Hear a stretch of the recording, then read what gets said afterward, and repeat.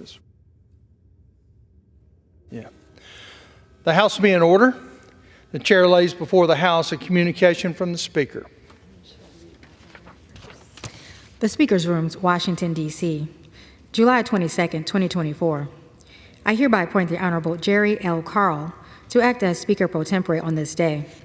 Signed, Mike Johnson, Speaker of the House of Representatives.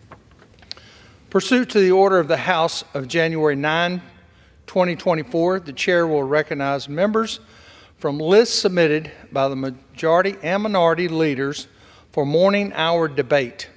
The chair will alter recognition between the parties, which time equally allows between each party and each member other than the majority and the minority leader and the minority whip, limited to 5 minutes, but in no event shall the debate be beyond 1:50 p.m. The chair recognizes the gentleman from Pennsylvania, Mr. Joyce, for 5 minutes.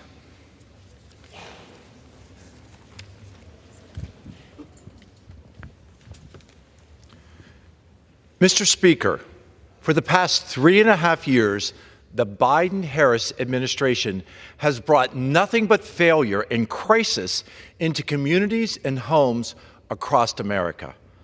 Beginning with the disastrous withdrawal from Afghanistan to runaway inflation at the gas pump and at the grocery store, we have seen nothing but catastrophe from an administration that has been unable and unwilling to meet the needs of the American people. Since President Biden took office and Vice President Harris was named the border czar, nearly 10 million illegal immigrants have been encountered at our southern border and points of entry. This failure to keep our border secure is proof that this administration is more focused on allowing mass illegal immigration than it is in protecting the safety and the security of the American citizens. It is time to return to the Remain in Mexico policy that we had under President Donald J. Trump.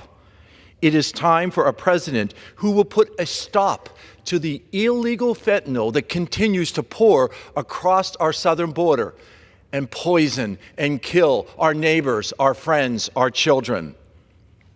It is time for a leader who will keep America safe. Thank you.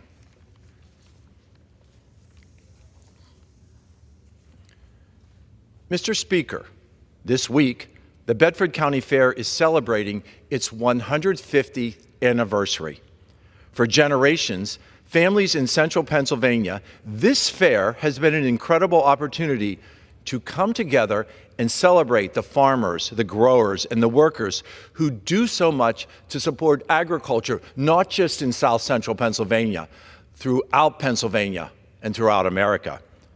During this week, there will be 4-H auctions, tractor pulls, bull riding, and agricultural showcases that all highlight the work that is being done in agriculture in Bedford County, Pennsylvania.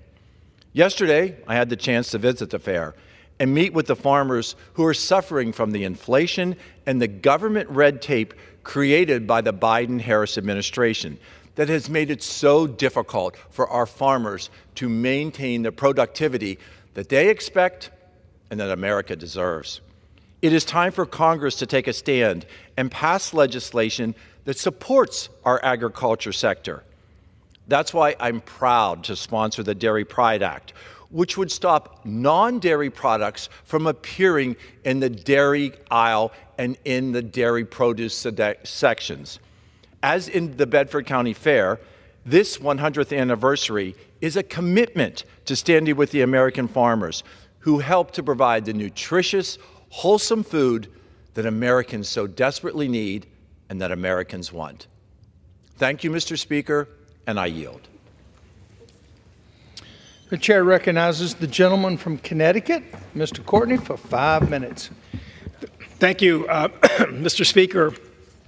Mr. Speaker, I rise today to share with the House an event which took place last Monday in East Hartford, Connecticut, at the Connecticut Center for Advanced Technology. It was a gathering of educators of the U.S. Navy, the shipyard manufacturing, which is part of the Connecticut economy, to announce a new initiative which is really going to define the job market and the economy of our state for really the rest of the 21st century. Hire Hartford, which is an initiative that the Navy and Electric Boat Shipyard have put together to expand the scope of recruitment and hiring for good careers. These are metal trades jobs, these are engineering and design jobs, which are all part of an effort that's going on right now that Congress has been funding for the last 10 years, which is to recapitalize our submarine fleet. Again, Electric Boat, which is in eastern Connecticut, the part of Connecticut that I represent, is a shipyard that's been in existence for about 120 years. We have a submarine base, which is right up the Thames River, that has about 16 attack submarines that operate out of Groton, Connecticut, which is where it's located. Again, it's the oldest submarine base in the U.S. Again, between the shipyard and the base, eastern Connecticut has been, in my opinion, justifiably called the submarine capital of the world. But right now, we're at a place where, again, our country needs to recapitalize an aging fleet of submarines that were built back in the 70s and 80s, and a tremendous amount of work is underway. Last year, Electric Boat hired 5,300 workers, some at the Quonset Point shipyard a little bit further up the coastline in Rhode Island, about two-thirds of it in Connecticut. And again, this picture shows some of the young 18 and 19-year-olds that are part of this effort who are going through career and technical education schools. Some of the regular comprehensive high schools I've also created career pathways to teach people how to be welders, electricians, outside machinists, shipwrights. And again, this is the group, just some of the group that were, again, hired this past spring. If you can see closely, these are 18 and 19-year-olds. And again, they may go to college at some other point in their lives, but at this point, they're about to get a badge and a security pass so that they can go on and be part of this amazing effort, which again is a platform that the Pentagon and the U.S. Navy has identified as the most critical program and procurement program in the defense budget. Last year, we entered into an agreement with the government of Australia and the government of the United Kingdom called AUKUS, which again is about trying to strengthen collaboration between the three countries to push back what's going on in the Indo-Pacific region, where China is exercising totally illegal efforts to control the maritime space. And the one platform which, again, they cannot solve is nuclear-powered submarines. So Australia has made a commitment to put $360 billion over the next 10 years because they have an aging diesel-electric fleet to replace them with nuclear-powered submarines. And those boats are going to be built by these young people that are here, and also those that, because of the Hire Hartford event that we were at just a few days ago, are going to now be recruited as part of this effort. My friend in the chair represents the state of Alabama. They're part of that effort as well. Austal Shipyard is now going to do steel fabrication to build these amazing vessels.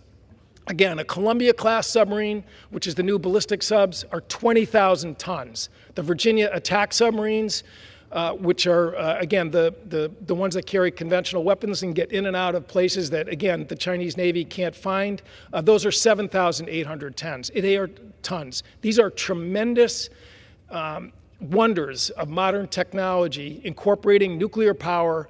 Again, obviously the state-of-the-art weapon systems that we need to create real deterrence, and the talented crews that, again, do amazing work even at a young age. So Hire Hartford, which expands the radius of recruitment out of eastern Connecticut into the central part of the state, again, was part of the program that we had this past Wednesday, which is going to incorporate, again, the high schools, the job training programs for young adults, the University of Connecticut School of Engineering, which is training, again, a lot of the new engineers that are part of this effort. And it's all going to come together, again, all across the country, because we need to make this a national effort to make sure that we have the Navy, that we need in the 21st century. I want to congratulate all the organizers of this event, led by the Navy, the Submarine Industrial Base Coalition, which we just funded with a supplemental bill just a few weeks ago, as well as, again, the shipbuilders, the amazing men and women who are doing so much work to protect our nation. With that, I yield back. The chair recognizes the gentleman from Tennessee, Mr. Kussoff, for 5 minutes.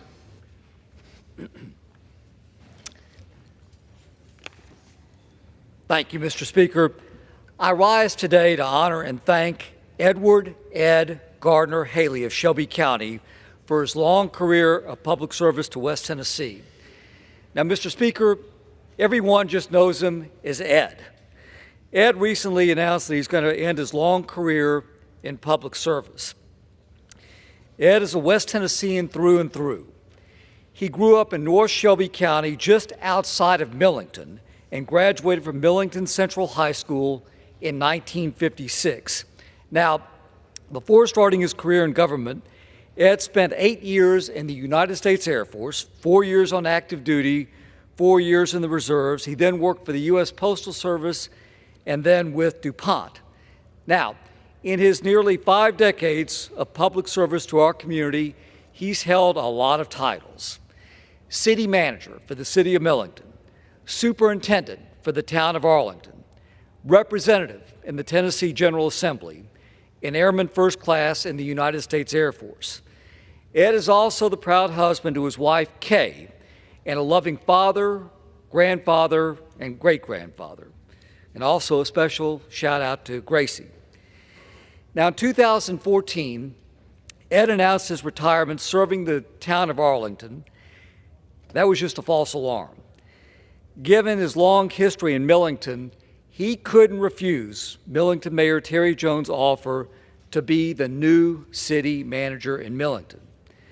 Now, Millington is also home to Ed Haley. And today, he says he's retiring for good.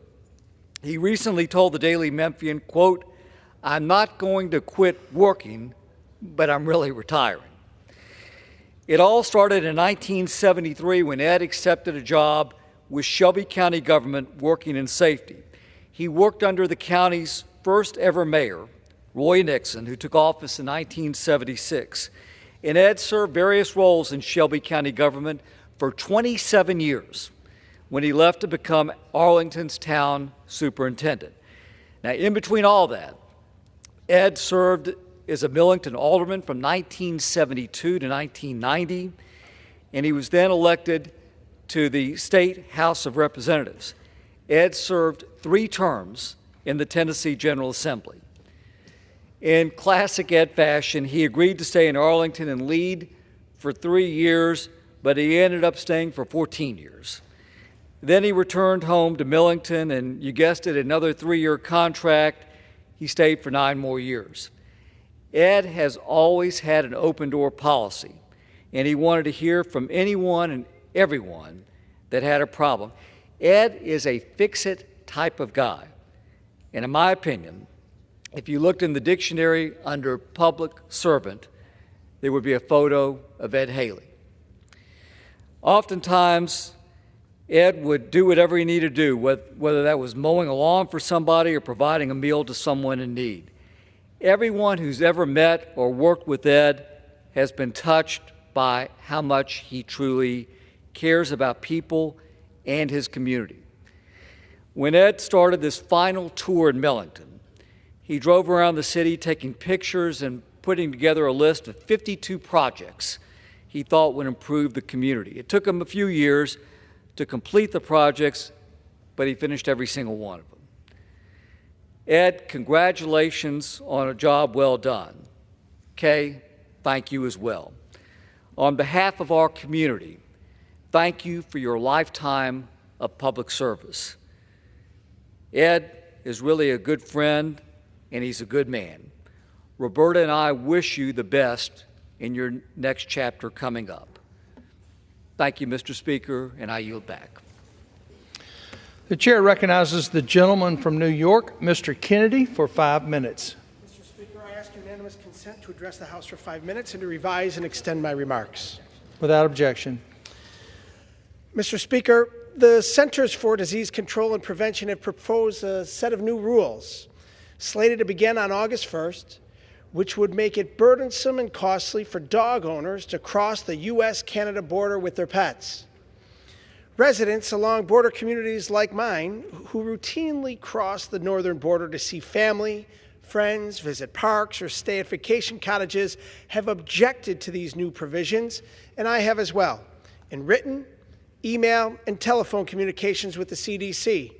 In response, I'm pleased that this week the CDC has indicated to my office that they will be relaxing some of these requirements in advance of implementation.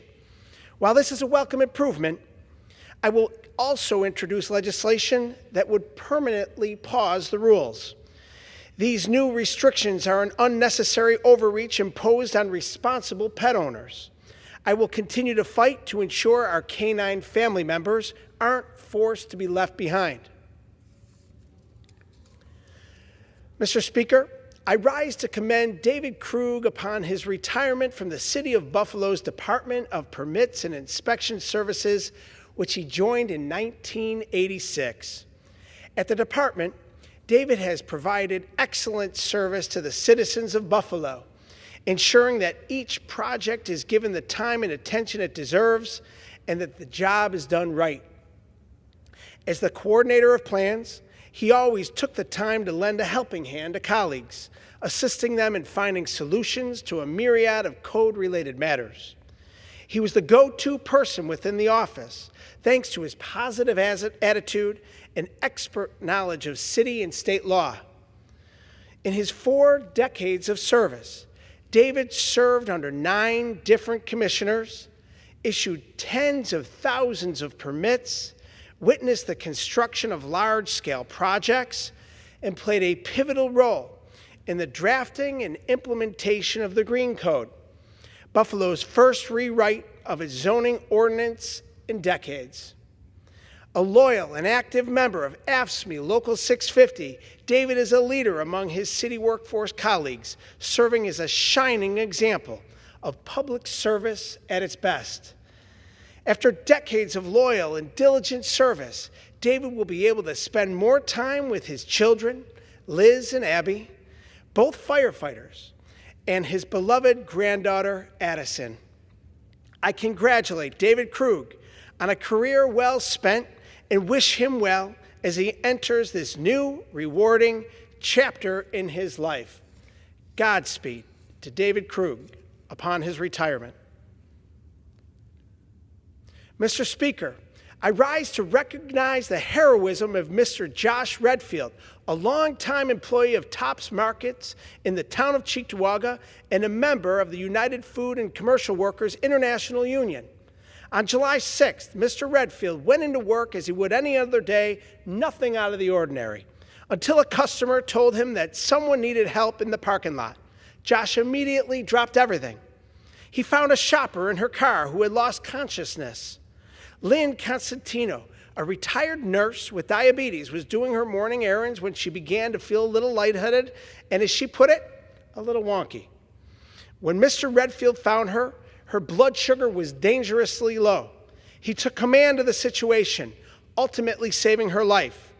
Thanks to his fast thinking and prompt action to wake up Mrs. Constantino, alert store staff of the incident, direct a fellow employee to call an ambulance, and facilitate medical personnel to the car, all while under pressure. Because of his action, Ms. Constantino is here with us today. As Ms. Constantino put it, Josh Redfield is a guardian angel and a testament to the character of those who call the City of Good Neighbors home.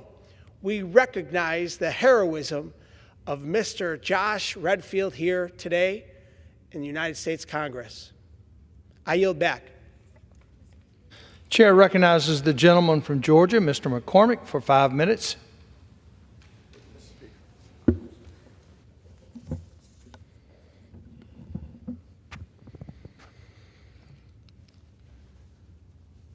Mr. Speaker, I rise today to remind this body that our role as members of Congress is not just to pass laws and allocate funding. We are the people's house because we are the closest to the people. We have the most crucial duty to oversee the executive branch and hold the bureaucracy accountable for their actions. Since the founding of our nation, this oversight function has been a cornerstone of our democracy. Yet, time and time again, we see witnesses from the executive branch refusing to answer the questions of the people. They quibble over details and dodge questions.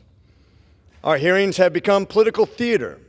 Witnesses act like teenagers caught out after curfew, and the deep state evades the constitutional oversight authority that the People's House is supposed to yield.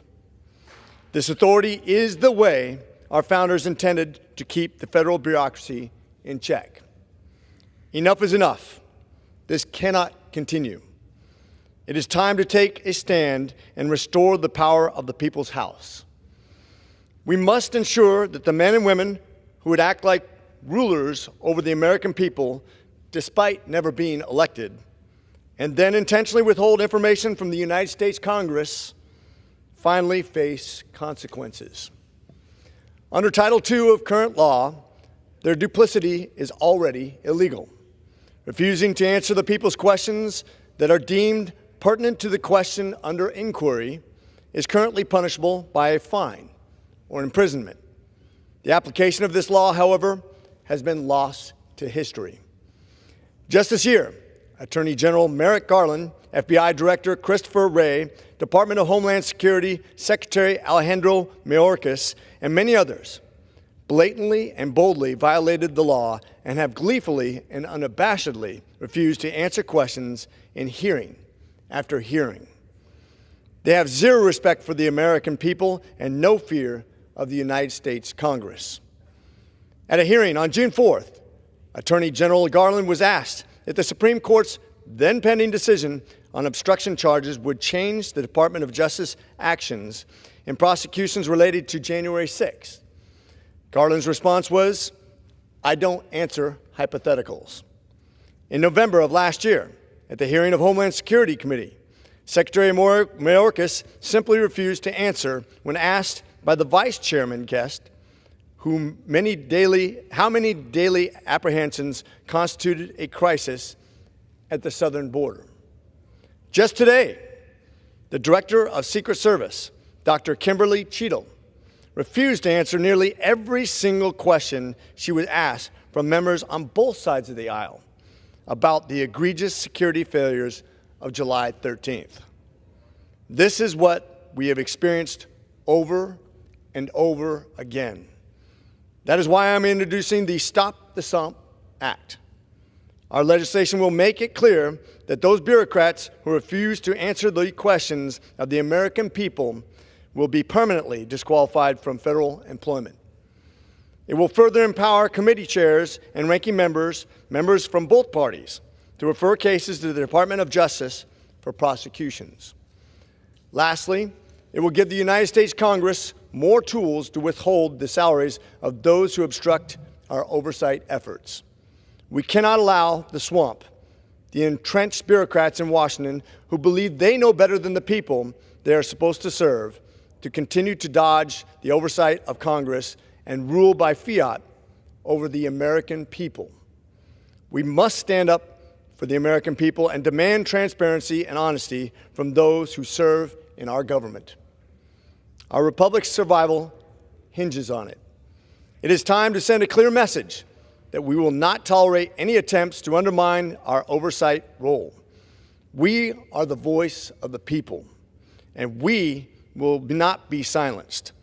Together, we can stop the swamp and ensure that our government is truly of the people, by the people, and for the people. With that, I yield. Pursuant to Clause 12A of Rule 1, the Chair declares the House in recess until 2 p.m. today.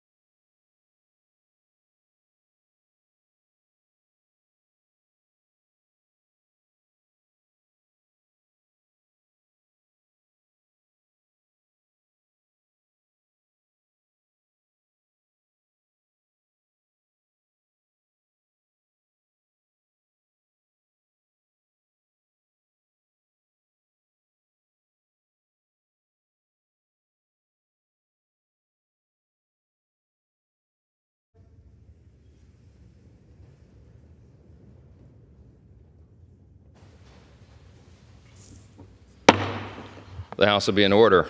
The prayer will be offered by Chaplain Kibben. Would you pray with me? Eternal God, we pray this day that the soul of our colleague and friend, Congresswoman Sheila Jackson Lee, may now rest in peace. In serving you, none of us lives for ourselves. And Congresswoman Jackson Lee has spent her life in relentless pursuit of racial justice, social and economic equity, a champion not just for her constituents, but for all those who need a voice for change. Likewise, in faith, none of us dies for ourselves alone. And though there are many who are now enduring deep grief for her loss, may our deep gratitude for her historic and trailblazing career serve as the seedbed for an enduring legacy of dedicated and impassioned service to this country. Lord of both the dead and the living, inspire us through Sheila Jackson Lee's life, fueled by her warrior spirit, that in her death we would be compelled to take up the fight for liberty and justice for all peoples. Grant Congresswoman Jackson Lee well-deserved rest from her labors, and may your good and faithful servant receive your own well done and the gift of your eternal reward. In the hope that is found in your name we pray. Amen. Amen. The chair has examined the journal of the last day's proceedings and announces to the House the approval thereof. Pursuant to Clause 1 of Rule 1, the journal stands approved. The Pledge of Allegiance will be led by the gentleman from Alabama, Mr. Carl. Please rise and address. I pledge allegiance to the flag of the United States of America and to the republic for which it stands, one nation, under God, indivisible, with liberty and justice for all. Under Clause 5 of Rule 20, the chair announces to the House that in light of the passing of the gentlewoman from Texas, Ms. Jackson Lee, the whole number of the House is 432. For what purposes does the gentleman from Alabama rise? Mr. Speaker, I ask unanimous consent that it may be in order at any time on Wednesday, July the 24th, 2024, for the Speaker to declare a recess, subject to the call of the chair for the purpose of receiving a joint meeting with His Excellency Benjamin Netanyahu, Prime Minister of Israel. Without objection, so ordered. The chair will entertain requests for 1-minute speeches. For what purposes does the gentleman from Massachusetts seek recognition? Without objection, the gentleman is recognized. Mr. Speaker, I would like to highlight a report that came out last week from Oxfam on the destruction of water and sanitation infrastructure inside of Gaza by Israeli military operations. The Israeli military offensive has amounted to a total siege against the water infrastructure on which civilians rely. The report provides a detailed breakdown of the significant damage to water wells, storage reservoirs, desalination plants, and wastewater facilities. Oxfam's attempt to import critical supplies like water desalination units and repair materials have also been obstructed by Israeli restrictions. The impact on public health has been catastrophic, with reported cases of waterborne diseases skyrocketing. Mr. Speaker, the people of Gaza need a ceasefire now. They need a surge in humanitarian aid and an end to the obstruction of supplies entering Gaza, and for those supplies to be safely delivered to the people of Gaza. President Biden, Prime Minister Netanyahu, you have the power to make this happen. Do it today. I yield back. The speakers. The chair lays before the House the following enrolled bill. H.R. 3019, an act to establish an inspections regime for the Bureau of Prisons and for other purposes. That's it. Pursuant to Clause 12A of Rule 1, the chair declares the House in recess, subject to the call of the chair.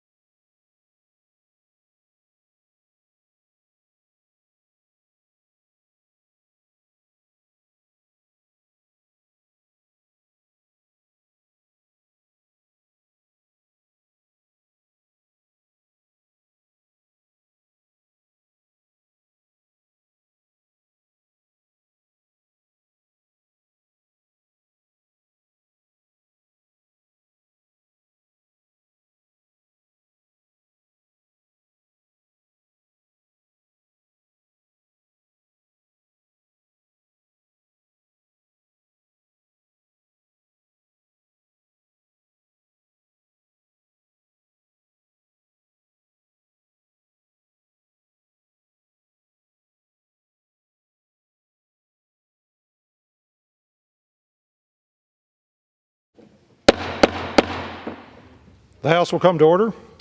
Pursuant to Clause 8 of Rule 20, the Chair will postpone further proceedings today on motions to suspend the rules on which a recorded vote or the yeas and nays are ordered, or votes objected to under Clause 6 of Rule 20. The House will resume proceedings on postponed questions at a later time. For what purpose does the gentleman from Illinois seek recognition? Mr. Speaker, I move to suspend the rules and pass S3249. The clerk will report the title of the bill. Senate 3249, an act to designate the outpatient clinic of the Department of Veterans Affairs in Wyandotte County, Kansas City, Kansas, as the Captain Elwyn Shoptees VA Clinic. Pursuant to the rule, the gentleman from Illinois, Mr. Bost, and the gentleman from California, Mr. Takano, each will control 20 minutes. The chair recognizes the gentleman from Illinois. Mr. Speaker, I ask unanimous consent that all members have 5 legislative days in which to revise and extend their remarks on S3249. Without objection. And Mr. Speaker, I yield myself as much time as I may consume. The gentleman's recognized. Thank you, Mr. Speaker. I rise today in support of S3249, a bill to designate the outpatient clinic of the Department of Veterans Affairs at Wyandotte County, Kansas, the Captain Elwyn Shoptees VA Clinic. A son of Kansas, Elwyn Al Shoptees enlisted in the Kansas National Guard after high school and joined the 137th Infantry Regiment. While in the Army, he deployed to Europe during World War II, fought on Omaha Beach, and as part of the Battle of the Bulge. After fighting at Normandy, he received a battlefield commission, receiving a Bronze Star and a Purple Heart for his heroic action. He then went on to volunteer to serve in the Korean War. But after 2 wars, Captain Shoptees wasn't done serving yet. After Korea, Al dedicated his life to community service, advocating for Native Americans and becoming a council member for his tribal nation. Al also was directly involved in creating of the Indian Community Alcoholism Resource Expeditor, or the iCare Recovery Home, which provides life-saving treatment, care, and support for people fighting alcohol abuse. He served as an executive director of the home until he passed away in June 25th, 1992. Al's service to our nation and veterans and Native Americans will not be forgotten. He stands as a great example of what it means to dedicate your life to serving others. Now, I want to thank the sponsor of this bill, my friend from Kansas and the ranking member in the Senate Veterans Affairs Committee, Senator Moran, as well as the entire Kansas delegation. And I urge all of my colleagues to support S3249. And with that, Mr. Speaker, I reserve the balance of my time. The gentleman from Illinois reserves. The gentleman from California is recognized. Thank you, Mr. Speaker. I yield myself such time as I may consume. The gentleman's recognized. Mr. Speaker, I rise to express my support for S3249, a bill to designate the outpatient clinic of the Department of Veterans Affairs in Wyandotte County, Kansas City, Kansas, as the Captain Elwyn Shoptees VA Clinic. A member of the Prairie Band Potawatomi Nation, Elwyn Shoptees enlisted in the Kansas National Guard shortly after graduating from high school in 1940.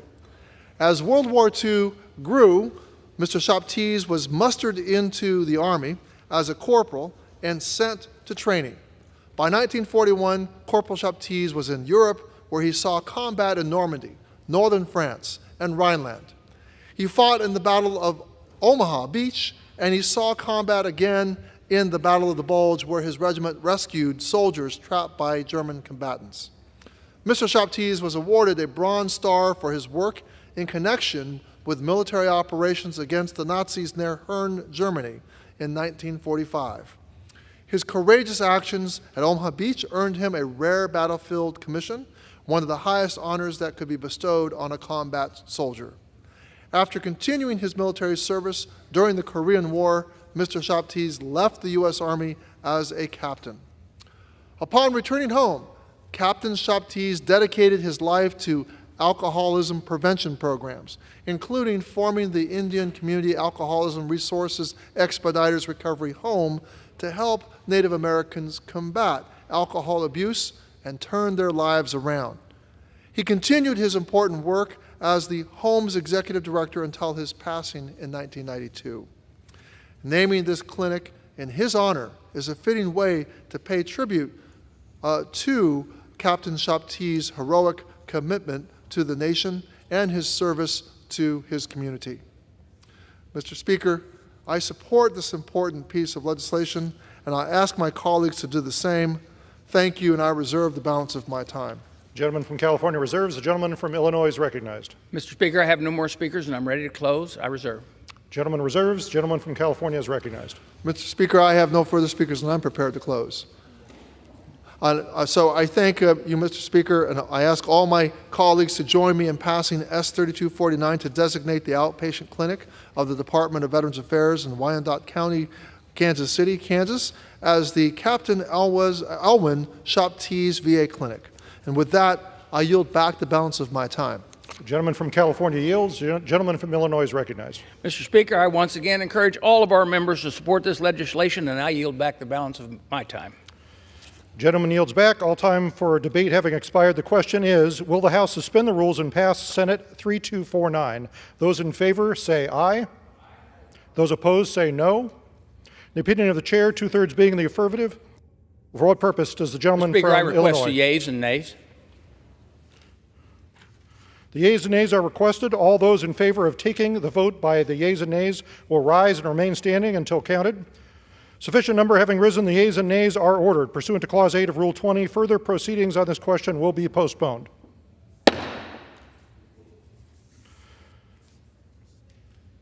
For what purpose does the gentleman from Illinois seek recognition? Mr. Speaker, I move to suspend the rules and pass H.R. 7333. The clerk will report the title of the bill. H.R. 7333, a bill to name the Department of Veterans Affairs Medical Center in West Palm Beach, Florida as the Thomas H. Corey VA Medical Center. Pursuant to the rule, the gentleman from Illinois, Mr. Bost, and the gentleman from California, Mr. Takano, each will control 20 minutes. The chair recognizes the gentleman from Illinois. Thank you, Mr. Speaker. I ask unanimous consent that all members have 5 legislative days in which to revise and extend their remarks on H.R. 7333. Without objection. Speaker, I yield myself as much time as I may consume. The gentleman is recognized for 20 minutes. Thank you, Mr. Speaker. Speaker, I rise today in support of 7333 to name the Department of Veterans Affairs Medical Center in West Palm Beach, Florida as the Thomas H. Corey VA Medical Center. Sergeant Thomas Corey served as a combat infantry with the U.S. Army and was deployed in Vietnam in May of 1967. In January of 1968, while fighting in the Tet Offensive, he was hit in the neck by an enemy round. The round hit his spinal cord and left him permanently paralyzed. This wound forced him to be medically retired from the Army in May of 1968. Sergeant Corey received a Bronze Star for valor and 2 Purple Hearts for his service.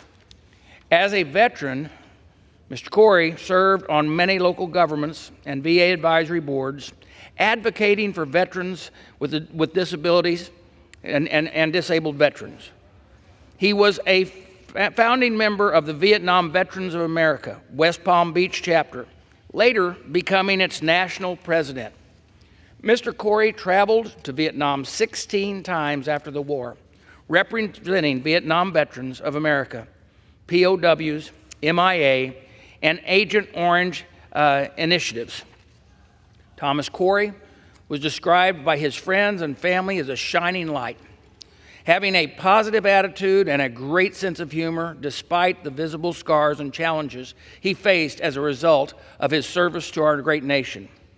He passed away on June 6, 2022, at the age of 77. By naming the VA Medical Center in his honor, Thomas Corey's service to our nation and our nation's veterans communities will not be forgotten. I want to thank the sponsor of the bill, Representative Mast, as well as the entire Florida delegation who led this effort. I also want to thank Vietnam Veterans of America for their advocacy for this bill. And I urge all of my colleagues to support H.R. 7333. And with that, Mr. Speaker, I reserve the balance of my time.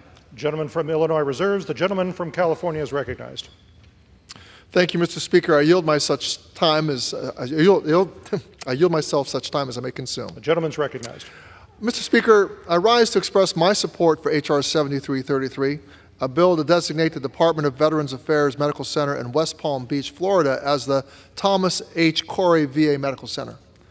A recipient of the Bronze Star Medal with Valor, 2 Purple Hearts, the Air Medal, the Army Commendation Medal, a Presidential Unit Citation, a Valorous Unit Citation, the Republic of Vietnam Gallantry Cross, and the Combat Infantry Badge.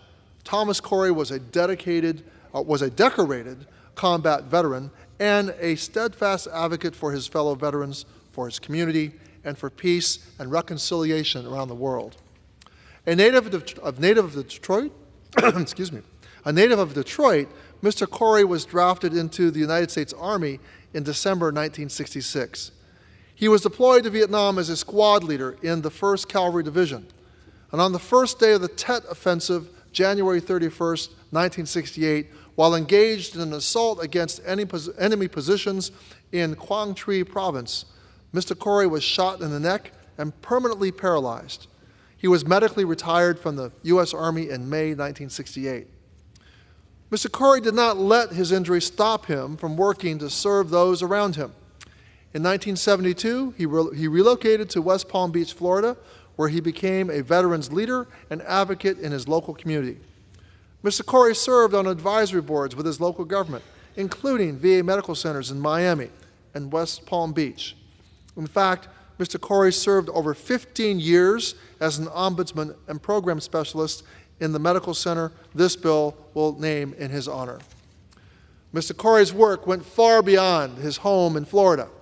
He was the founding member of Palm Beach County chapter of the Vietnam Veterans of America, and he served on the National Board of Directors for that organization for 20 years, including as a secretary, vice president, and president.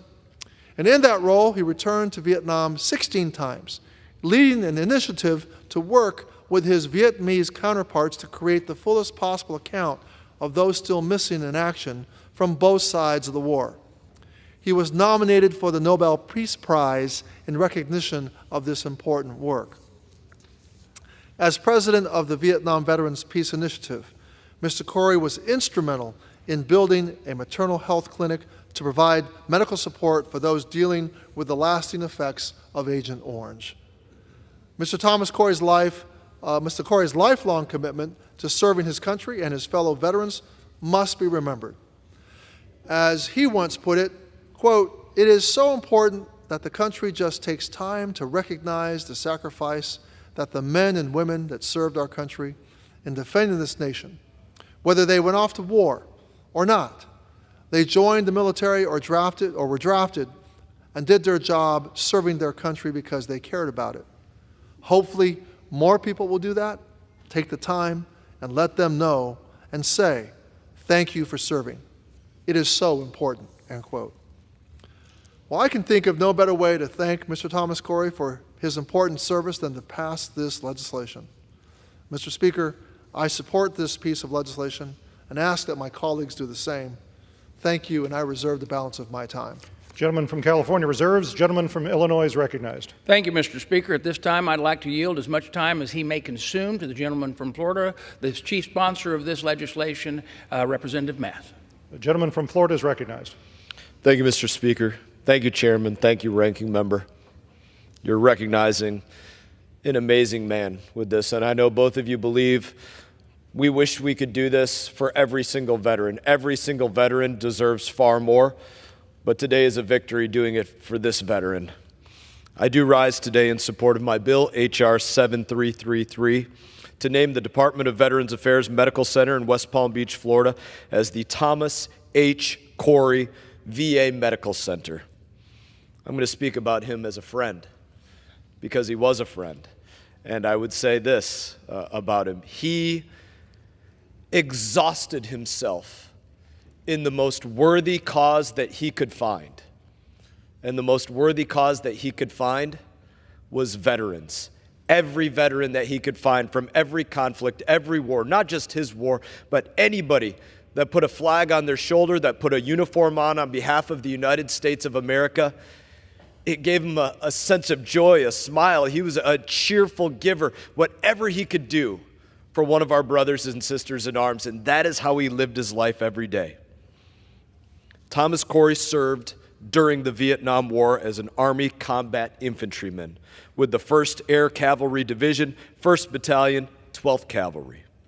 While engaged in an assault against enemy positions during the first day of the Tet Offensive, he was shot in the neck, leaving him permanently paralyzed. Although he had injuries for the rest of his life, he did not let his injuries define him. He overcame his injuries to advocate for others in local, regional, and national veterans organizations every single day going forward there in his life. Tom Corey was a longtime member of Vietnam Veterans of America, founding the Palm Beach County chapter at home in my district.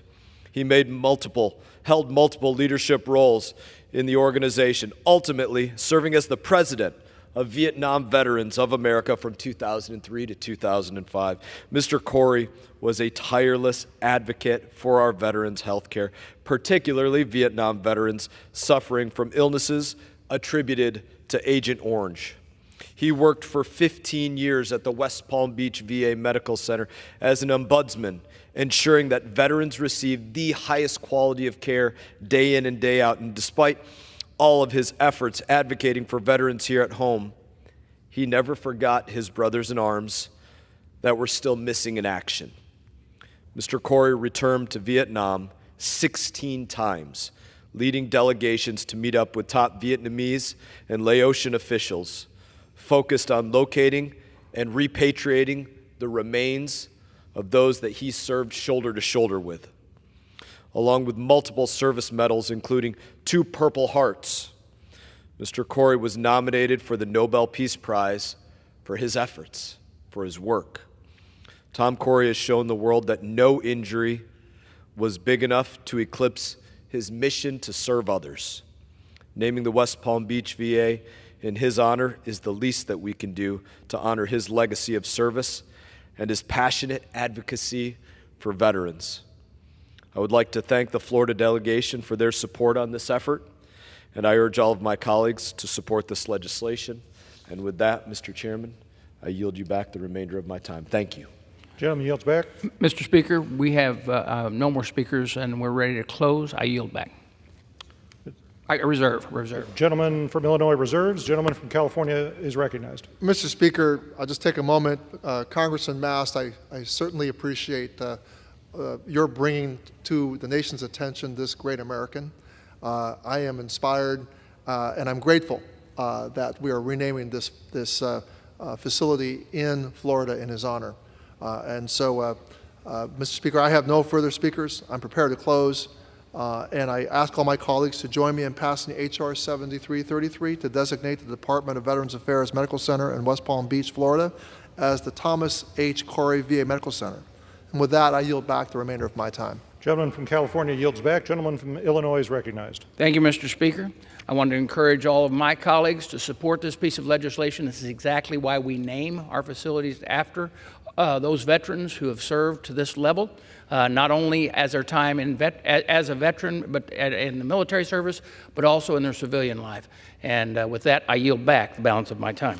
Gentleman yields back. The question is, will the House suspend the rules and pass the bill, H.R. 7333? Those in favor so signify by saying aye. Those opposed say no. In the opinion of the chair, 2/3 being in the affirmative, the rules are suspended, the bill is passed, and without objection, the motion to reconsider is laid on the table. For what purpose does the gentleman from Illinois seek recognition? Mr. Speaker, I move to suspend the rules and pass S. 3285.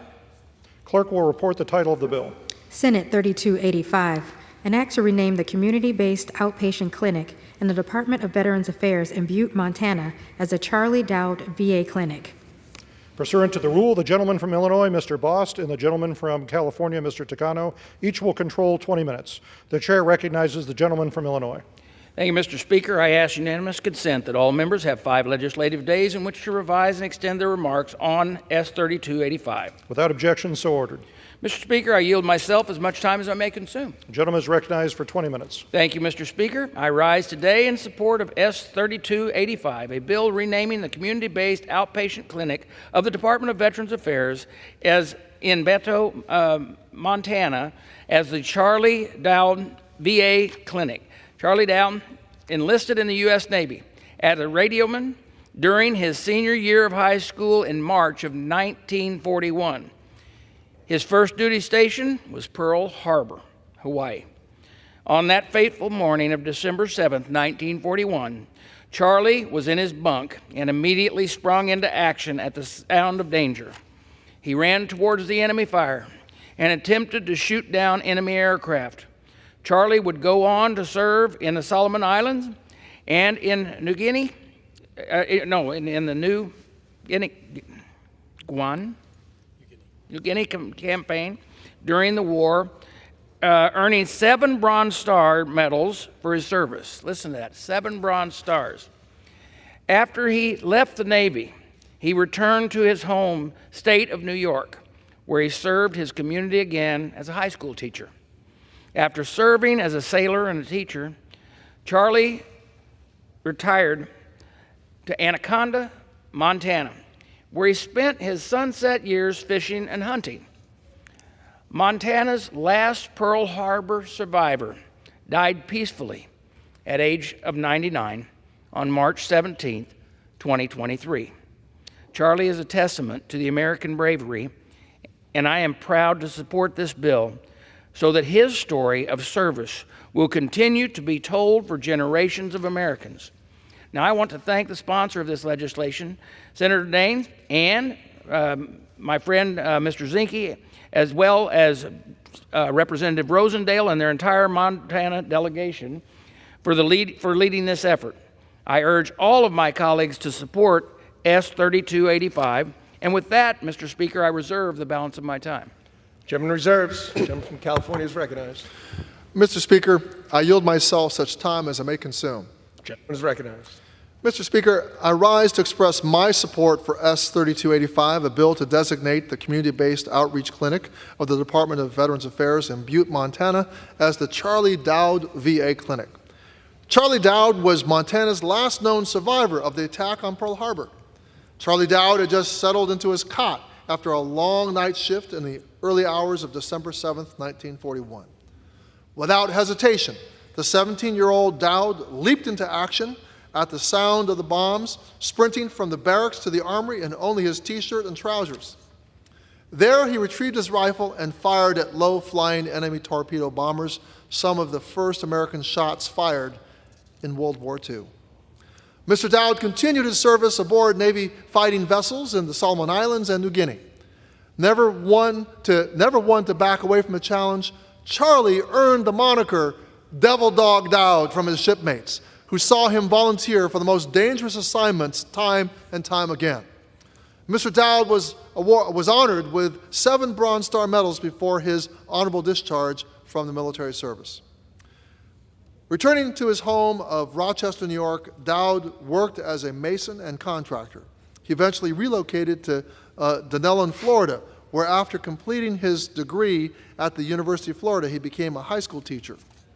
Mr. Dowd shared his knowledge of industrial arts and drafting with his students, helping them to design and build residential houses and even commercial buildings, and reinvesting the profits of these projects into the school and the local community.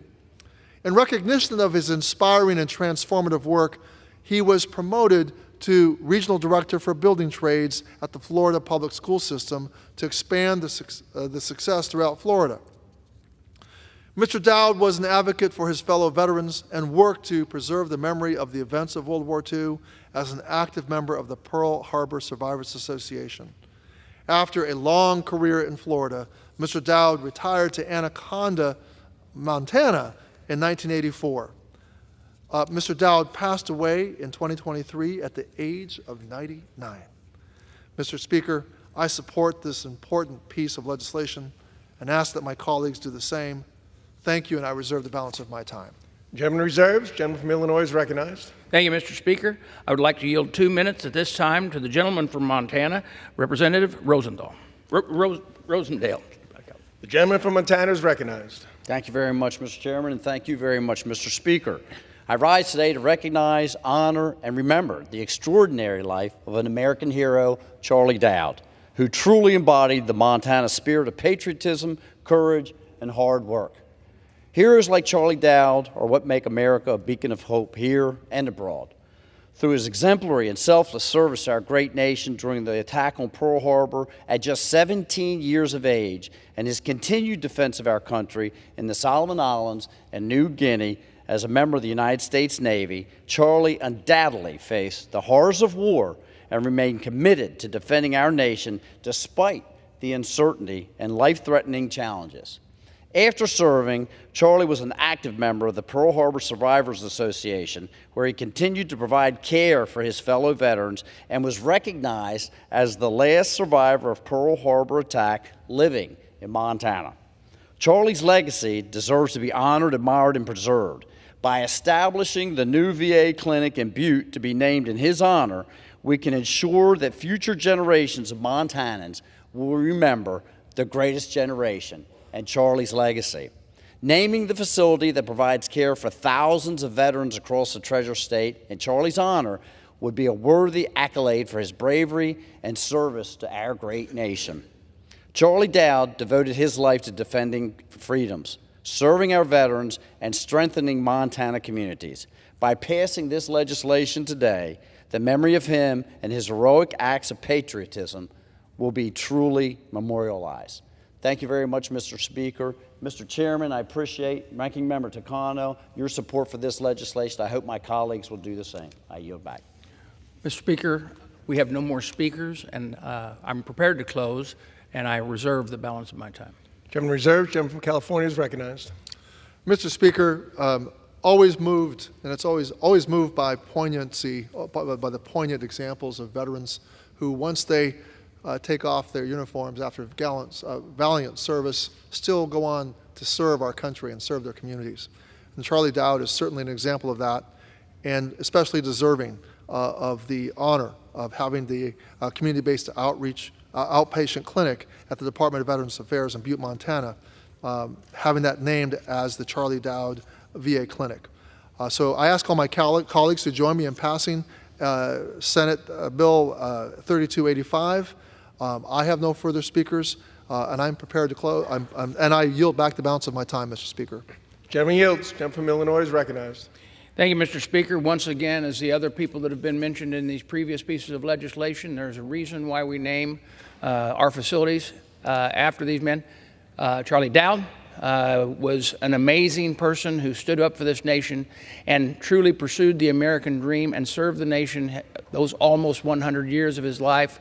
I ask all of my colleagues to support this legislation, and with that, I yield back the balance of my time.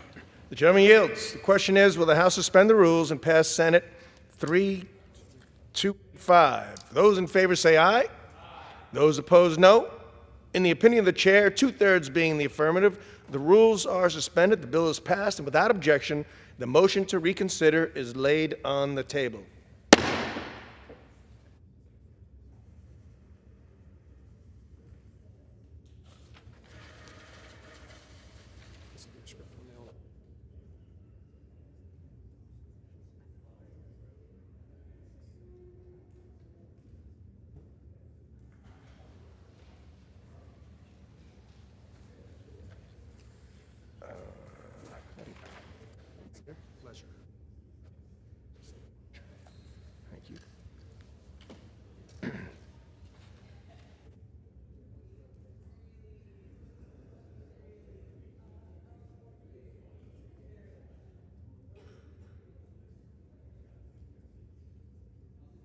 For what purpose does the gentleman from Arkansas seek recognition? Mr. Speaker, I move to suspend the rules and pass the bill H.R. 7377 as amended. The clerk will report the title of the bill. H.R. 7377, a bill to amend the Federal Oil and Gas Royalty Management Act of 1982 to improve the management of royalties from oil and gas leases and for other purposes. Pursuant to the rule, the gentleman from Arkansas, Mr. Westerman, and the gentlewoman from New Mexico, Ms. Ledger Fernandez, each will control 20 minutes. The chair recognizes the gentleman from Arkansas. Mr. Speaker, I ask unanimous consent that all members have 5 legislative days to revise and extend their remarks and to include extraneous material on H.R. 7377, the bill now under consideration. Without objection. Mr. Speaker, I yield myself such time as I may consume. The gentleman is recognized. Mr. Speaker, I rise today in support of H.R. 7377, the Royalty Resiliency Act. H.R. 7377, introduced by Congressman Hunt, addresses issues in existing law with respect to how oil and gas royalties are paid to the federal government. When an oil and gas project involving a federal lease cannot be independently developed because of other state or private assets, the Bureau of Land Management utilizes communitization agreements, or CAs. Although the BLM is required by law to approve CAs within 120 days of receipt, the agency has failed to meet this standard, with operators experiencing wait times of up to 3 years.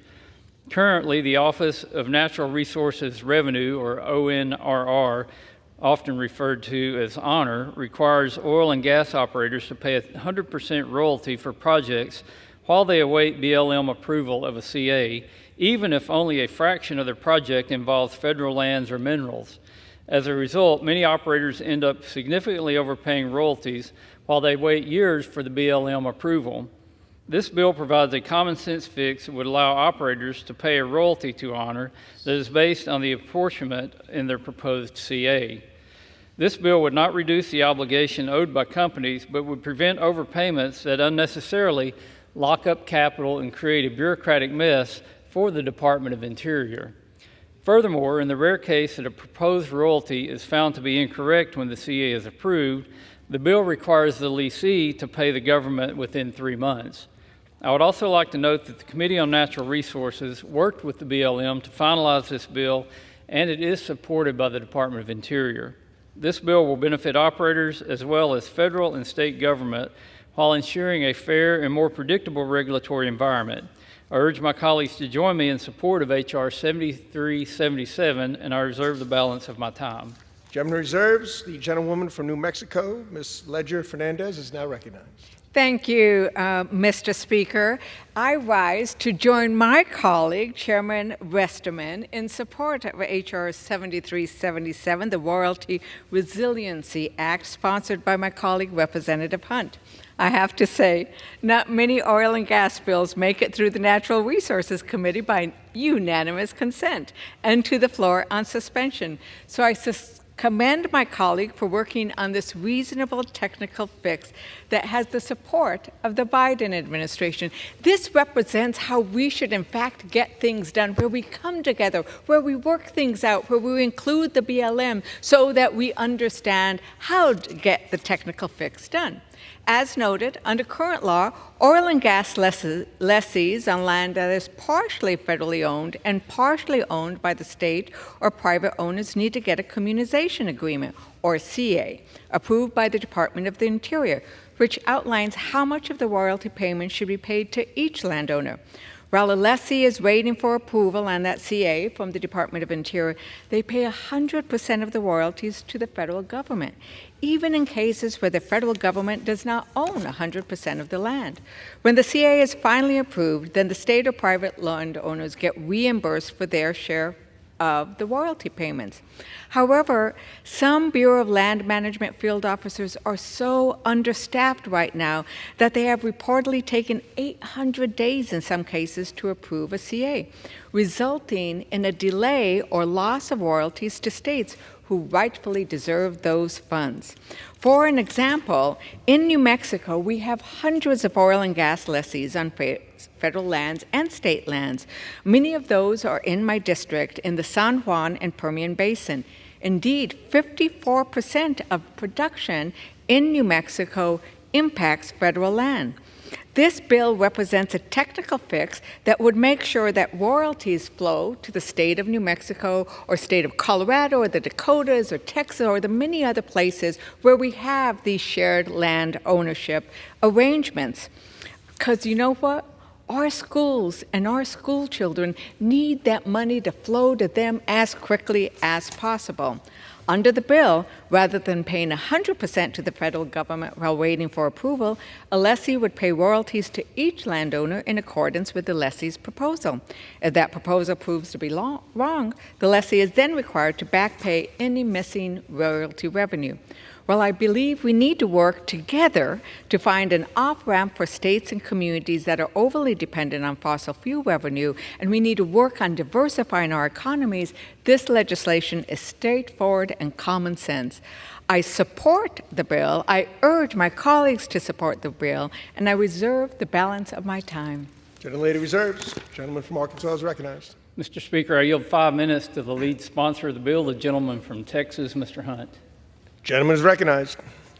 Thank you, Mr. Speaker. I rise today in support of my bill, H.R. 7377, the Royalty Resiliency Act. This legislation is a common sense fix to an accounting problem that has plagued both energy operators and personnel at the Department of Interior for years.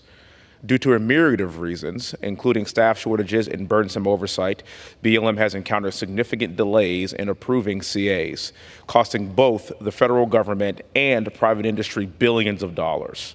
Ensuring the Department of Interior completes CAs in a timely fashion is something my office and the administration are continuing to work on. But this piece of legislation fixes an erroneous accounting issue that has been plaguing DOI.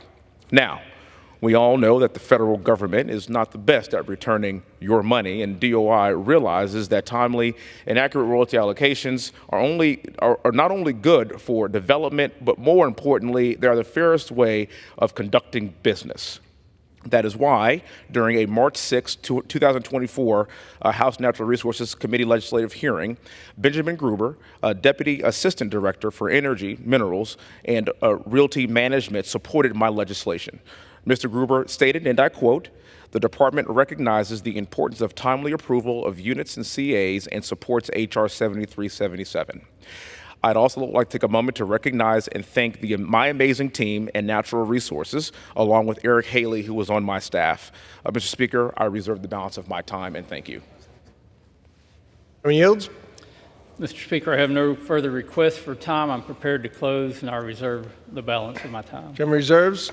Gentlelady from New Mexico is recognized. Mr. Speaker, during the Biden administration, we have had historic oil and gas production with many more leases coming online. And so this kind of legislation is precisely needed to make sure that we get the royalty revenues to where they should go, especially with all of the new leases that have come on.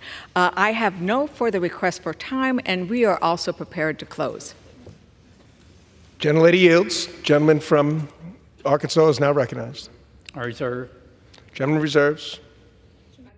I continue to reserve, and I urge my colleagues, to support the legislation, and I yield back the balance of my time. Gentlelady yields. Gentleman from Arkansas is Thank you, recognized. Mr. Speaker. I'd like to thank my colleague from Texas, Mr. Hunt, for his work on this bill. H.R. 7377 will provide greater regulatory certainty and fairness in royalty management. I would also like to thank the minority for their cooperation in passing this common sense bill. I urge my colleagues to join us in support of H.R. 7377, and I yield back the balance of my time. The gentleman yields. The question is, will the House suspend the rules and pass the bill H.R. 7377 as amended? Those in favor say aye. Aye. Those opposed, no. In the opinion of the chair, 2/3 being the affirmative, the rules are suspended, the bill is passed. And without objection, the motion to reconsider is laid on the table.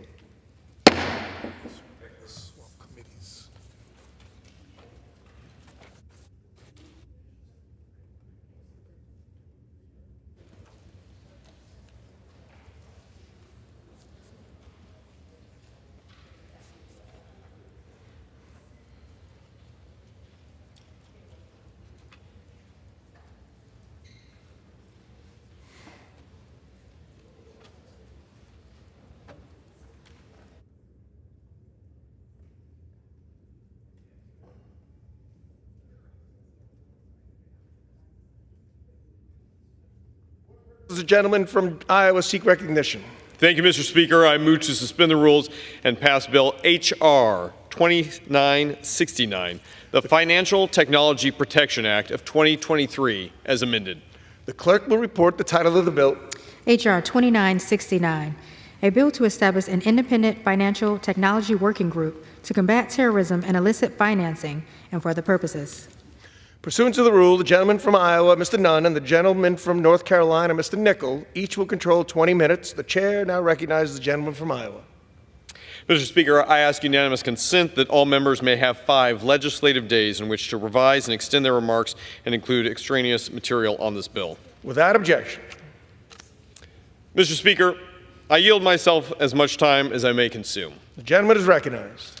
Mr. Speaker, I rise today in strong support of the Financial Technology Protection Act of 2023. Blockchain technology and digital assets are here to stay, and we need an environment in which they can grow in the United States without being exploited by our adversaries. The transparent and traceable nature of this technology improves law enforcement's abilities to combat cybercrime and to recover funds fueling our enemies today. These insights have led to massive forfeitures, seizures of illicit funds, and high-profile prosecutions that help every American. Last year, the U.S. government utilized this technology to recover over $30 million in stolen funds from the Lazarus Group, a North Korean hacking entity. In this same year, the Israeli government and their authorities used blockchain to recover roughly $1.7 million from the Hezbollah terrorist group financed by Iran. Mr. Speaker, as the former National Counterintelligence Officer for Cyber, I have also seen firsthand how this technology can be exploited by terrorist groups and our adversaries for illicit money and laundering, a direct threat to U.S. national security. And that's why I introduced the Financial Technology Protection Act along with my colleague on the other side of the aisle, Representative Himes from Connecticut. This bipartisan bill establishes a working group of key federal government departments, intelligence agencies, private organizations, and their innovation, as well as private sector experts to combat terrorism and illicit financing on digital platforms. The working group will consist of experts to develop legislative and regulatory proposals to tackle anti-money laundering and address security risk, as well as prevent illicit financing activity right here in the United States. These efforts are critical in protecting our financial systems from bad actors and our adversaries alike, including those nation-states like the People's Republic of China and the Russian Federation. Passing this legislation, I believe, is crucial in strengthening America's national security, protecting our digital assets, and ensuring the next generation of financial and internet technology is built right here in America.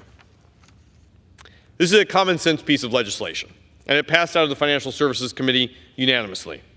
I would also like to thank our colleagues across the rotunda, including Senator Budd, for his leadership on this legislation. And with that, Mr. Speaker, I would urge my colleagues to support my bipartisan Financial Technology Protection Act for the sake of America and for our innovative future.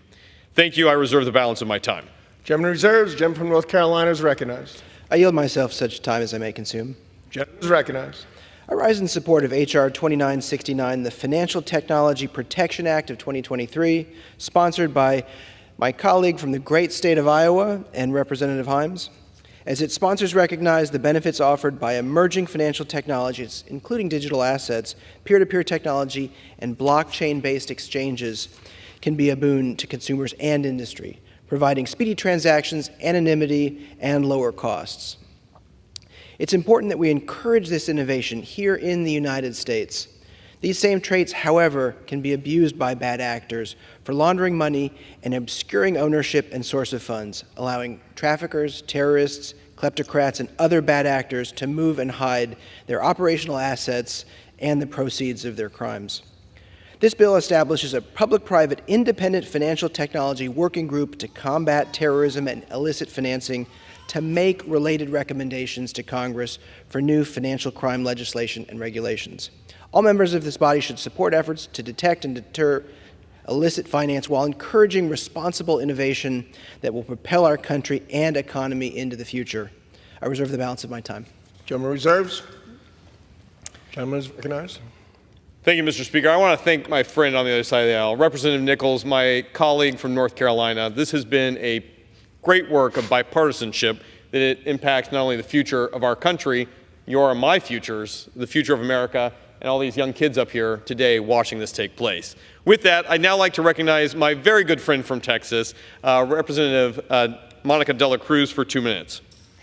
Thank you so much for yielding, my friend. We live in an increasingly interconnected world with new and emerging technologies, changing how we conduct business with one another and exchange currency. Blockchain technology and digital assets are a key component of this. This new technology is here to stay and needs an environment in which it can continue to grow and thrive in the United States. At the same time, Congress needs to ensure that law enforcement has the tools they need to combat new threats arising from this technology. The Financial Technology Protection Act will help accomplish that goal. H.R. 2969 establishes an independent financial technology working group that is focused on combating illicit finance using financial technologies, including digital assets. The working group established by this act will conduct research on illicit finance and will use that knowledge to develop legislative and regulatory proposals to counter money laundering, terrorist financing, and other threats to the U.S. so that our families are more secure and money is cut off from illicit enterprises. This bill is good governance. It is bipartisan. It is a cooperative effort to address real problems in our country, and I am happy to support it and vote in favor of it on the House floor. I urge my colleagues to support H.R. 2969, and I yield back. Gentlelady yields. Gentleman from Iowa is recognized. Thank you, Mr. Speaker. Thank you to my colleague, Representative De La Cruz, not only for your incredible work in Texas, but for what you're doing on the Financial Services Committee to really help protect our nation. With that, Mr. Speaker, I would ask my friend, Representative Nichols, if he has any additional speakers or if he would yield back. Mr. Speaker, I have no further speakers and am prepared to close on this bipartisan legislation if my friend from the great state of Iowa has no further speakers. Gentleman from North Carolina is recognized. Mr. Speaker, I yield myself the balance of the time. I again urge my colleagues to support this bill, and I yield back the balance of my time. Gentleman yields. Gentleman from Iowa is recognized. Thank you, Mr. Speaker, and thank you to all my colleagues on the House Financial Services. This has truly been a team effort. I would just remind the entire body, as well as my fellow Americans, that blockchain technology, digital assets, and other financial technology products are here to stay, and they will be an intricate part of our future. Together, we need an environment where they can grow safely, right here in America. We must move them smartly, innovatively, and made in the U.S. At the same time, we must stay one step ahead of bad actors, terrorists, and others who want to exploit our financial system to engage in illicit activity or worse, terrorism or state-sponsored threats. This bill moves us in the right direction, and so I urge my colleagues to support H.R. 2969, and Mr. Speaker, I yield back the remainder of my time. The gentleman yields. The question is, will the House suspend the rules and pass the bill H.R. 2969 as amended? Those in favor say aye. Aye. Those opposed, no. In the opinion of the chair, two-thirds being in the affirmative, the rules are suspended, the bill is passed, and without objection, the motion to reconsider is laid on the table.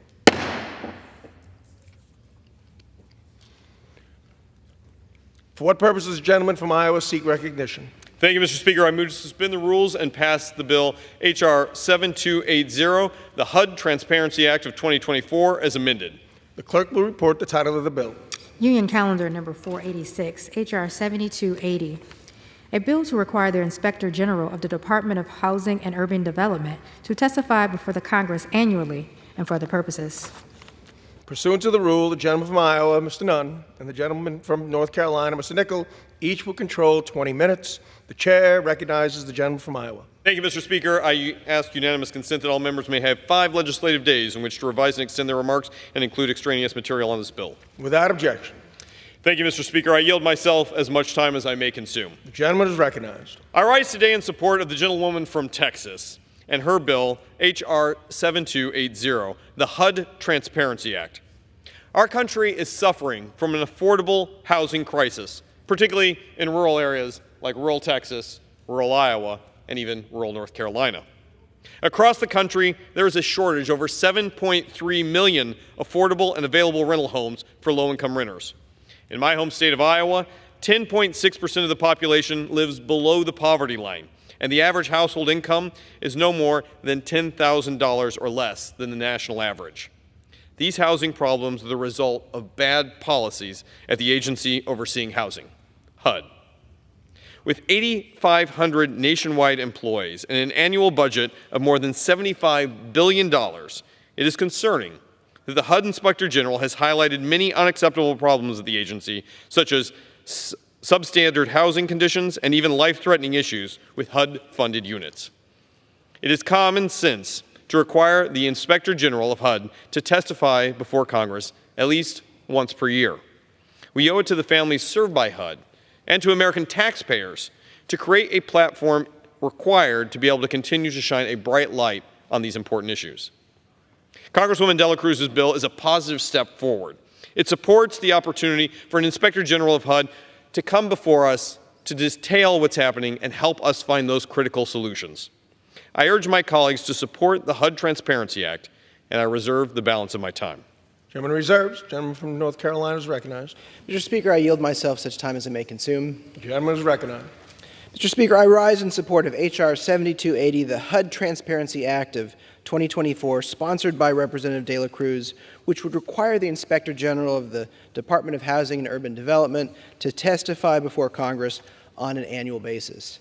While this bill passed out of committee on, again, a bipartisan basis, House Democrats are working to put people over politics, and we urge our Republican counterparts to support real solutions to combat our nation's housing and homelessness crisis, including the Housing Crisis Response Act, the Ending Homelessness Act, and the Down Payment Toward Equity Act, offered by Ranking Member Maxine Waters earlier this Congress.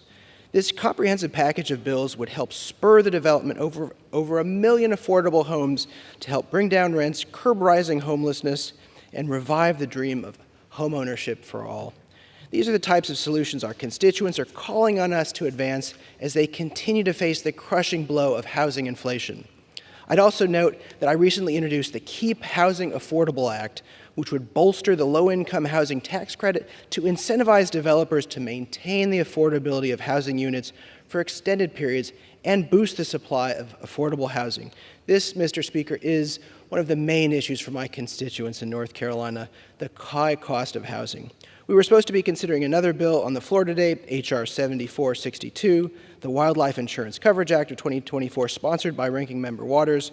This bill is a common-sense measure to direct the Government Accountability Office to study the reasons why insurance companies are exiting states and refusing to provide insurance against wildfire perils. This bill passed the committee by a broadly bipartisan vote of 47-2, but unfortunately Republican leadership pulled the vote. They didn't think Congress should understand why folks are losing their insurance coverage or what we can do about it. Over the last week, communities across the country have been experiencing record heat waves as wildfires continue to ravage communities from California to Texas to Hawaii, Oklahoma, and Virginia. I hope the Speaker will quickly reconsider this ill-advised decision to pull the bill so we can bring the bill to the floor. Again, it passed 47-2 out of committee. I reserve the balance of my time. Reserves. Gentleman from Iowa is recognized. Thank you, Mr. Speaker. I want to thank Representative Nichols. I'd like to associate myself with many of your remarks and recognize that there is a great opportunity to continue to work forward in a bipartisan way to help address the particularly rural housing shortage across America. With that, Mr. Speaker, I would now like to recognize the gentlewoman from Texas, Ms. Dela Cruz, for as much time as she may consume. Thank you to my friend for yielding. Mr. Speaker, I stand before you to urge the passage of my bill H.R. 7280, the HUD Transparency Act of 2024. I want to thank the bipartisan co-sponsors of this common sense legislation aimed at enhancing the oversight and efficiency of the Department of Housing and Urban Development. For too long now, Congress has been without a formal oversight mechanism for HUD and specific to the HUD Inspector General prior to the 118th Congress. It had been nearly 5 years since an official from HUD OIG testified. H.R. 7280 provides long overdue, consistent oversight by mandating the Inspector General of HUD testify annually before Congress. Given the magnitude of federal dollars allocated to HUD, we know the housing affordability discussion cannot be had effectively without HUD's commitment to being responsible stewards of our tax dollars. And this is not a partisan issue. It is about ensuring that those who need HUD benefits can receive them. This legislation will enable the Inspector General to provide essential insights and recommendations to Congress, facilitating informed decision-making and timely adjustments to HUD's programs. I urge my colleagues to join me in supporting the passage of the HUD Transparency Act. Thank you. I yield back. Mr. Speaker, I would ask my friend whether there are any additional speakers on the other side or if the gentleman is prepared to yield back. Mr. Speaker, I have no further speakers and am prepared to close if my friend from Iowa has no further speakers. Prepared to close. North Carolina is recognized. Mr. Speaker, I yield myself the balance of my time. I support this bipartisan bill, but also remind my Republican colleagues that we must come together to advance real solutions to the worsening housing and homelessness crisis. I yield back the balance of my time. Gentleman yields. Gentleman from Iowa is recognized. Thank you, Mr. Speaker.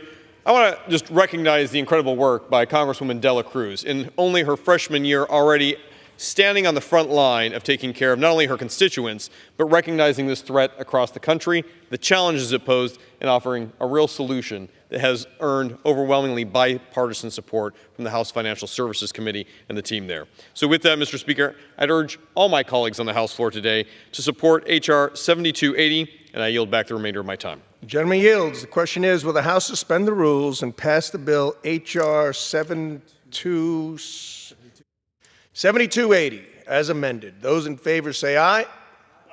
Those opposed, no. In the opinion of the chair, 2/3 being the affirmative, the rules are suspended, the bill is passed, and without objection, the motion to reconsider is laid on the table.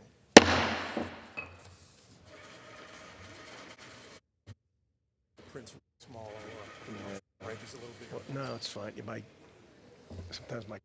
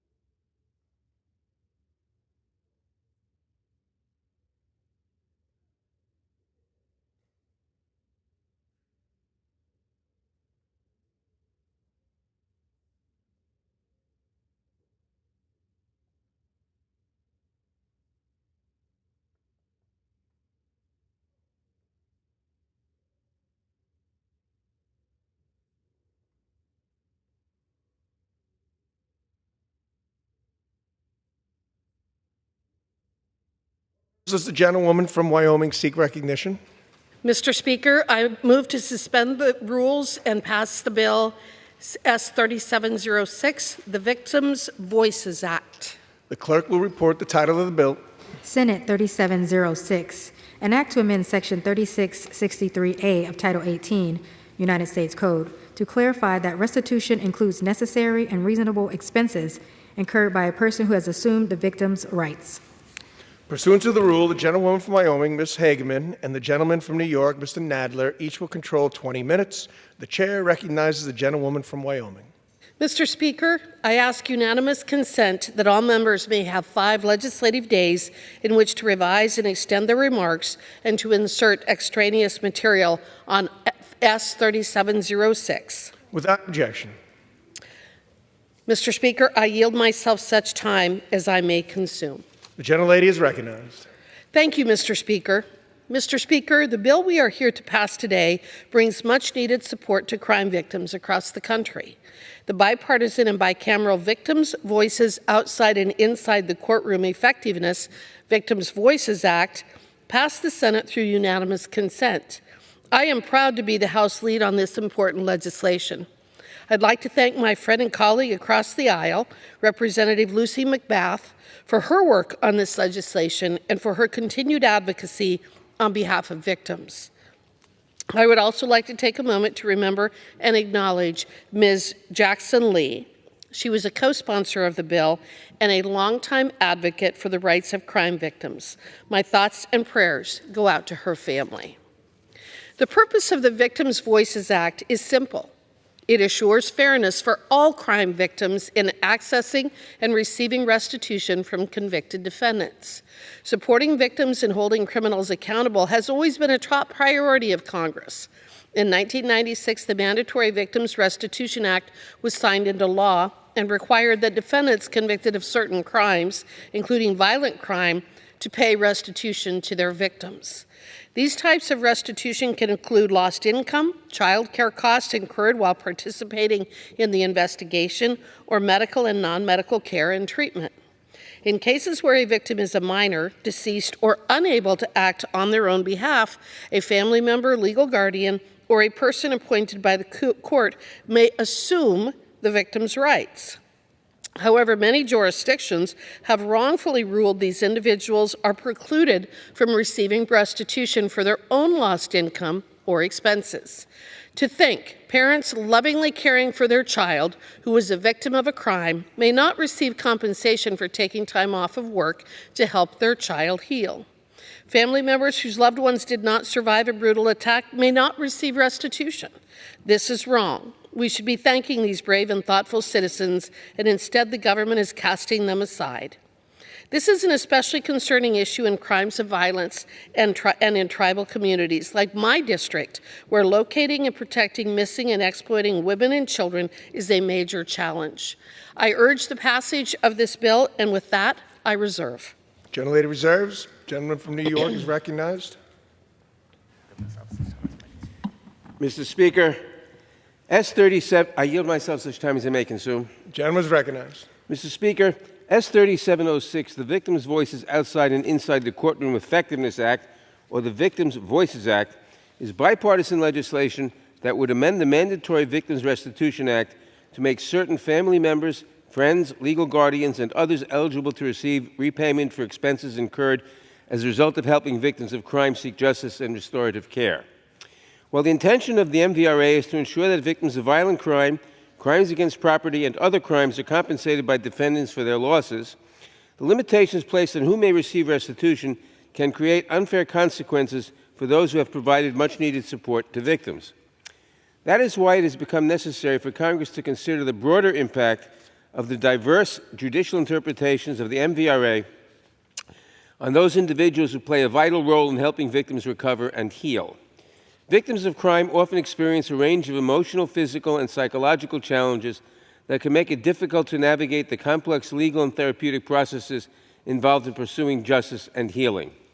In the wake of these crimes, particularly violent crimes, support from family members, friends, legal guardians, and others is crucial for victims not only to actively participate in the investigation and prosecution of their cases, but to receive the medical care, psychological treatment, and other support services that they so desperately need. These exceptional people play a critical role in providing comfort and assistance to victims of crime, which requires significant time and effort. Oftentimes, mothers, fathers, sisters, brothers, guardians, and best friends take on the daunting responsibility of transporting their loved ones over several weeks and months, or sometimes even years, to meet with investigators and prosecutors or to receive treatment, therapy, or other services. They sit through months-long trials, sentencing hearings, and other court proceedings alongside their traumatized loved ones, providing support and encouragement while spending countless hours away from their jobs, needing additional child care, and spending huge amounts of money on travel. Unfortunately, several jurisdictions have refused to allow repayment of the money spent or not earned by family members and others who they have determined do not meet the MVRA's definition of, quote, victim. Despite recognizing the good policy reasons for allowing a court to order reimbursement to a victim's representative for such expenditures, the 6th, 8th, and 10th Circuits, as well as many lower courts, have held that the language of the MVRA limits restitution to losses incurred only by victims and not by those who help them. We must not allow this injustice to persist. It is therefore necessary that Congress makes clear that family members and others should receive compensation for the costs they have incurred as a result of aiding victims of crime as they traverse the lengthy and often overwhelming path to justice. This legislation would satisfy this objective by clarifying that restitution should be made to family members and others in the same manner as victims for lost income, child care, transportation, and other expenses incurred to participate in an investigation or prosecution, attend proceedings, or transport the victim for medical care, treatment, or therapy. By ensuring that courts are authorized to order restitution in this manner, this legislation would encourage the provision of support to victims and ensure perpetrators of crime are made to pay for all of the losses they cause while advancing fairness, accountability, and justice. I want to commend the sponsor of the House version of this bill, Ms. Hageman, along with her bipartisan lead co-sponsors, Representatives Lucy McBath, Hank Johnson, and Nathaniel Moran, for their efforts along with the Senate sponsors of this bill. I encourage my colleagues to join me and a broad coalition of victims advocacy groups and law enforcement in support of this thoughtful bipartisan legislation. Thank you, and I reserve the balance of my time. Gentleman reserves. Gentlelady from Wyoming is recognized. Those families of victims of crime should not be discriminated against. Our men and women in blue agree. This legislation is endorsed and supported by law enforcement organizations and victims' rights groups, including the National District Attorneys Association, RAVEN, National Children's Alliance, Major County Sheriffs of America, RAIN, and the National Native American Law Enforcement Association. Let's work together by lightening the burden for victims and their families and making it easier to finally access justice. Again, I want to thank Representative McBath for co-leading this bill with me in the House, and thank Senator Cornyn for his leadership on this important effort in the Senate. I urge my colleagues to vote yes on S 3706. Thank you, and I reserve the balance of my time. Gentlelady reserves. Gentleman from New York is I recognized. have no further speakers. I'm prepared to close. Prepared to close.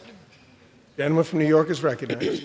Mr. Speaker, family members, legal guardians, and others work closely with victims of crime as they work to resolve the trauma of their victimization and the offenses committed against them.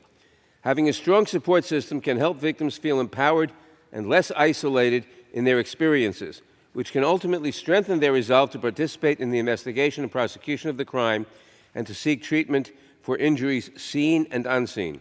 S 3706, the Victims' Voices Act, would authorize courts to order defendants to pay restitution not only to victims of crime for their losses, but also to others for the costs they incur as they stand with victims in the pursuit of justice. I support this bipartisan legislation, and I encourage my colleagues to do the same. Thank you, Mr. Speaker. I yield back the balance of my time. Gentleman yields. Gentlelady from Wyoming is recognized. The victims and their families should receive full restitution when they are the victims of crimes. It's for that reason that I have supported and am sponsoring S 3706, and I urge my colleagues to do the same. With that, I yield. Gentlelady yields. The question is, will the House suspend the rules and pass Senate 3706? Those in favor say aye. Aye.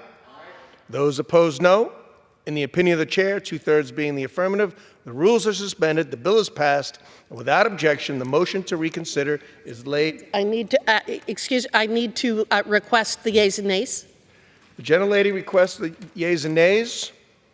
All those in favor of taking this vote by the yeas and nays will rise and remain standing until counted. A sufficient number having risen, the yeas and nays are ordered. Pursuant to Clause 8 of Rule 20, further proceedings on this question will be postponed.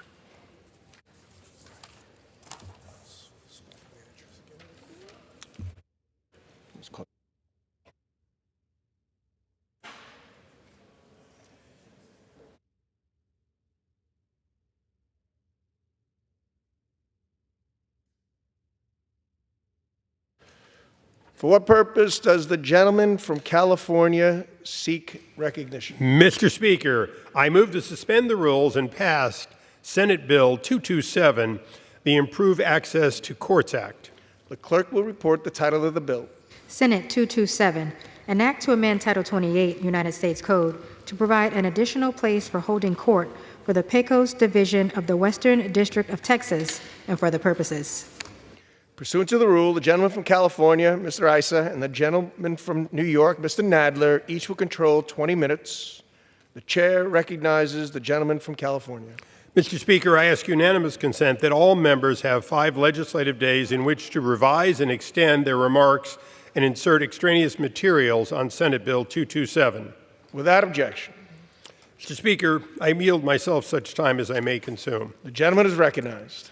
Mr. Speaker, Americans depend on the federal court system to protect their rights and obtain relief when their rights are violated. They also are where criminals are prosecuted, highlighting the importance of making our communities safer. That's why improving and ensuring accessibility to courts for our citizens is so important. This important bill adds 4 words to the United States Code, just 4, to save thousands of Americans in Texas and Washington from having to make long, burdensome trips just to reach the nearest federal courthouse. The bill authorized federal courts in the Western District of Texas and Western District of Washington to hold court in Alpine, Texas, and Mount Vernon, Washington, respectively. Both Alpine and Mount Vernon already have existing facilities necessary to hold court, so the cost of the bill is little or nothing. By authorizing these districts to utilize their locations already built, we will reduce the administrative burdens on the court system and logistic burdens on which businesses count. For example, the Judicial Conference of the United States has noted that Americans in the Western District of Texas must drive as far as 100 miles to reach the courthouse in Pecos, Texas. The Judicial Conference identified similar hardship for Americans in the Western District of Washington. That's why I support this common sense, bipartisan legislation and urge both sides of the aisle to do the same. And I reserve the balance of my time. Gentleman reserves. Gentleman from New York is recognized. Mr. Speaker, I yield myself such time as I may consume. The gentleman is recognized. Mr. Speaker, the Improving Access to Our Courts Act would amend Title 28 of the United States Code to provide an additional place for holding court in the Western District of Texas and in the Western District of Washington. These additional courthouses are needed to better serve the 12.2 million people who call these 2 districts home. Both districts are comprised of wide areas of land.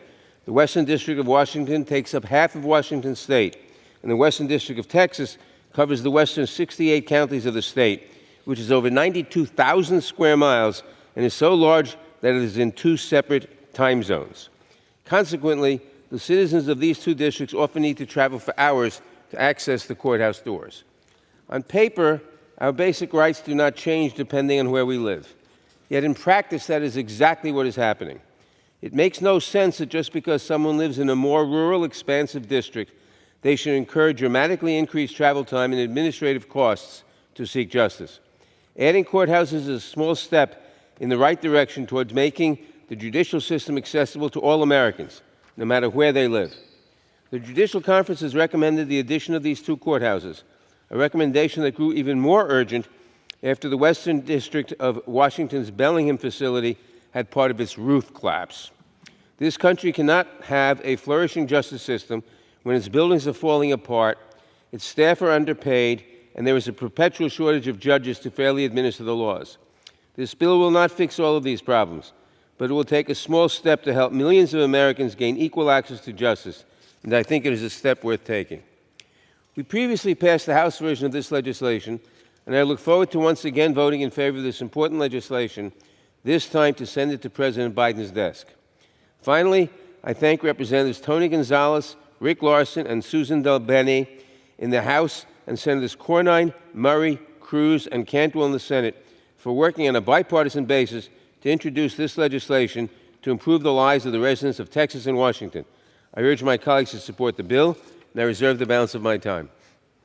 The gentleman reserves. The gentleman from California is recognized. Mr. Speaker, I have no further individuals to testify at this time and would reserve the balance of my time. The gentleman reserves. The gentleman from New York is I have recognized. no further speakers, and I'm prepared to close.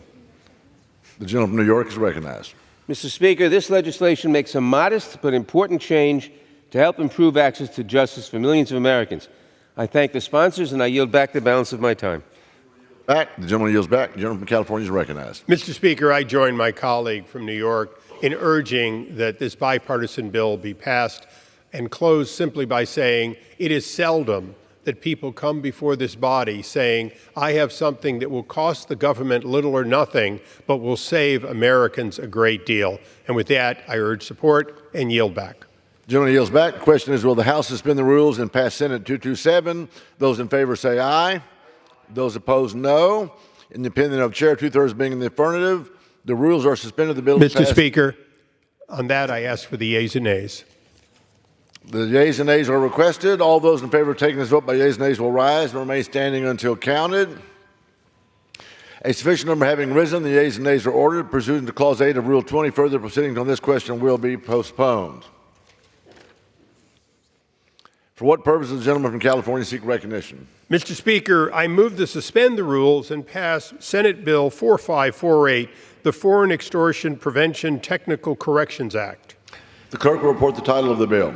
Senate 4548, an act to make technical correction to the National Defense Authorization Act for fiscal year 2024 by repealing Section 5101 and enacting an updated version of the Foreign Extortion Prevention Act.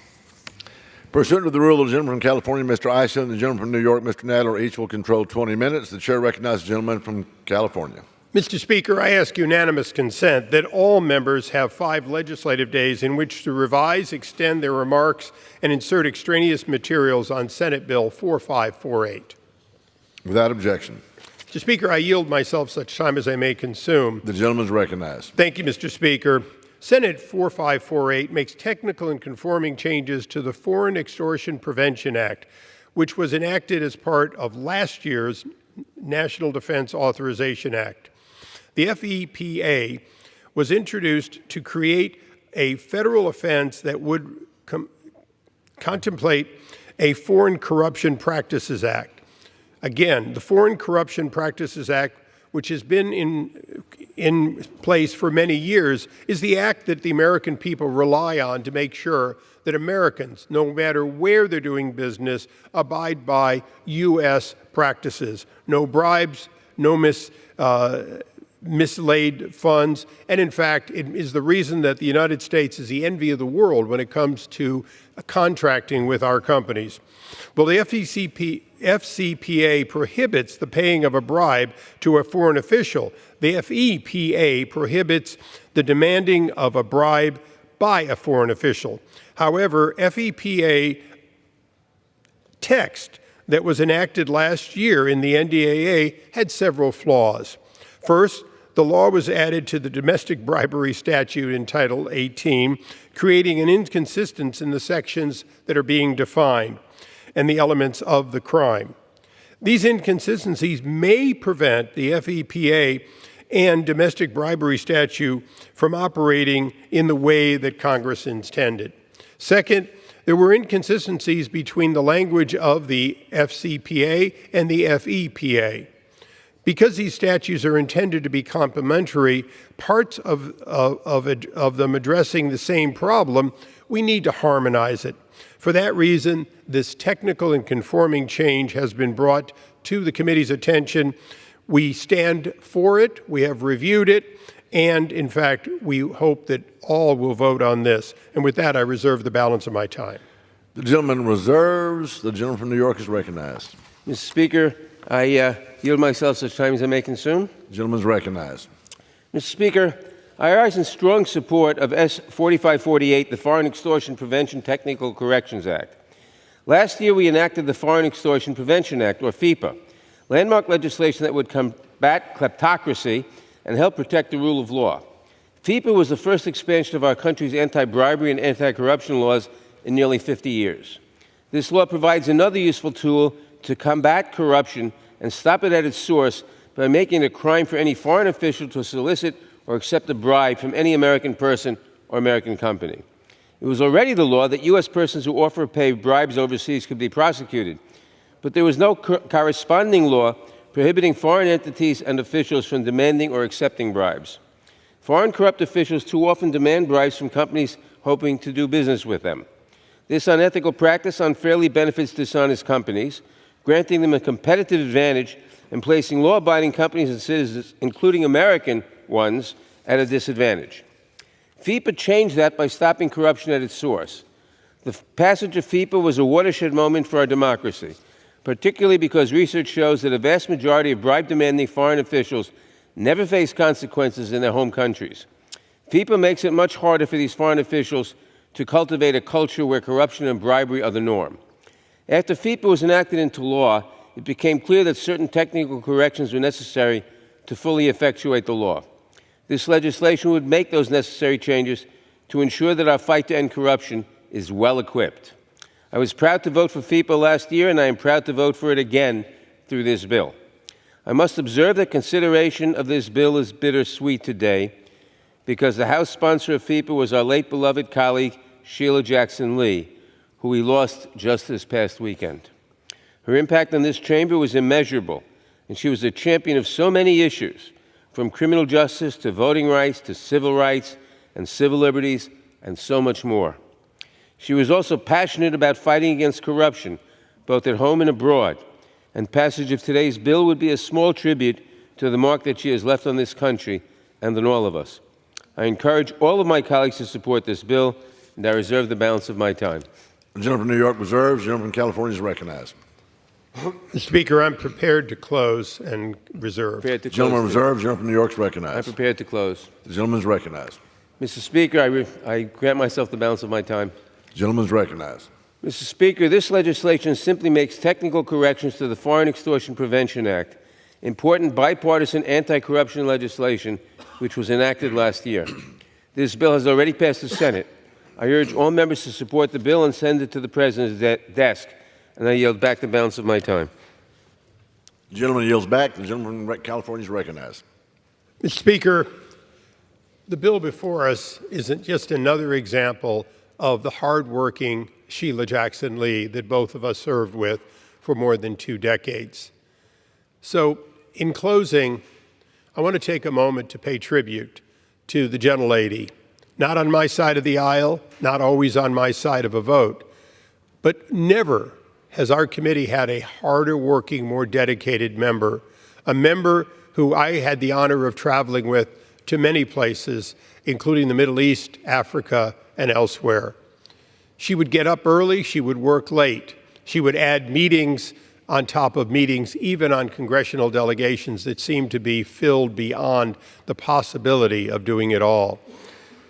I don't remember a piece of legislation in which she wasn't prepared to opine on it with accuracy and proper briefing, and I don't remember an opportunity missed to offer an amendment or a need for greater transparency. So I join with my colleague, Mr. Nadler, in saying she will be missed. She will be missed because nobody could have had somebody more interested in transparency, in proper reporting, and, quite frankly, the importance of this body. She was a person of the House, and she will be missed. And with that, I urge support and yield back. Gentleman yields back. The question is, will the House suspend the rules and pass Senate 4548? Those in favor say aye. Those opposed say no. In the opinion of the chair, 2/3 being in the affirmative, the rules are suspended. The bill is passed. Without objection, the motion to reconsider is laid on the table.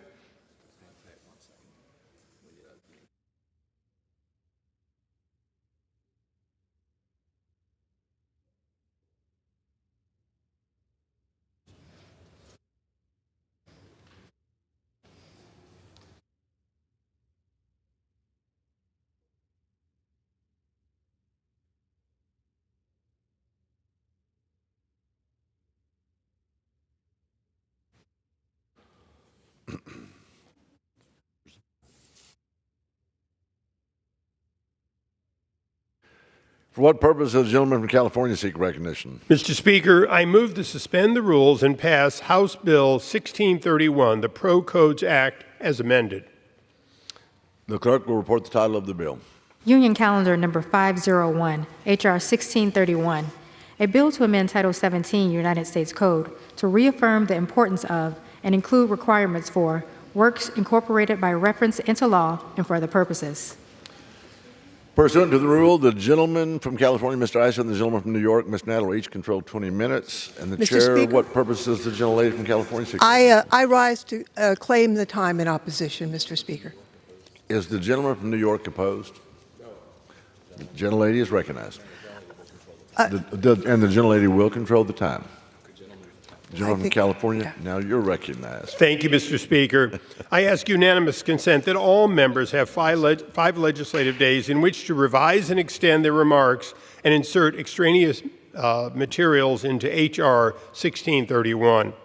Without objection. I now yield myself for an opening statement. The gentleman is recognized. Mr. Speaker, this bill is not without controversy. You will see it here today.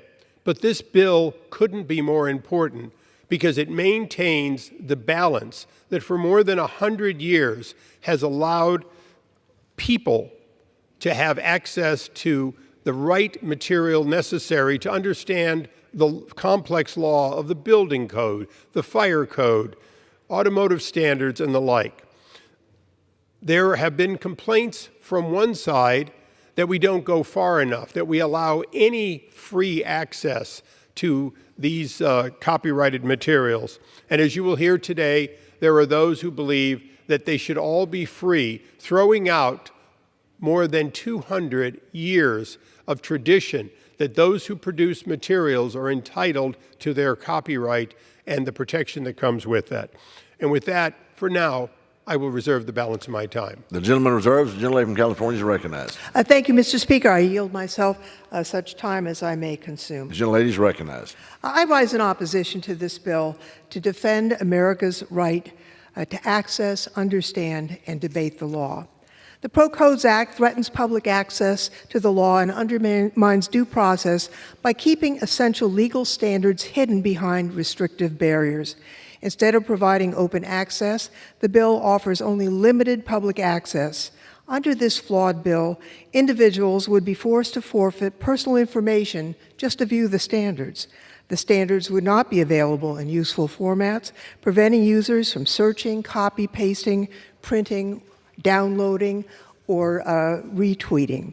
To get full access to the law, some people would have to pay, creating a two-tiered system, a free but limited economy class access, and a full access version for those who can afford to pay. This is neither fair nor just, nor in keeping with our tradition of everybody who is going to be held accountable under the law has to be able to fully access the law. Despite bipartisan concerns, we had no hearings. We had multiple failed Judiciary Committee markups, and finally a sparsely attended markup. Some are working to rush the Pro Codes Act through here in this suspension format. Ranking Member Nadler himself, although he supports the bill, did note during the markup that since we began consideration of this legislation, we missed many opportunities to strengthen the bill through a better process. If there was a compromise to be had, we would not know, because unfortunately we were not given an opportunity to find out. We should not be bypassing regular order, especially for a bill with such far-reaching implications like the Pro Codes Act. For years, I fought to preserve the fundamental right of the public to access the law. I submitted amicus briefs in multiple court cases where certain standard development organizations sued the nonprofit Public Resources Org for posting online legal standards. The courts repeatedly side with Public Resources and me, enforcing the idea that no one should control who can read and distribute the law. In these cases, the SDOs argued that free and full access to the codes would financially harm them. Yet, despite Public Resource posting incorporated standards for 15 years, the court observed that the SDOs produced no quantifiable evidence of past or future market harms. And the court concluded that, quote, free and easy access to the law provided a substantial public benefit. I would note that while the standard-setting organizations were complaining during the years that they were unable to prevent the posting of these standards, they made substantial revenue. For example, the American Society for Testing of Materials, the year after the decision, had a net income of $36 million. I'd like to ask unanimous consent to put their records into our record. So ordered. When a member of the House Judiciary Committee asked Shira Perlmutter, the Registrar of Copyrights and the Director of the U.S. Copyright Office, for her opinion of the Pro-Codes Act, this is what she said. The public should have access to standards when they are incorporated into the law because the public does have the right of access to the law. While the standards themselves may be protected by copyright, the use of them generally falls under fair use as it is for the purpose of understanding, using, and applying the law. So at present, we think the courts are handling this in an appropriate way. If the Copyright Office believes the courts are handling this issue appropriately, why are we pushing this bill? We're trying to solve a problem that doesn't exist. Despite repeatedly losing in courts, some SDOs have turned to the Congress using the same failed arguments about financial harm that failed to persuade the courts. One of the SDOs that sued has gained substantial revenue using other means, manuals and other things that they do. Now, the proponents claim that the experts who developed these codes should be able to charge the public for access once the codes become law. Using that same logic, public interest lobbyists would be entitled to charge the public to read the laws that they drafted. Now, in addition to these flaws, the Pro-Code Act disproportionately affects marginalized communities, particularly poor and disabled tenants who need access to building codes. Organizations like the NAACP highlighted how inaccessible standards would leave low-income communities vulnerable in disputes, stating that access to these standards is access to justice. With that, Mr. Chairman, I would reserve the balance of my time. Mr. Speaker. The gentlelady reserves. The gentleman from California is recognized. Mr. Speaker, I yield myself such time as I may consume. The gentleman is recognized. Mr. Speaker, where do I begin? The gentlelady is aware that we've, in previous Congresses, held hearings, and this bill is not new, but in fact is in its third iteration before the Congress. Additionally, she's right. We did schedule a markup, and the gentlelady objected. We waited, and we scheduled it again. A quorum being present by a vote of 19-4, overwhelmingly is passed out of the Judiciary Committee, the Committee of Jurisdiction for Copyright. And just for the purpose of the Speaker, I want to read one clause of the Constitution. Article 1, Section 8, Clause B. The Congress shall have power to promote the progress of science and useful arts by securing for limited times to authors and inventors the exclusive right to the respective writings and discoveries. Mr. Speaker, that is a solemn obligation of the Constitution. And for nearly 250 years, we have made sure that, in fact, authors, musicians, anyone producing copyrighted material have had protection. We have not historically even partially opened that up. In this case, we have gone much further on this legislation. We have provided a form of fair use. Any citizen can go online and read any part of any of these documents, thousands of pages. They can look at them. They can take notes. They can do any number of things. What they can't do is distribute it to others, circumventing the copyright. To put it in perspective, for the first 100+ years of this, there was no controversy. They printed books and they sold the books. And it was a copyright violation if you copied the book, if you made a duplicate of it. Nobody argued that because it made common sense. This makes common sense too. We are making 100% of the material contained in any of these pro codes available. What we're not doing is allowing people to say they're giving something that, in fact, they have stolen from the author. And I reserve the balance of my time.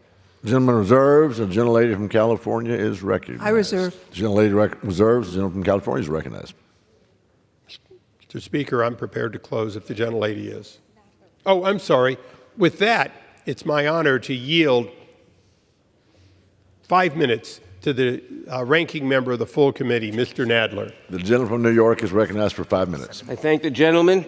Mr. Speaker, the Pro Codes Act is sensible bipartisan legislation that strikes a balance between copyright protection and public access to information, thus resolving a clear uncertainty in the law.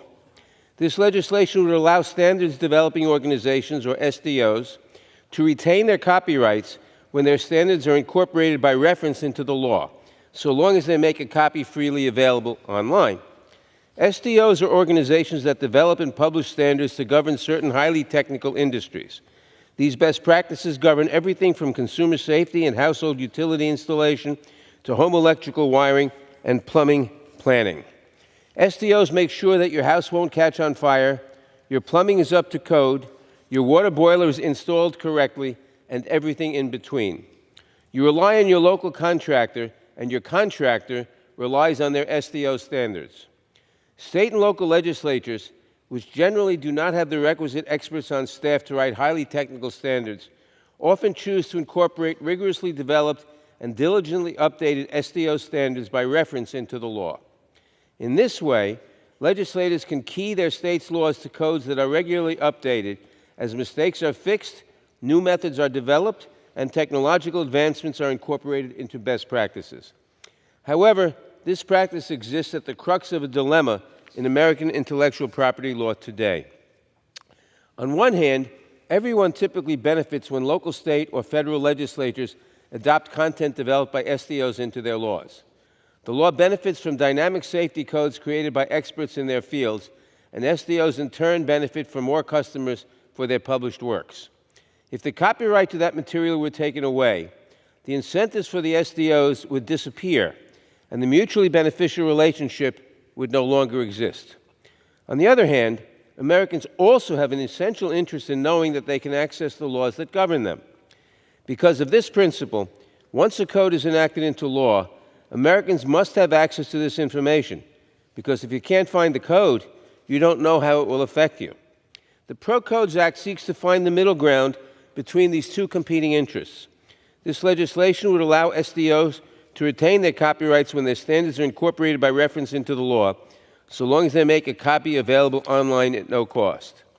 Although I support this legislation, I do want to note that the bill could have been improved further had we held a hearing, as I and others had requested.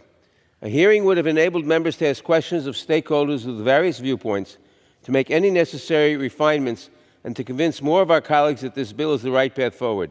Unfortunately, that process did not occur.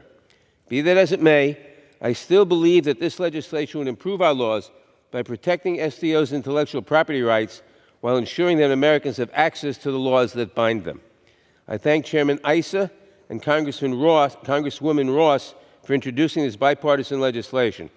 I urge all members to support this legislation. I yield back the balance of my time. The gentleman yields back. The gentleman from California is recognized. Mr. Speaker, I'd like to have a gentlelady speak out of order because she has another obligation. So I would yield the gentlelady 2 minutes, if that's okay. The gentlelady is recognized for 2 minutes. Thank you.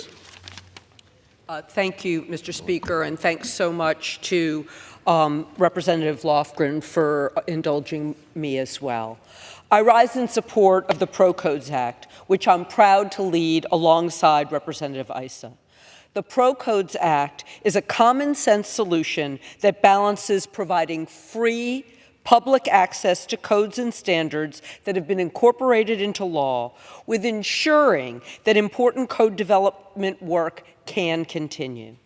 The industry codes and standards that keep us healthy and safe every day are created by standards development organizations, SDOs, which regularly convene experts to write and modify standards to ensure electrical codes, building codes, crisis management codes, and more are up to date. Importantly, the standards the SDOs put out are approved by consensus and adopted by industries voluntarily. However, Congress and federal agencies have recognized repeatedly that government should rely on these standards whenever possible, which has led to their incorporation into law. I firmly believe that codes that have been incorporated into law should be available to the public at no cost, and this bill recognizes that. It's why it requires these codes to be available online. But that said, code development costs money, and SDOs cannot operate without the funding that they earn to maintaining by their copyrights, and that allows them to sell print copies and access to their work. These sales fund code development at no cost to the taxpayer. Ultimately, this bill strikes a balance between having good, safe codes and having public access. I urge my colleagues to support this bill, and I yield back. The gentlelady from North Carolina yields back. The gentleman from California is recognized. I reserve. The gentleman reserves. The gentlelady from California is recognized. Thank you, Mr. Speaker.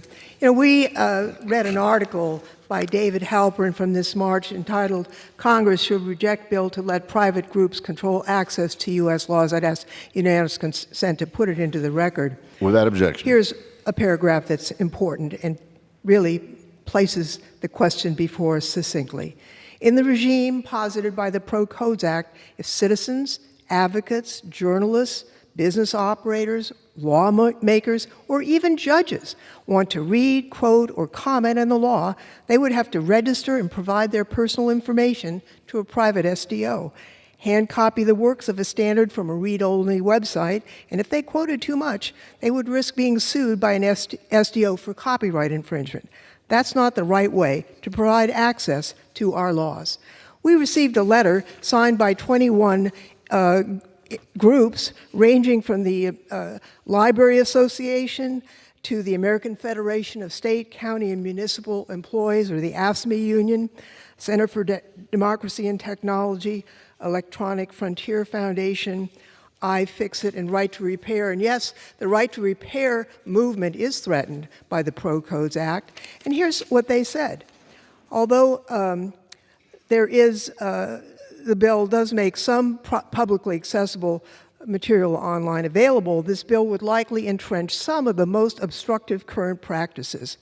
They note further that courts have recognized no one can own the law.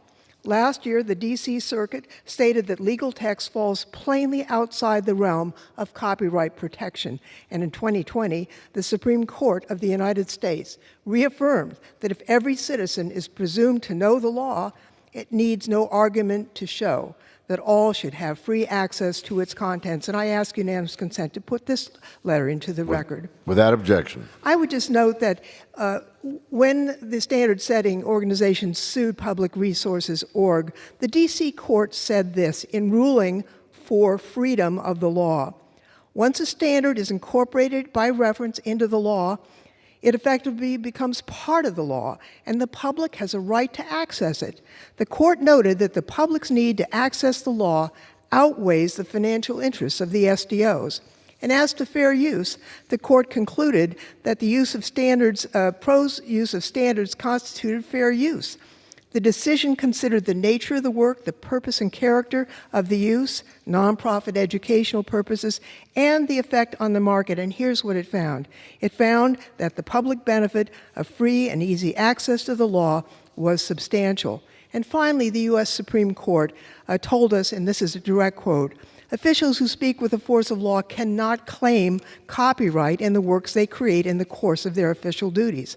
They emphasize that the public must have free access to the law, as these works are in the public domain once they are incorporated into legal statutes. They reaffirm the government edicts doctrine that held that annotations in Georgia's official code created by the state legislature could not be copyright protected. So the rule of law needs to be enforced, but the rule of law means that people need to have full access to the law, to copy it, to debate it, to know it, to understand it, to transmit it. This code bill, this pro-code bill, would violate those fundamental principles. We should not support the bill, and I reserve the balance of my time. The gentlelady reserves. The gentleman from California is recognized. The gentleman from California continues to reserve. The gentlelady from California is recognized. Does the gentleman intend to, do you have additional speakers? I'll reserve until. Not at this time. So let me just, how much time remains, Mr. Speaker? The gentlelady has 11 minutes remaining. All right. I would like to note that in Veek versus Southern Building Codes, in the Fifth Circuit, a more conservative circuit, they ruled that model building codes adopted by reference into law could be copied freely. The court reasoned that once a standard is incorporated into law, it becomes public domain material, underscoring the need for free access to legal standards. I would note also the First Circuit, not exactly a liberal bastion, in building officials and code administrators versus code technology, found this. The First Circuit said that once a model building code has been adopted into law, it enters the public domain. This case highlighted the importance of public access to laws and regulations, reinforcing the notion that such standards should not be restricted by copyright claims.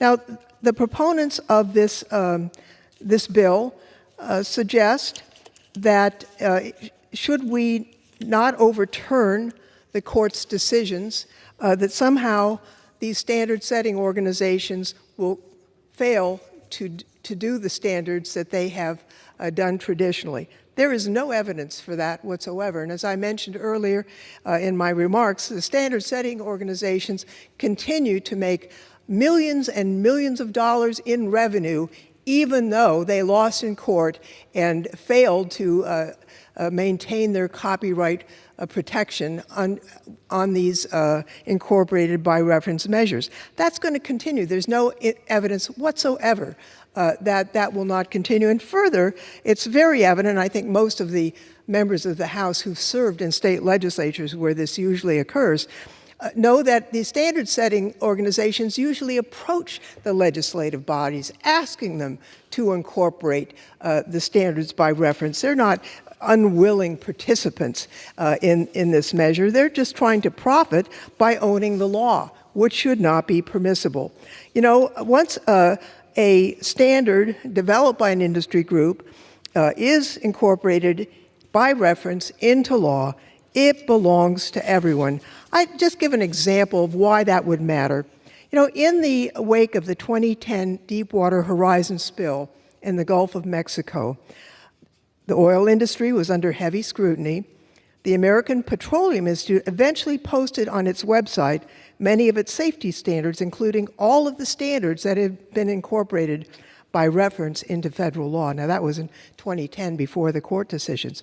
However, until that decision by the American Petroleum Institute, as the Deepwater Horizon poured oil into the Gulf for 5 months, and in the weeks after, it had been difficult for citizens, even members of Congress, to evaluate the adequacy of federal regulations because key components of those regulations were hidden behind paywalls. In the regime, as I mentioned earlier, even with the pro-code exceptions, in order to comment or gain access to information, you have to give up your data. Now, there may be reasons why a journalist or a member of Congress might not want to give up all their personal information to find out what the law is. That is not the way America should work. Once you pass the law is owned by the people. It's not owned by corporations. It's not owned by associations. It's not owned by anybody who developed the standards. The people of the United States own the law that governs them. And to impinge or impede in any way their access to fully understand the law, to debate it, to post it, to complain about it, to be fully American in the discussion of that law, that's really contrary to what the court has told us, what Justice Roberts has told us, to our history as a nation. It is a big mistake. I do not challenge the good intentions of the proponents of this bill.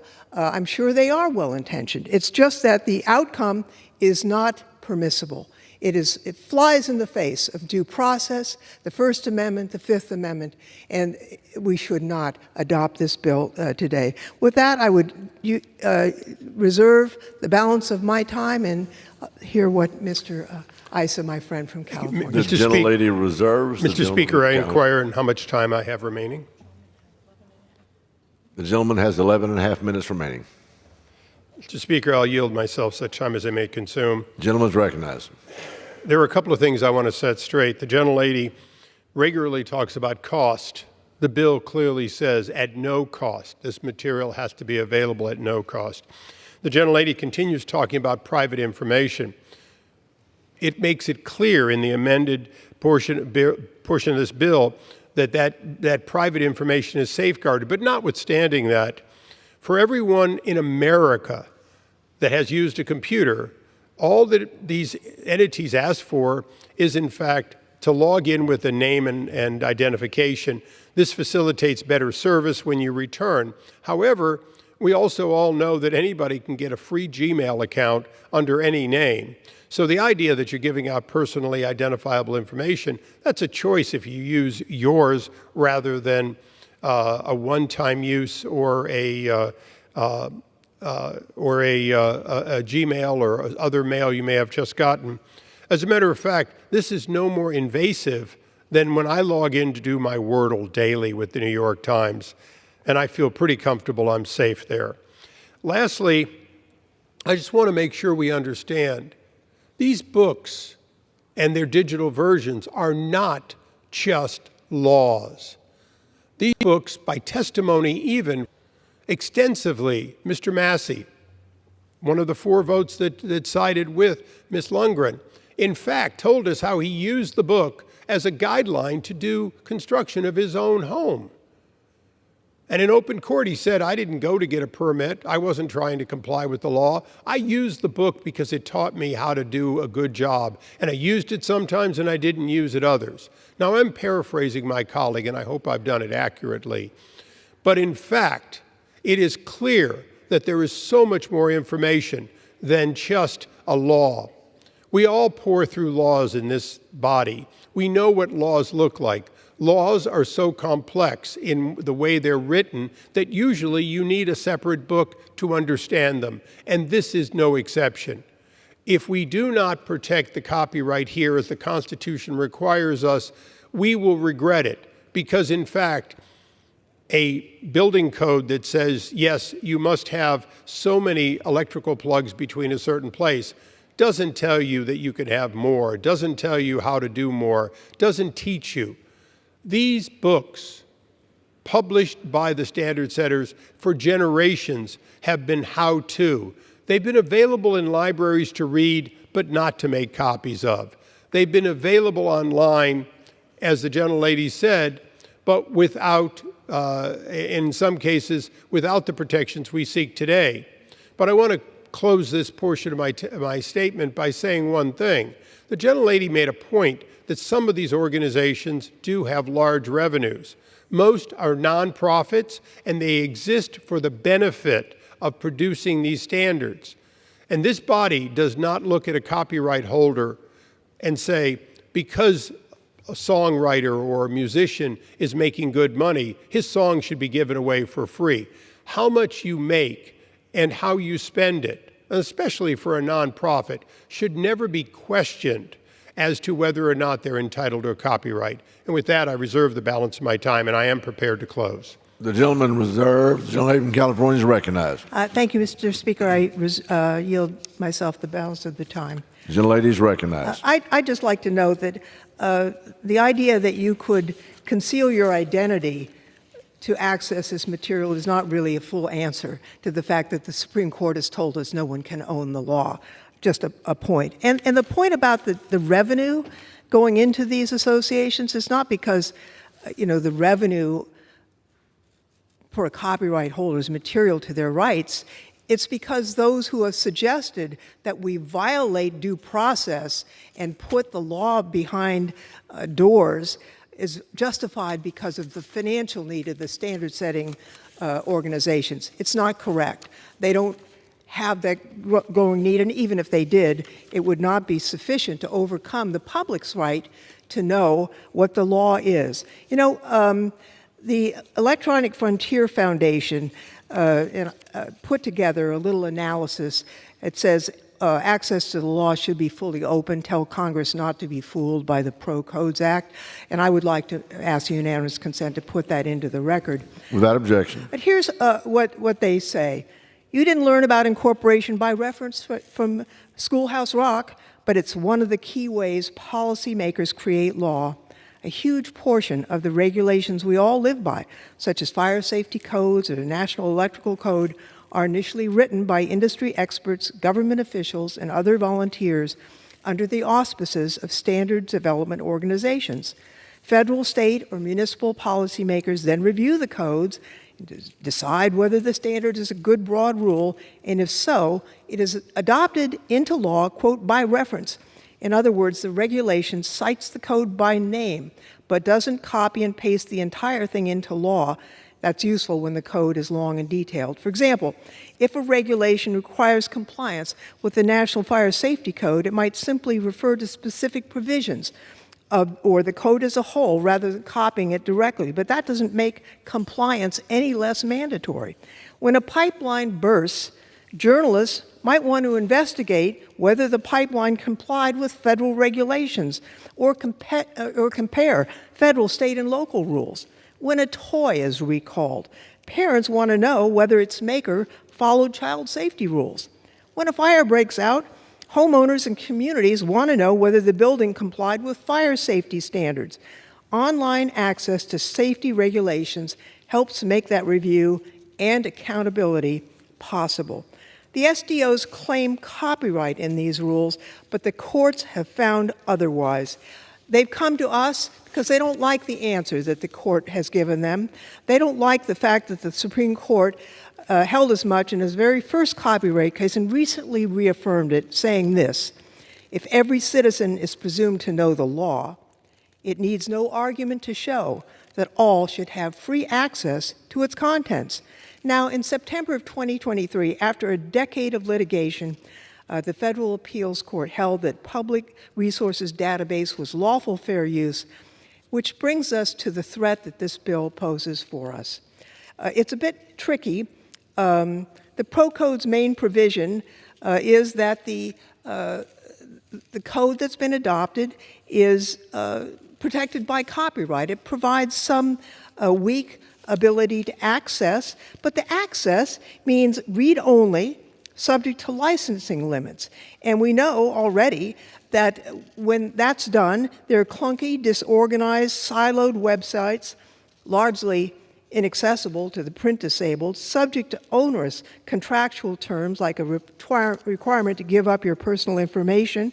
The public can't copy, print, or even link to specific portions of the code. In other words, you can look at the law if you know what to look for, but you can't share it, compare it, comment on it.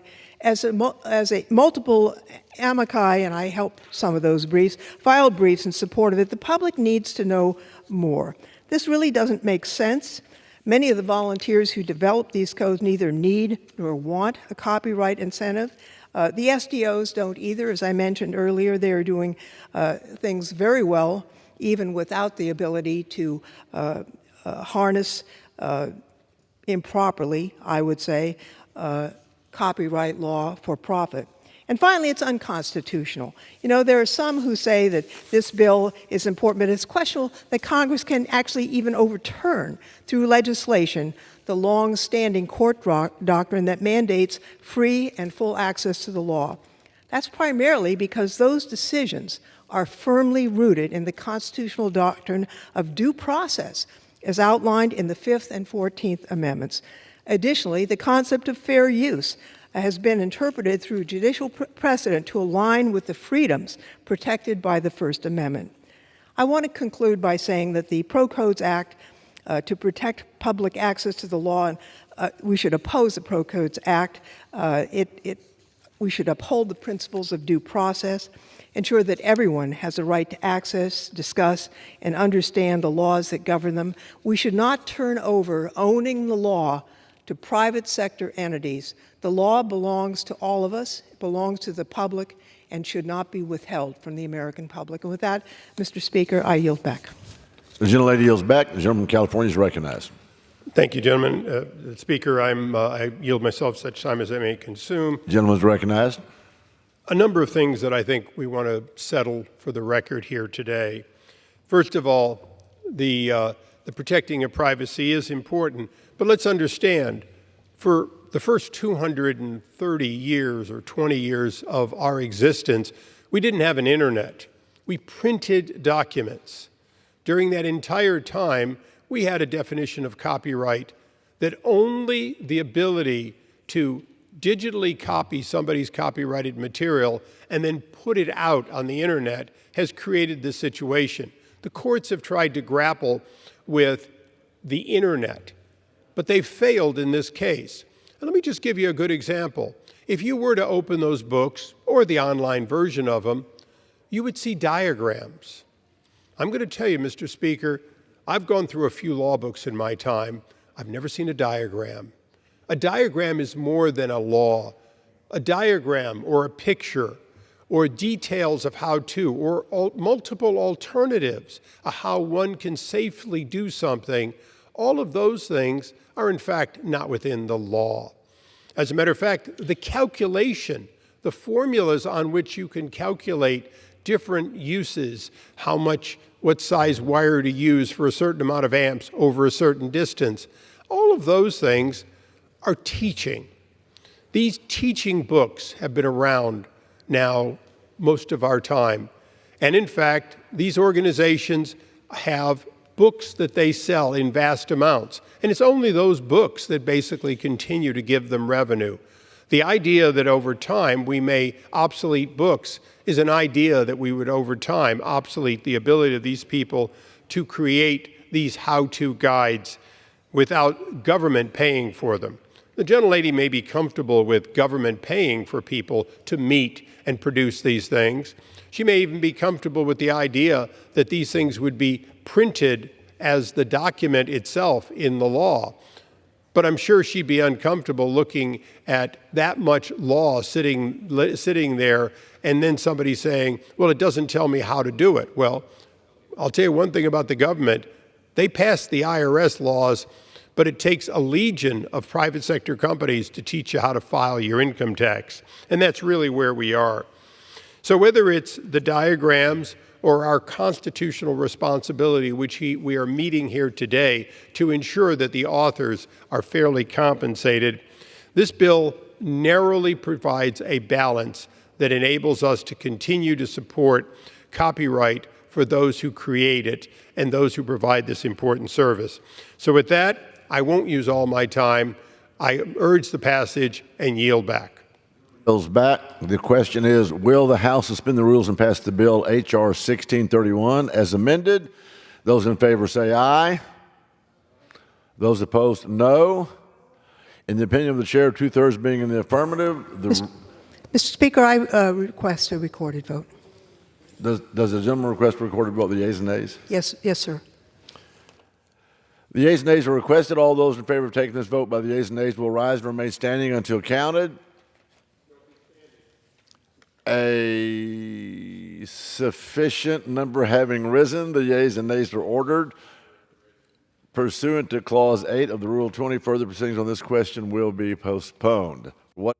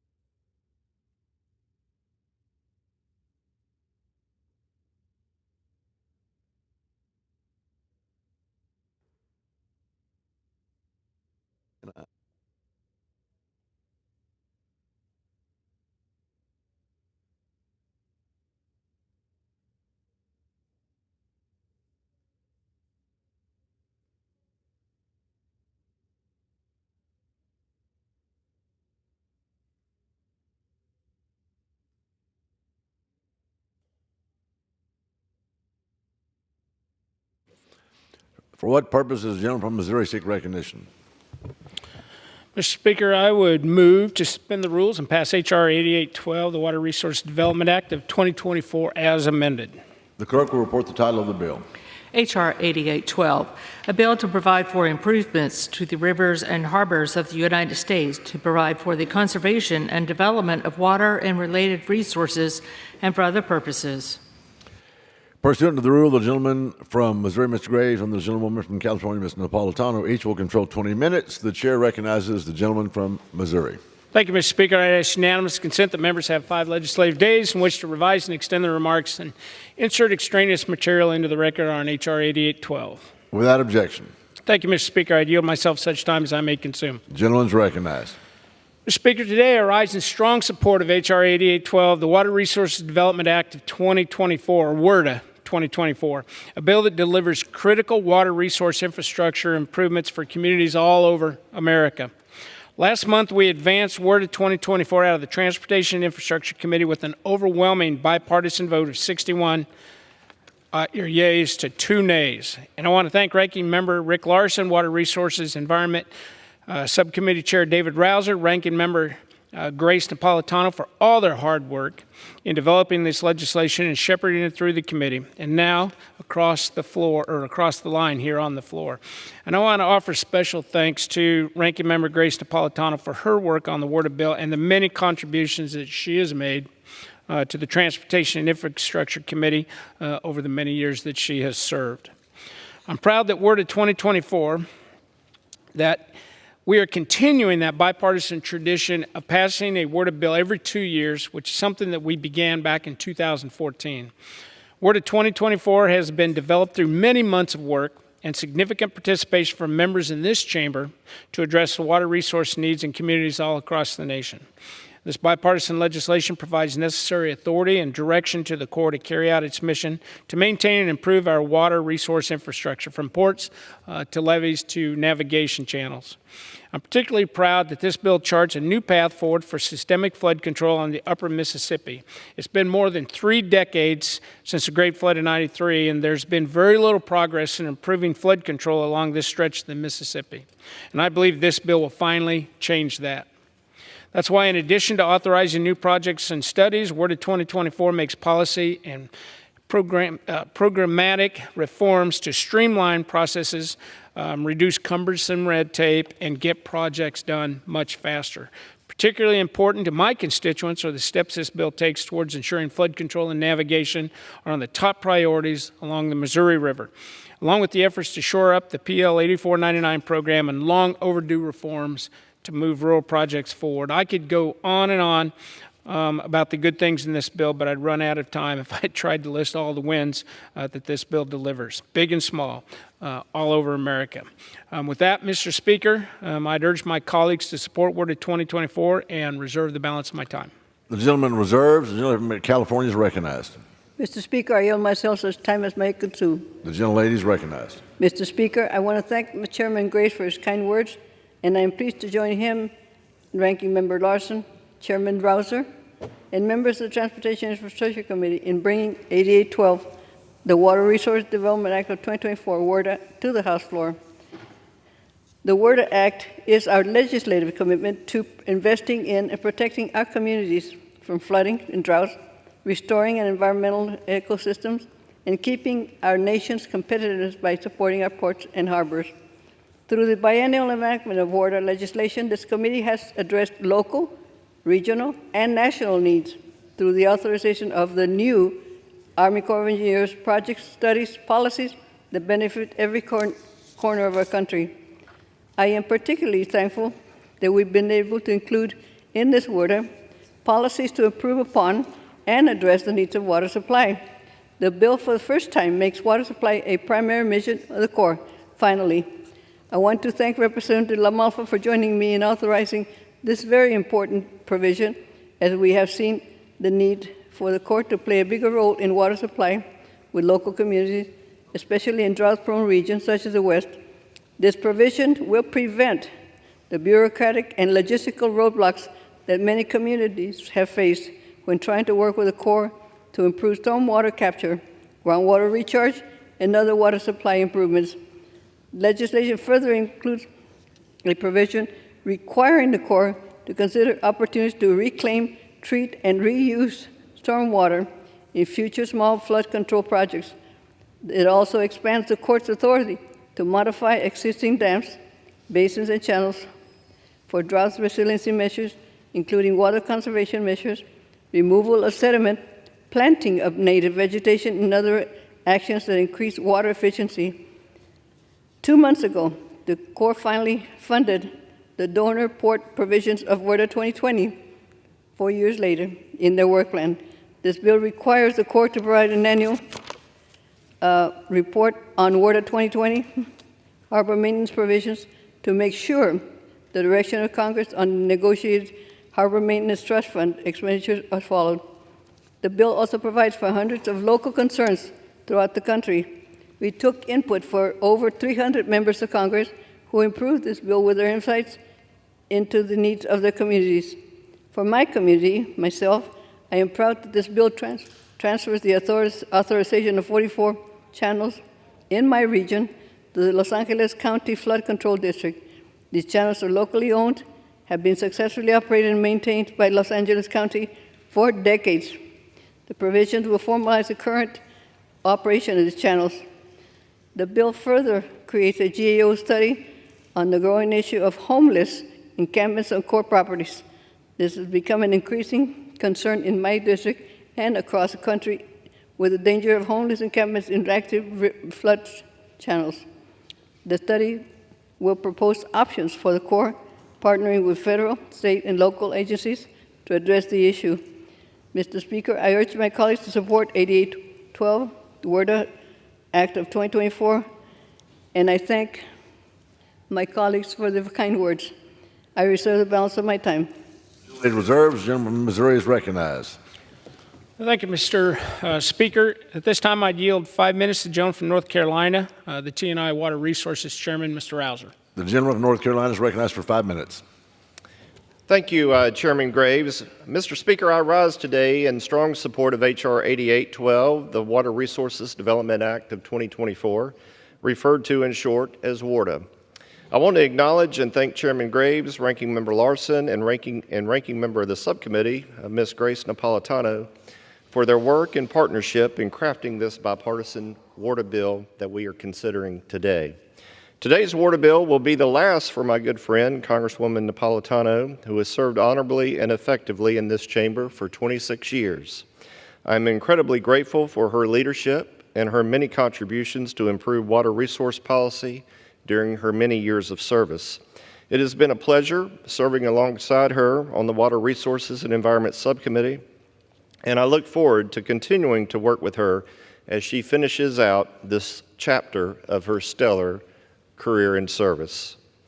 Mr. Speaker, this year's WRDA bill was developed based on input from nearly 350 members of this body, which included more than 1,900 policy and project requests. The level of member involvement demonstrates the impact, importance, and necessity of a biennial bipartisan WRDA bill. That's why I'm pleased that our consideration of this legislation today continues the decades-long tradition of passing a WRDA bill every Congress. This consistent, predictable schedule enables Congress to better address water resource needs while providing direction to the Corps along with accountability. The significant impact the Army Corps has on our daily lives cannot be understated. Their projects serve the nation by protecting life and property from storm events, including flooding caused by those, supporting navigation, and bolstering our economy. The Corps operates and maintains 25,000 miles of navigable channels and 196 commercial lock and dam sites in 41 states. This work facilitates the movement of goods throughout our country and to critical export markets around the world. To reduce flood risk and storm damage, the Corps maintains 715 dams and 4,100 miles of levees and conducts beach nourishment projects along approximately 350 miles of shoreline, which, by the way, are critically important to my district and coastal communities nationwide. This bill authorizes the construction of 12 projects for navigation, hurricane and storm risk reduction, flood risk management, and ecosystem restoration. It authorizes more than 160 feasibility studies to evaluate new water resource projects and modifies existing ones. Additionally, this legislation includes policy reforms designed to increase transparency and expedite projects. Every project, large and small, is crucial to an effective and efficient water resource network. That's why the centerpiece of today's bill streamlines project delivery and empowers local communities to lead in the project development process. As many of us know, the Corps process can be challenging to navigate. We've addressed this through the establishment of a community project advisor at the Corps, assisting communities in assessing information on Corps programs and addressing project challenges. This bill also creates new ways for non-federal project sponsors to lead their projects and reduces bureaucratic hurdles to project delivery and development by delegating decision-making authorities for small projects to the district level rather than adding unnecessary time delays by requiring Washington's approval. WRDA 2024 also directs the Corps to use their existing online permit system to include NEPA documentation, increasing transparency for non-federal sponsors. And in closing, Mr. Speaker, I want to highlight two provisions significant to my constituents in the country. The language of this bill provides important clarity on the use of dredged material placement sites.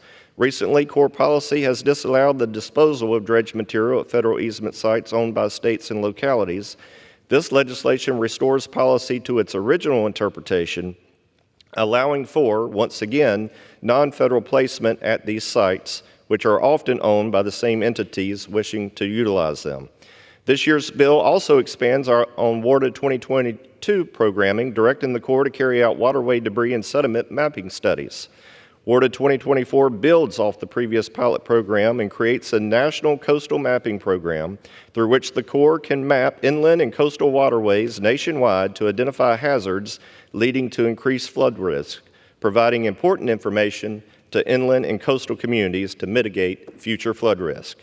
So, Mr. Speaker, bottom line is this common sense legislation will have many positive impacts nationwide. I encourage my colleagues to support it, and I yield back. The gentleman yields back. The gentleman from Missouri is reserved. The gentleman from California is recognized. Thank you, Mr. Speaker, and I thank Mr. Rouser. He's been a perfect partner, and I wish him well the next few words. I yield, Mr. Speaker, 2 minutes to Mr. Stanton. The gentleman is recognized for 2 minutes. Mr. Speaker, I rise in strong support of the Water Resources Development Act. And first, I do want to say thank you to the chair of the subcommittee, Chairman Rouser, and the amazing and incomparable ranking member, Grace Napolitano, for their leadership on this important legislation that invests in our nation's water resources infrastructure. In addition, I'd like to say thank you to the professional staff, both Republican and Democrat. A bill of this magnitude and importance wouldn't get done without your great work. Thank you on behalf of all members of the committee. For Arizona, this bill delivers long-term investments that I have long fought for, ones that we desperately need to address the ongoing historic drought in the Southwest. The bill confronts the drought by bolstering the ability of the Corps of Engineers to protect water supplies and assist our communities with drought resiliency and mitigation measures. It also includes $50 million for my Arizona Environmental Infrastructure Authority to assist more of our communities and tribal nations with their water and wastewater infrastructure challenges. Finally, it jumpstarts the Tres Rios Ecosystem Restoration Project to revitalize the Salt River and Gila River corridors in Phoenix that is part of the larger Rio Reimagine project, a legacy project of the late, great Senator John McCain and the late Representative Congressman Ed Pastor. I urge my colleagues to support this critical bill, and I yield back. The gentleman from Arizona yields back. The gentlelady from California is recognized. I continue to reserve. The gentlelady recognized. The gentleman from Missouri is recognized. Thank you, Mr. Speaker. At this time, I'd yield 2 minutes to the gentleman from Oklahoma, Chairman Cole of the Appropriations Committee, for the purposes of a colloquy on H.R. 8812, the Water Resources Development Act 2024. The gentleman from the great state of Oklahoma is recognized. Thank you, Mr. Speaker, and I thank my friend Chairman Graves. Like many of our colleagues, I recognize the critical importance of the Biennial Water Resources Development Act. I also appreciate the need to move the House version as quickly as possible. However, I must raise serious concerns with the bill presented on suspension today. These concerns are shared by my colleagues on the Appropriations Committee on a bipartisan basis. Certain sections of the bill would cede Congress's Article I authority to fund and oversee federal agencies. This should not only concern the Appropriations Committee, but all members of Congress. Allowing agencies to become self-funded is a terrible idea. This is true whatever form it takes, whether allowing agencies to spend incoming fees without congressional approval, accept funding from other sources, including non-federal sources, or transfer funds across agencies without congressional oversight. Such actions make the federal bureaucracy far less accountable and embolden unelected officials to overstep their congressional mandates. The requirement that agencies receive appropriations from Congress each year is one of the most important checks on their authority and is critical to preserving the separation of powers under the Constitution. Creating self-funded agencies also removes them from top-line spending caps on appropriations, thereby increasing total spending and taking another piece of total spending outside of fiscal controls. Finally, it's the Appropriations Committee's exclusive jurisdiction to determine how much funding each federal agency must work with by carefully balancing the needs of the entire federal government. Putting certain agencies or activities outside appropriations makes comprehensive budgeting more difficult as agencies evade congressional controls. Without much time to review the text, we were not able to have a meaningful dialogue and fix these serious issues before today's vote. Giving this much power to the agencies is not an action we should take lightly. The gentleman has provided his commitment to work through these issues before a final product is presented to the House. Because of that, I will not oppose the measure today. As we move forward, I expect that in the conference we'll have an opportunity to thoroughly discuss this issue. Gentlemen. I very much appreciate. Does the gentleman from Oklahoma yield back? I yield back, Mr. The gentleman yields back. The gentleman from Missouri is recognized. Thank you, Mr. Speaker. I very much appreciate the gentleman from Oklahoma and his willingness to work with me on that. And as he pointed out, we will have ample opportunity in conference to work these issues out. And I give you my word that we'll do just that. We'll do just that. Thank you, Mr. Speaker. I would reserve. The gentleman reserves. The gentleman from California is recognized. Continue to reserve. The gentleman reserves. The gentleman from Missouri is recognized. Thank you, Mr. Speaker. At this time, I would yield 1 minute to the gentleman from Wisconsin, Mr. Van Orden. Chairman, thank you, Mr. The Speaker. gentleman is recognized for 1 minute. Thank you, Mr. Chairman. Thank you, Mr. Speaker. I stand in strong support of H.R. 8812 for the very specific reasons. I represent Wisconsin's 3rd Congressional District. We have the largest contiguous section in the Mississippi River of any congressional district in the country. We do not have a north-south highway. We have the Mississippi River.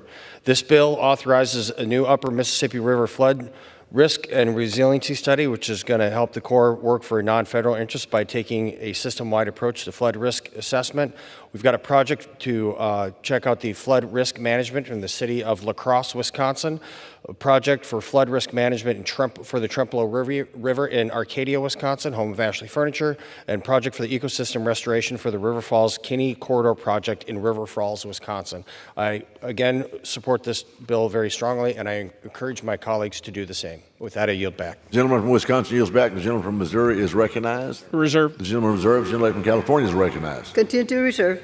The gentlelady continues to reserve. The gentleman from Missouri is recognized. Thank you, Mr. Speaker. This time I'd yield 1 minute to the gentleman from Georgia, Mr. Collins. The gentleman from Georgia is recognized for 1 minute. Thank you, Mr. Chairman. Mr. Speaker, I rise today to support the Water Resources Development Act of 2024, which addresses the needs of the water infrastructure nationwide.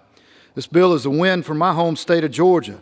It includes my amendment to protect the new Savannah Bluff Lock and Dam from the U.S. Army Corps of Engineers plan to reduce water levels for Augusta, Georgia, an issue I was proud to work on with my colleague Rick Allen.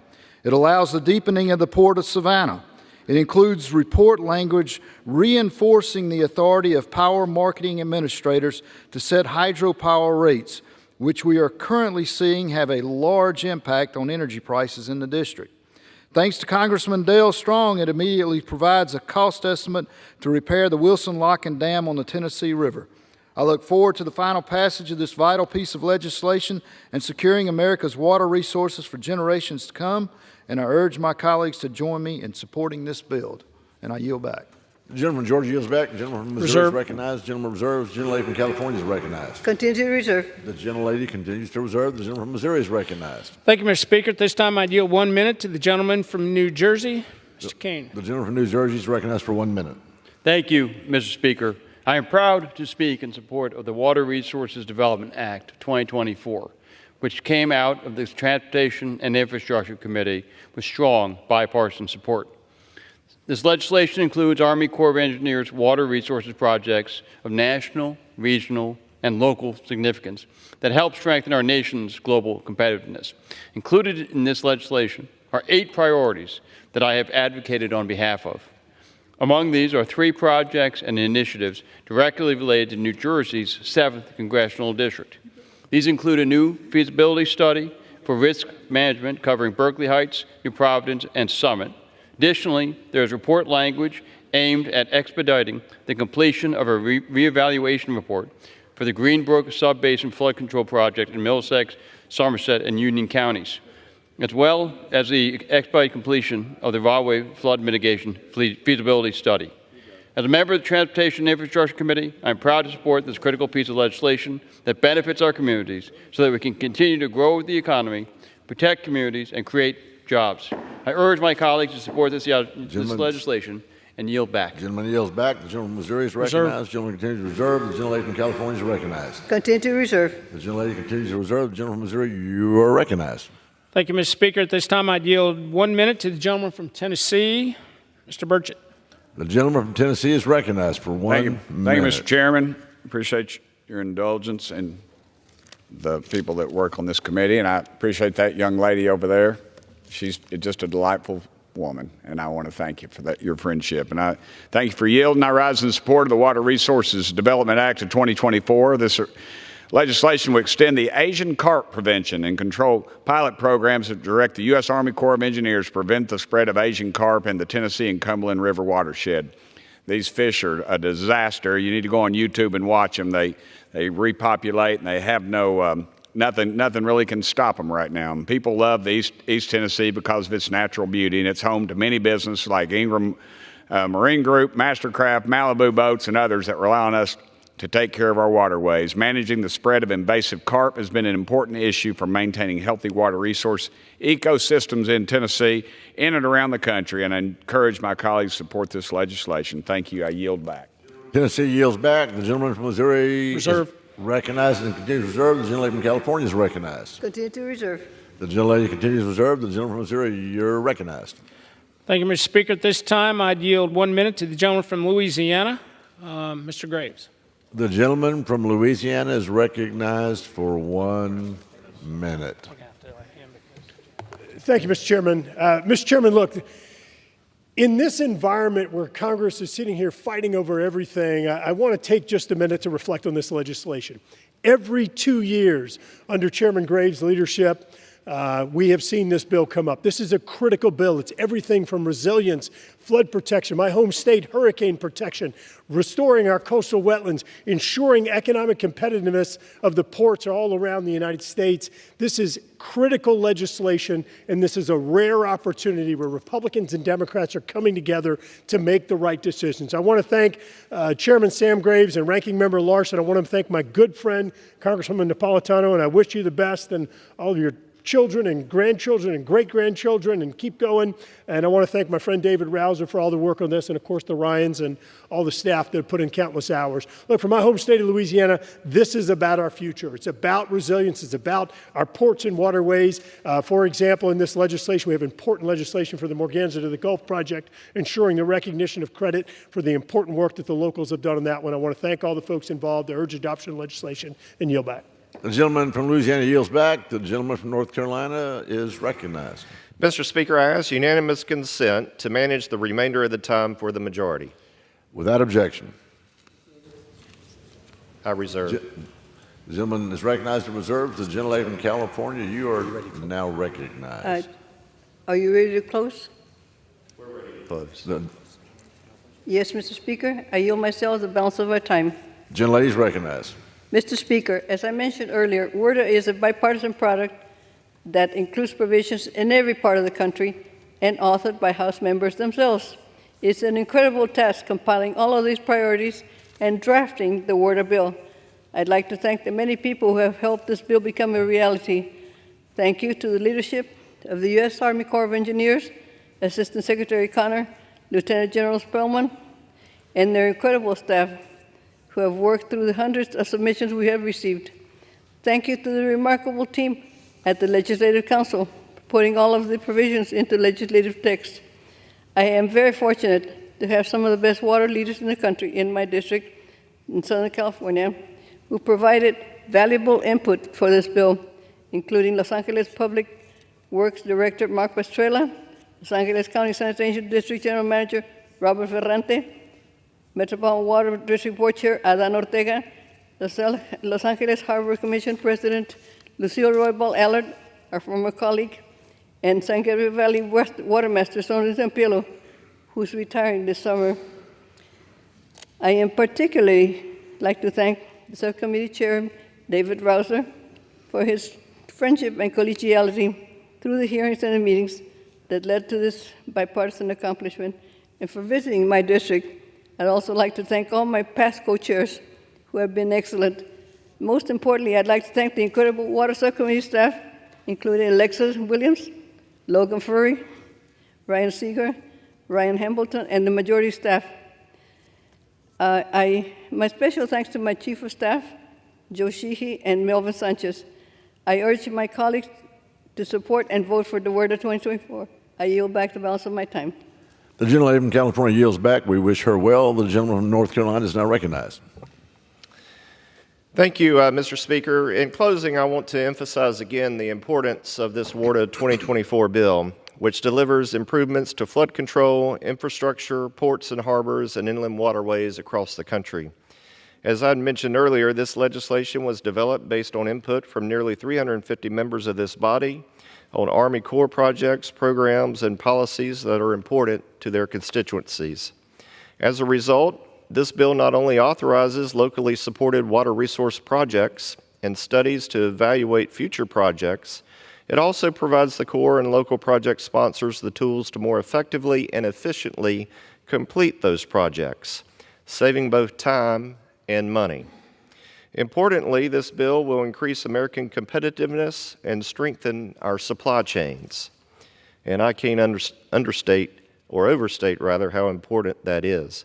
As my colleagues know, these bills could not be done without the hard work and countless hours our staff put into this process. And boy, did they have their work cut out with this bill, with more than 1,900 requests that were made, that were sorted through.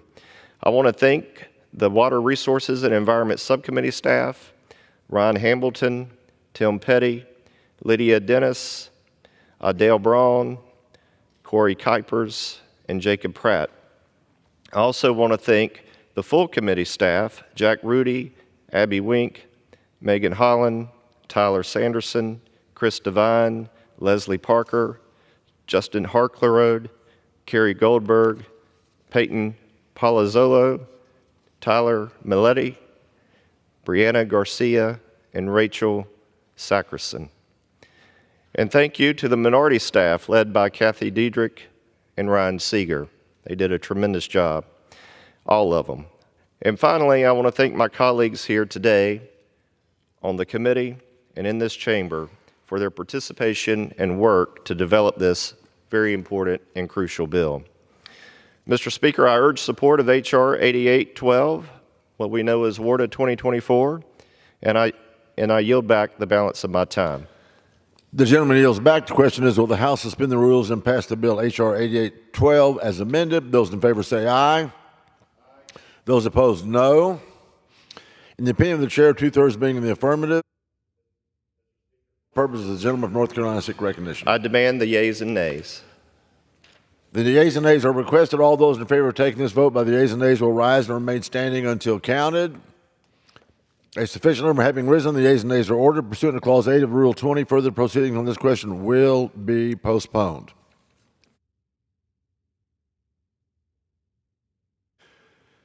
Pursuant to Clause 12A of Rule 1, the chair declares the House in recess for a period of less than 15 minutes.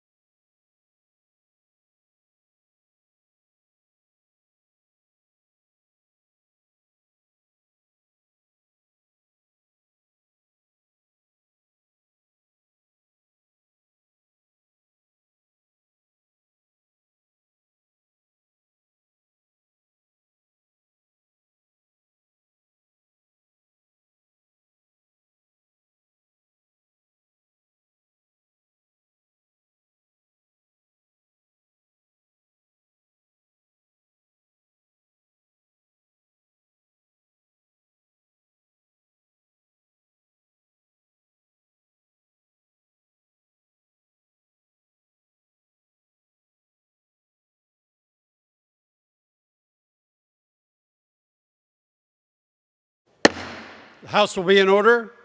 Proceedings will resume on questions previously postponed. Votes will be taken in the following order. Motions to suspend the rules and pass Senate Bill 3249, H.R. 1631, and H.R. 8812. The first electronic vote will be conducted as a 15-minute vote. Pursuant to Clause 9 of Rule 20, remaining electronic votes will be conducted at 5-minute votes. Pursuant to Clause 8 of Rule 20, the unfinished business is the vote on the motion of the gentleman from Illinois, Mr. Bost, to suspend the rules and pass Senate 3249, on which the yeas and nays are ordered. The clerk will report the title. Senate 3249, an act to designate the outpatient clinic of the Department of Veterans Affairs in Wyandotte County, Kansas City, Kansas, as the Captain Elwyn Shoptease VA Clinic. The question is, will the House suspend the rules and pass the bill? Members will record their votes by electronic device. This is a 15-minute vote.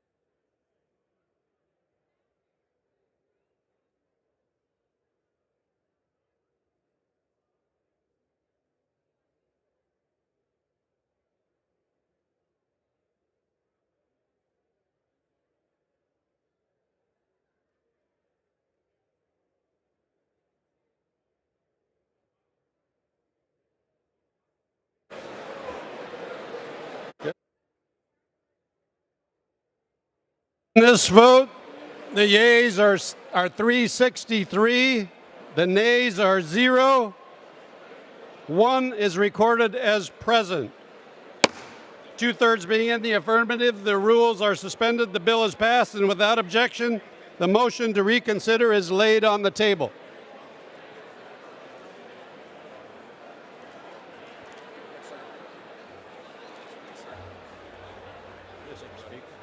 Thank you for doing this. It took a lot of getting some orders.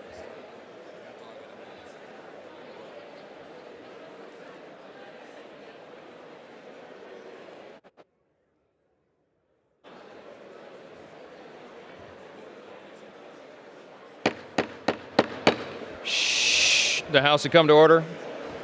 The House to come to order. Is the mic on? Shh. The House to come to order. For what purposes, gentlemen from Texas seek recognition? Mr. Speaker, I ask unanimous consent to be recognized out of order and invite Texas colleagues, particularly and others who may want to come up to honor our colleague Sheila Jackson Lee. Without objection, gentlemen is recognized. Mr. Speaker, I rise to honor our colleague Sheila Jackson Lee. It's strange to be here and not see her at a microphone because we know her as the outspoken and the oft-spoken colleague in this House. When I was elected back in 1994, Sheila and I were part of a very small Democratic class of 13.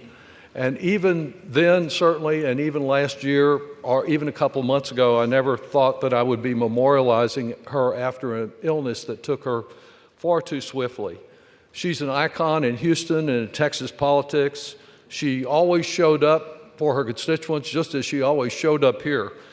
She chose to spend some of her final days helping those who were trying to recover from Hurricane Beryl, personally passing out food and water and connecting families.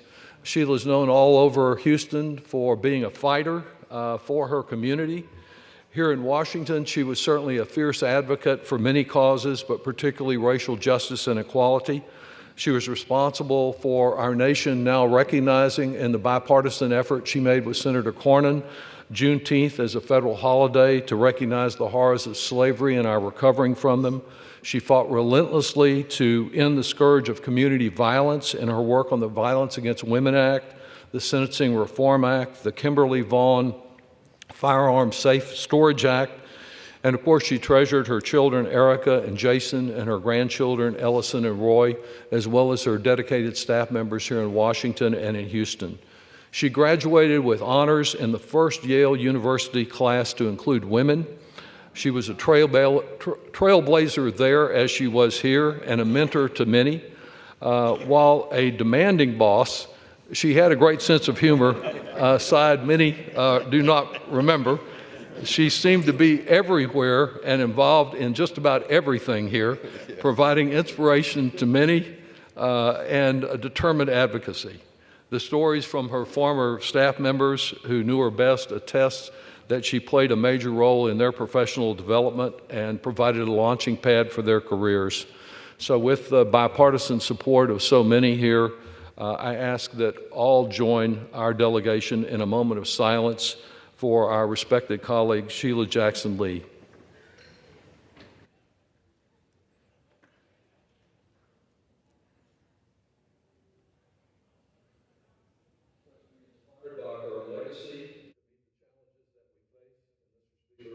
Back.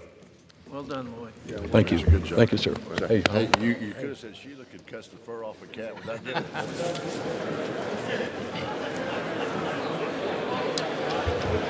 Pursuant to Clause 8 of Rule 20, the unfinished business is the vote on the motion of the gentleman from California, Mr. Isis, to suspend the rules and pass H.R. 1631 as amended, on which the clerk will report the title. Union Calendar number 501, H.R. 1631, a bill to amend Title 17 United States Code to reaffirm the importance of and include requirements for operated by reference into law and for other purposes.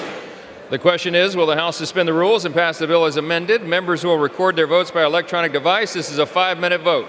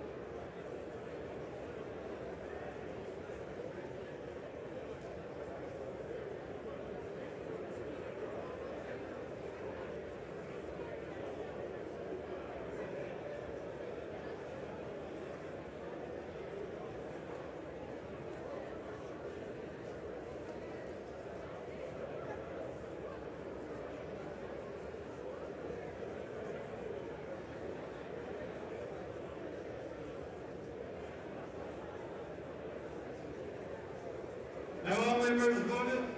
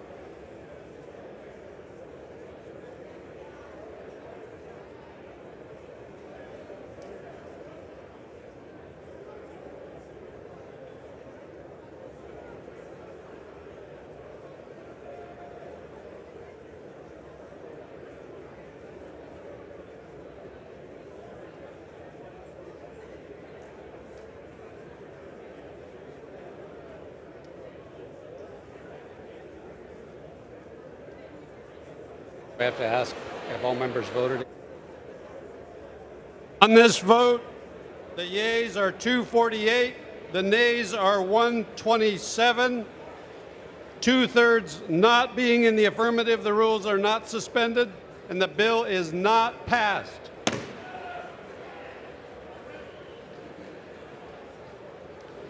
Pursuant to Clause 8 of Rule 20, the unfinished business is the vote on the motion of the gentleman from Missouri, Mr. Graves, to suspend the rules and pass H.R. 8812 as amended, on which the yeas and nays are ordered.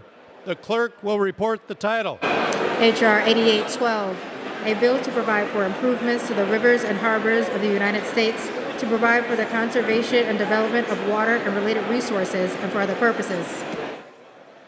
The question is, will the House suspend the rules and pass the bill as amended? Members will record their votes by electronic device. This is a 5-minute vote.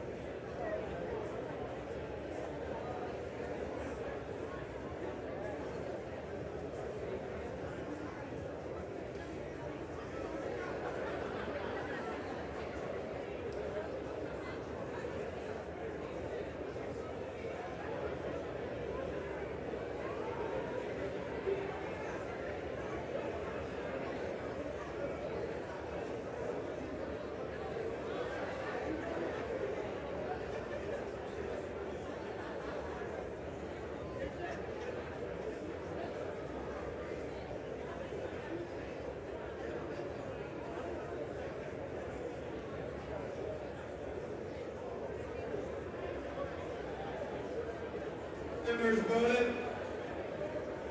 Does any member wish to change their vote?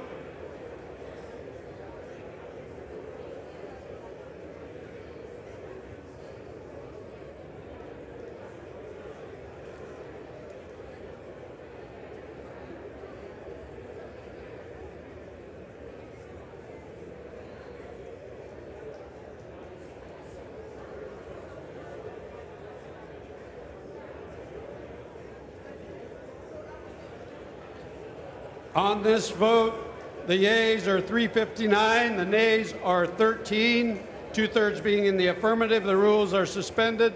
The bill is passed, and without objection, the motion to reconsider is laid on the table.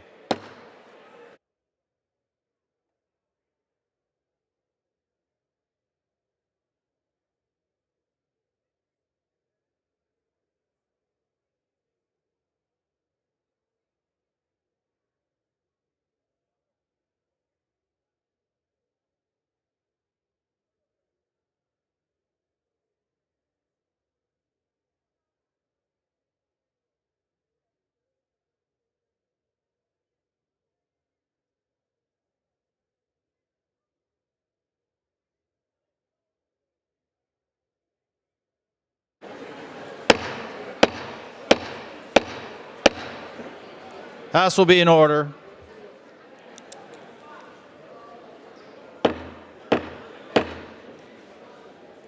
For what purpose does the gentleman from Texas seek recognition? Mr. Speaker, I offer a privilege resolution and ask for its immediate consideration, and also ask for order in the House. House will be in order. House will be in order. Members are advised to take their conversations off the floor. House will be in order.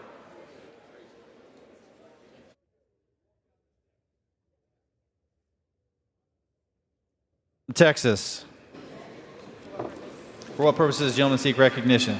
Mr. Speaker, I offer a privilege resolution and ask for its immediate consideration. Without objection, the clerk will report the resolution. House Resolution 1366. Resolved that the House has heard with profound sorrow of the death of the Honorable Sheila Jackson Lee, a representative from the state of Texas. Resolved that the clerk communicate these resolutions to the Senate and transmit a copy thereof to the family of the deceased. Resolved that when the House adjourns today, it adjourns as a further mark of respect to the memory of the deceased. Without objection, the resolution is agreed to, and the motion to reconsider is laid on the table.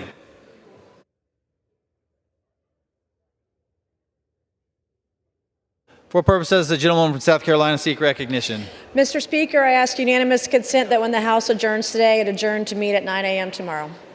Without objection. Thank you.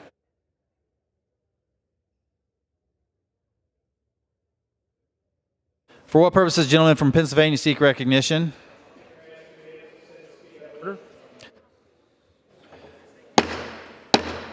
House will be in order. Members of the Pennsylvania delegation. Without objection, the gentleman is recognized. Thank you, Mr. Speaker. And just for a moment, I want to take a moment to recognize the tragic loss we had of a person in Pennsylvania during the Trump rally. Corey Comportori, who was a father and a husband, father of two volunteer firemen. His whole life was that of service. He was very tragically one of the people who was struck by a sniper's bullet. Corey died on the spot. But just if we take a moment of silence to honor his memory and the sacrifice and the terrible things that his family is going through right now. So if we just for a moment, please.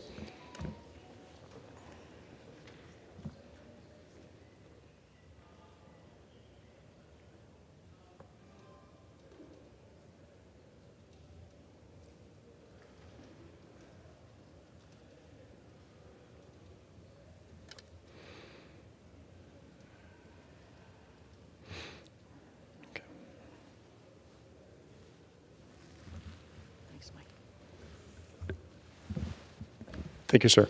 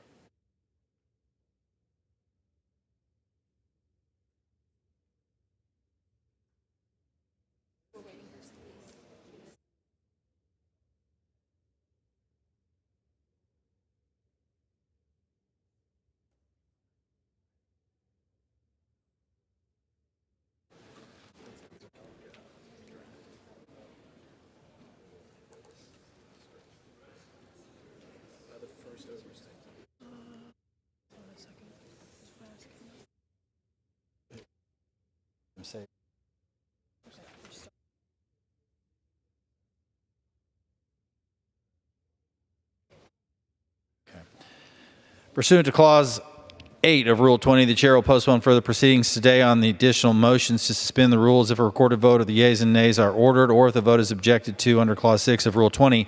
The House will resume proceedings on the postponed question at a later time.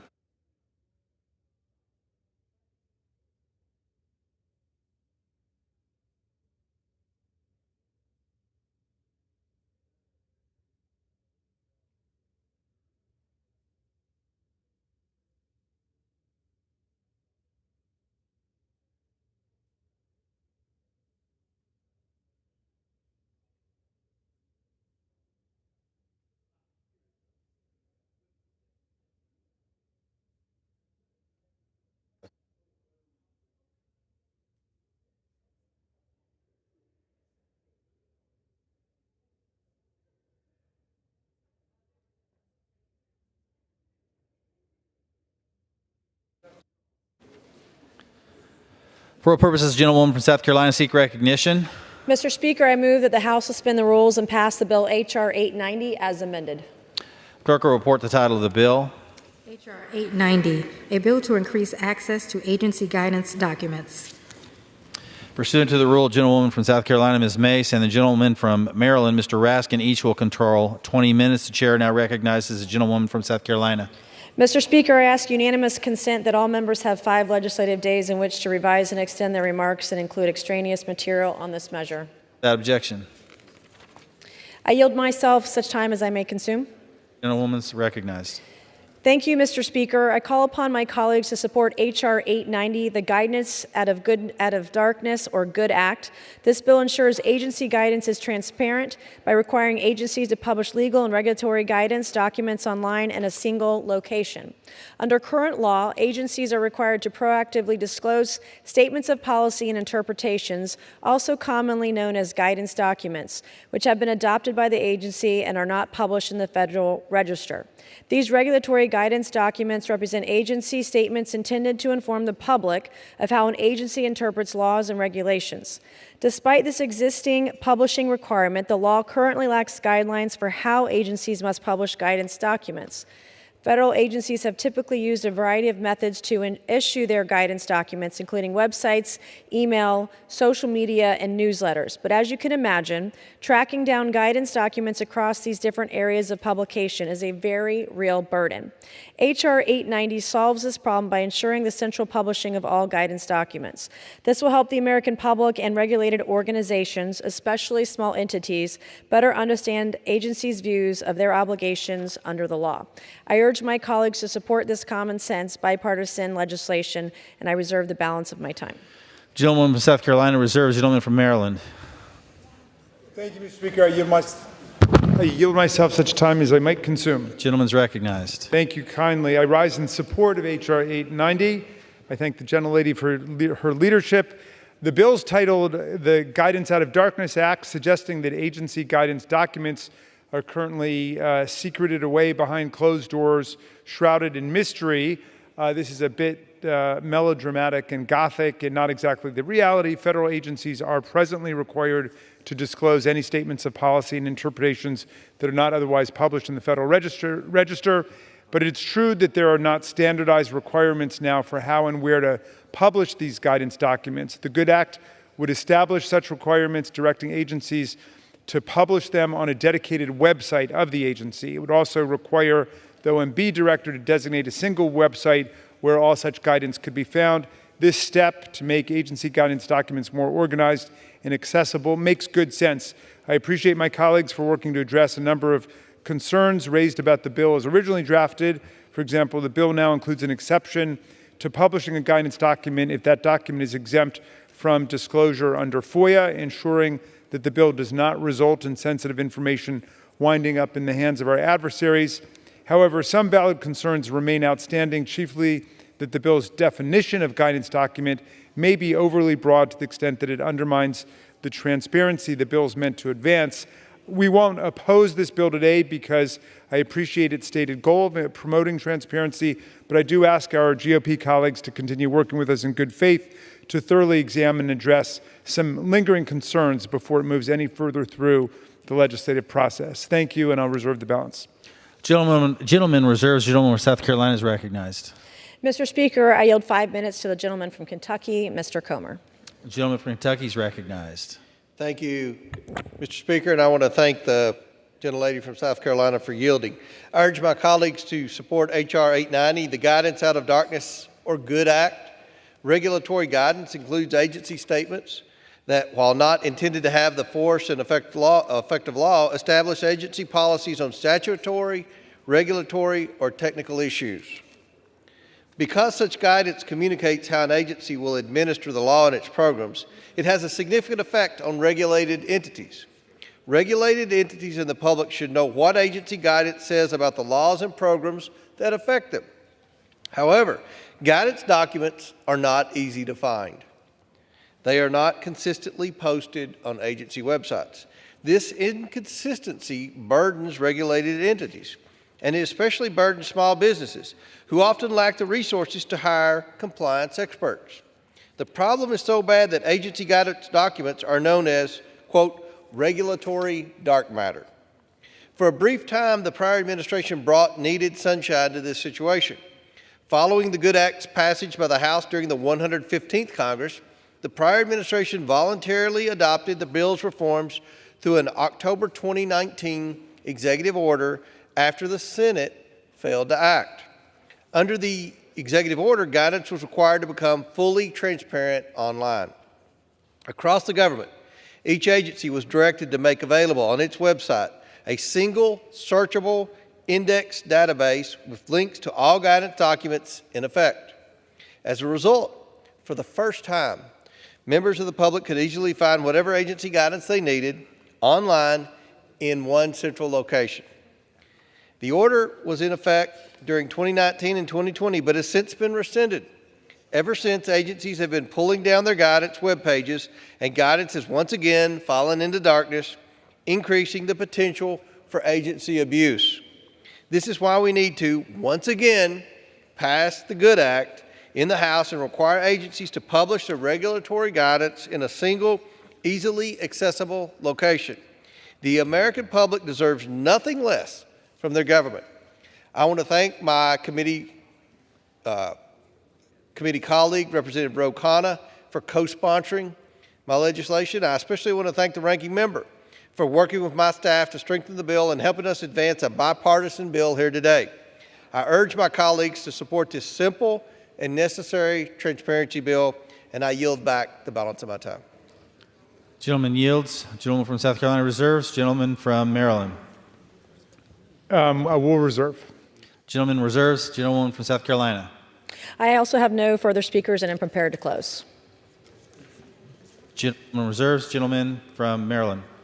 All right, we're prepared to close, and we are in favor of this legislation. Happy to yield back. Gentleman yields. Gentleman from South Carolina. Thank you, Mr. Speaker. I encourage my House colleagues to support this common sense bill to make agency guidance documents more transparent to the American public, and I yield back the balance of my time. Gentlewoman yields. The question is, will the House suspend the rules and pass the bill H.R. 890 as amended? Those in favor say aye. Those opposed, no. In the opinion of the chair, 2/3 being in the affirmative, the rules are suspended. The bill is passed. Without objection, the motion to reconsider is laid on the table.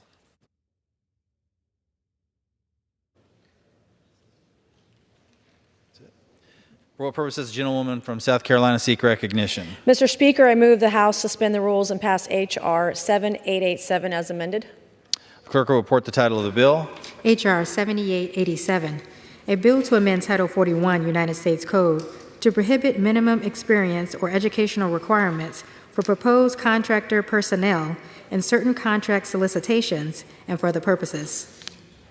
Pursuant to the rule, the gentlewoman from South Carolina, Ms. Mace, and the gentleman from Maryland, Mr. Raskin, each will control 20 minutes. The chair now recognizes the gentlewoman from South Carolina. Mr. Speaker, I ask unanimous consent that all members have 5 legislative days in which to revise and extend their remarks and include extraneous material on this measure. Without objection, so ordered.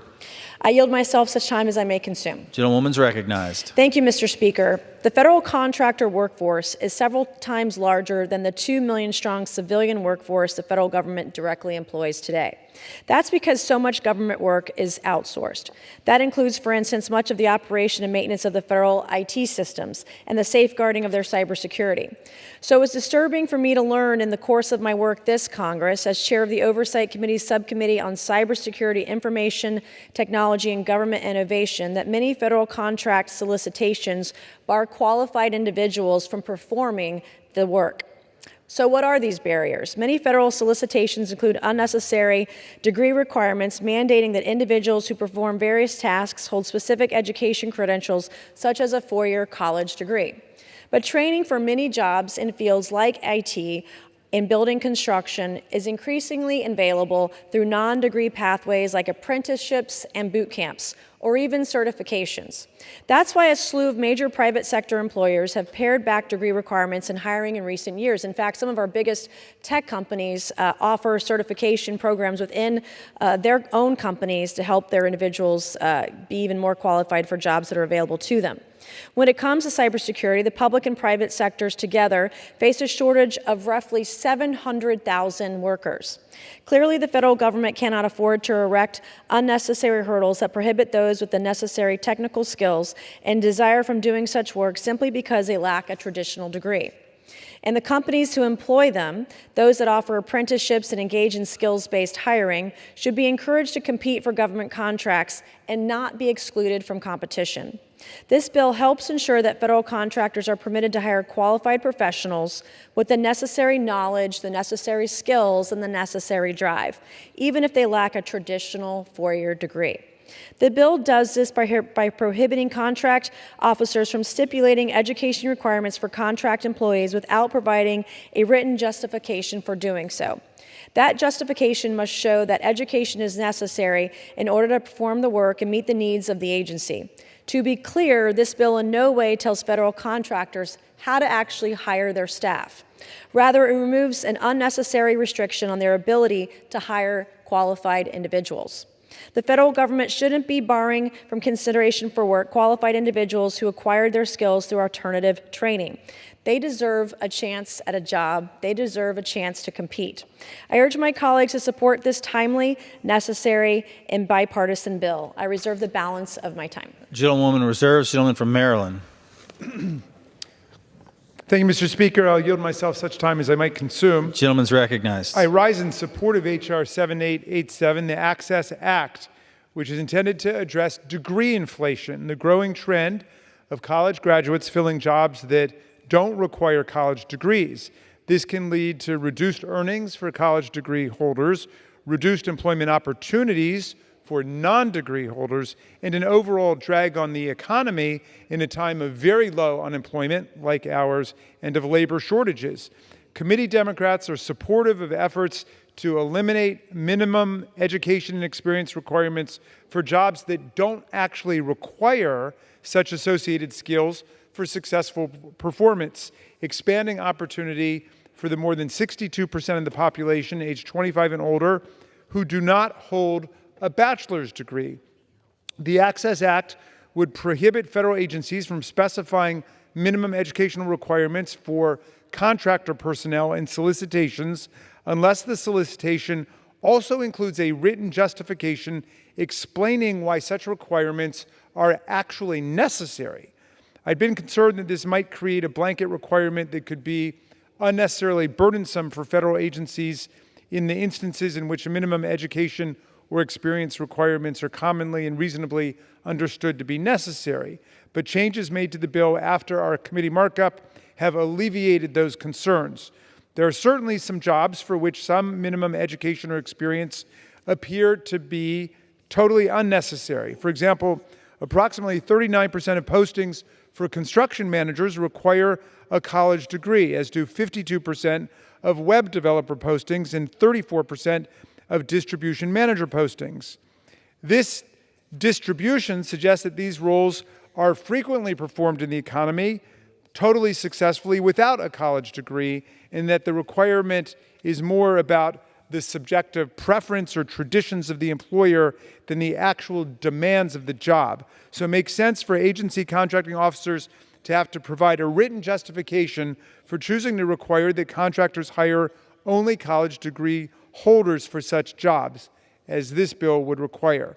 However, there are also an array of jobs for which some minimum education or experience requirements are indeed necessary. For example, in 2022, the federal government spent almost $30 billion on medical services contracts and another $29 billion on engineering and technical support services contracts. We do not want our contracting officers to have to provide a written explanation every single time they put out a solicitation that requires healthcare and engineering professionals to have advanced higher education degrees. And the bill has been appropriately and gratefully refined to eliminate this unnecessary burden. I understand that the North American building trades unions have expressed concerns about just this point, but in cases where highly trained and educated federal contractors are required to perform technical, scientific, and professional services, nothing in the bill would prevent the hiring of such individuals. I'm happy to continue supporting this legislation as an important step to expand opportunity to more Americans and to welcome more talent in service to our country. I thank Chairwoman Mace, Chairman Comer for working with us to improve the bill, and I'll reserve the balance of my time. Gentleman reserves. Gentlewoman from South Carolina. I have no further speakers and am prepared to close. Gentlewoman reserves. Gentleman from Maryland. I strongly support H.R. 7887 and yield back the balance of my time. Gentleman yields. Gentlewoman from South Carolina. Thank you, Mr. Speaker. I also I urge my colleagues to support this bill to ensure that contract employees with the right skills can work for the federal government regardless if they have a traditional four-year degree. I want to thank the ranking member Raskin and all of my colleagues on the Oversight Committee who voted this out of the committee for their bipartisan support. This doesn't hurt jobs. This helps people get jobs even if they don't have a four-year degree, whether they are joined to a labor union or not, and appreciate the support, Mr. Raskin. I yield back the balance of my time. Gentlewoman yields. The question is, will the House suspend the rules and pass the bill H.R. 7887 as amended? Those in favor say aye. Those opposed, no. In the opinion of the chair, 2/3 being in the affirmative. Gentleman from New Jersey seek recognition. Gentlemen seek the yeas and nays. I do. The yeas and nays are requested. Those favoring a vote by the yeas and nays will rise. A sufficient number having risen, the yeas and nays are ordered. Pursuant to Clause 8 of Rule 20, further proceedings on this question are postponed.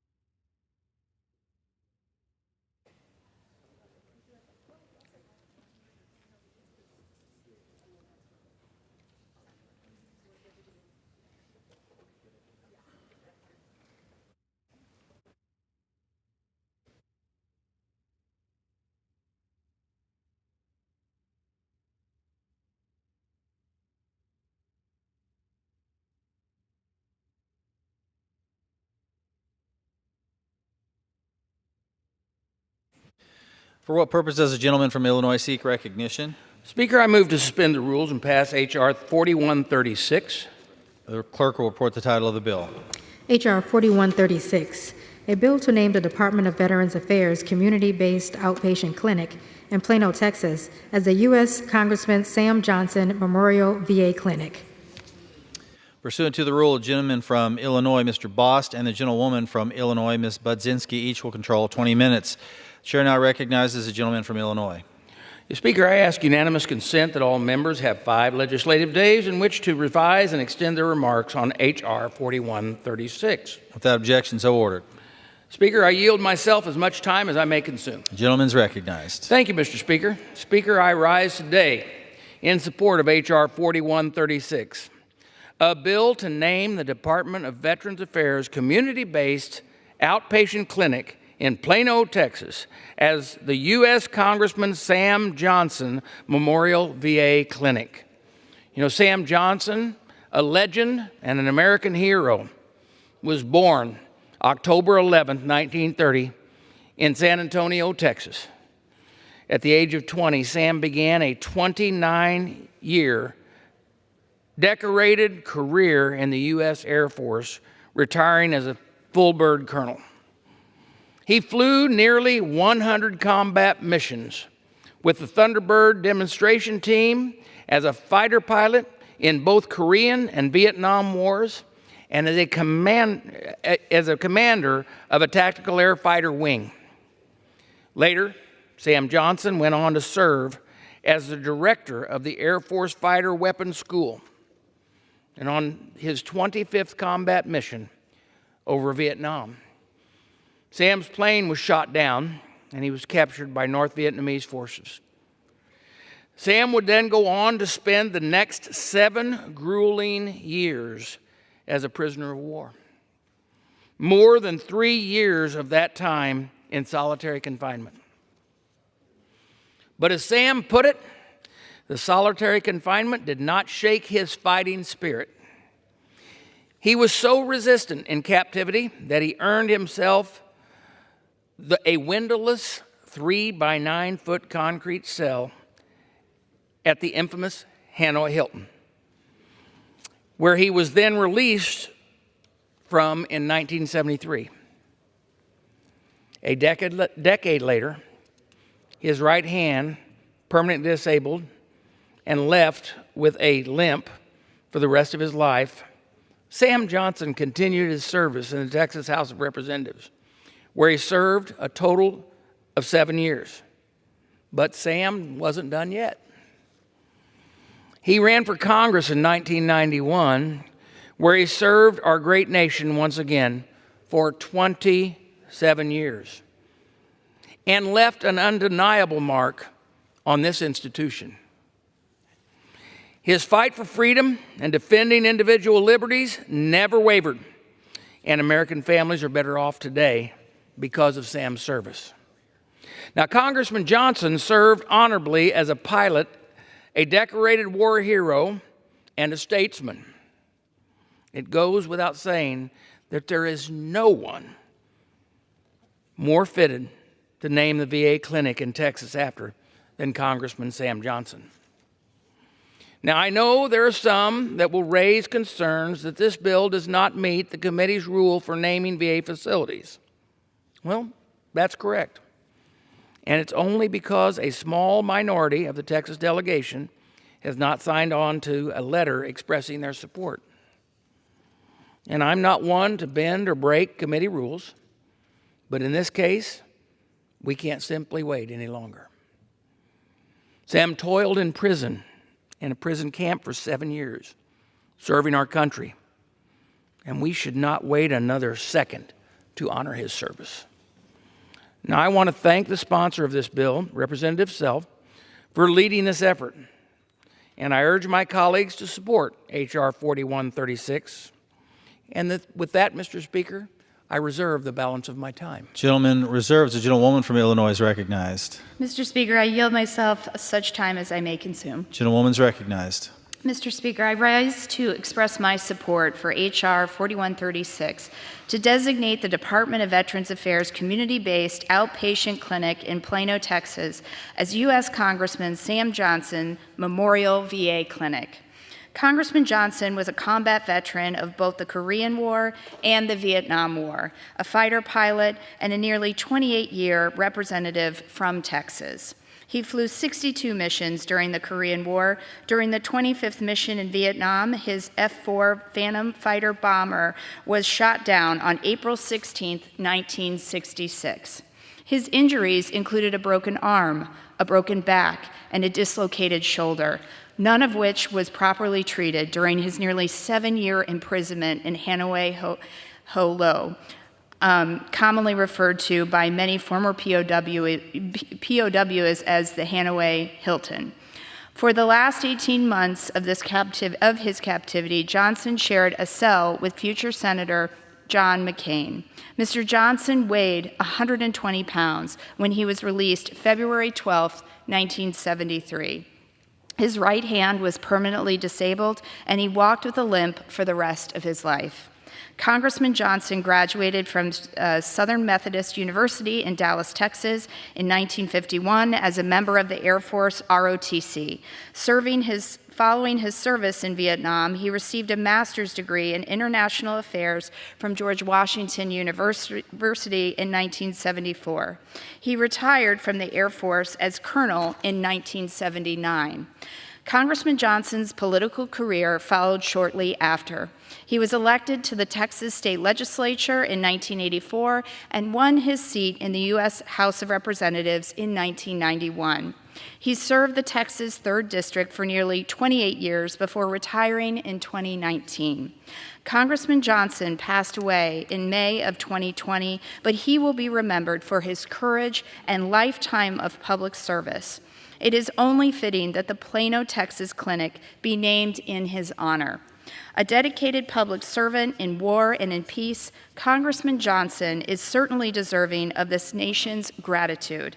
Despite this bill not meeting all of our committee's rules for naming VA facilities, Republican leadership has chosen to bring it to the floor. I am supporting this bill, and I trust that Republican leadership will grant the same consideration to Representative Crockett's bill, which honors our former colleague, Congresswoman Eddie Bernice Johnson, who served as the chief psychiatric nurse of the Dallas VA Medical Center for 16 years before her time in Congress. Mr. Speaker, I now yield 5 minutes to the gentlewoman from Texas, Ms. Crockett. And then Mr. Speaker, I support this legislation and ask my colleagues to do the same. Thank you, and I reserve the balance of my time. I now yield 5 minutes. Gentlelady reserves. Gentleman from Illinois. Thank you, Mr. Speaker.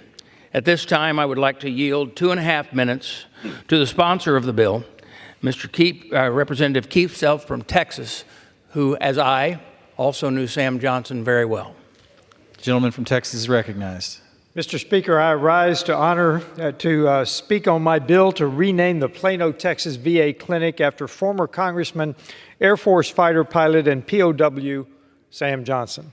Congressman Sam Johnson served in the U.S. Air Force for 29 years, where he was the director of the Air Force Fighter Weapons School and flew the F-100 Super Sabre with the Air Force Thunderbirds, precision flying demonstration team.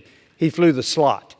He was a combat veteran of both the Korean and Vietnam Wars as a fighter pilot, flying 87 combat missions.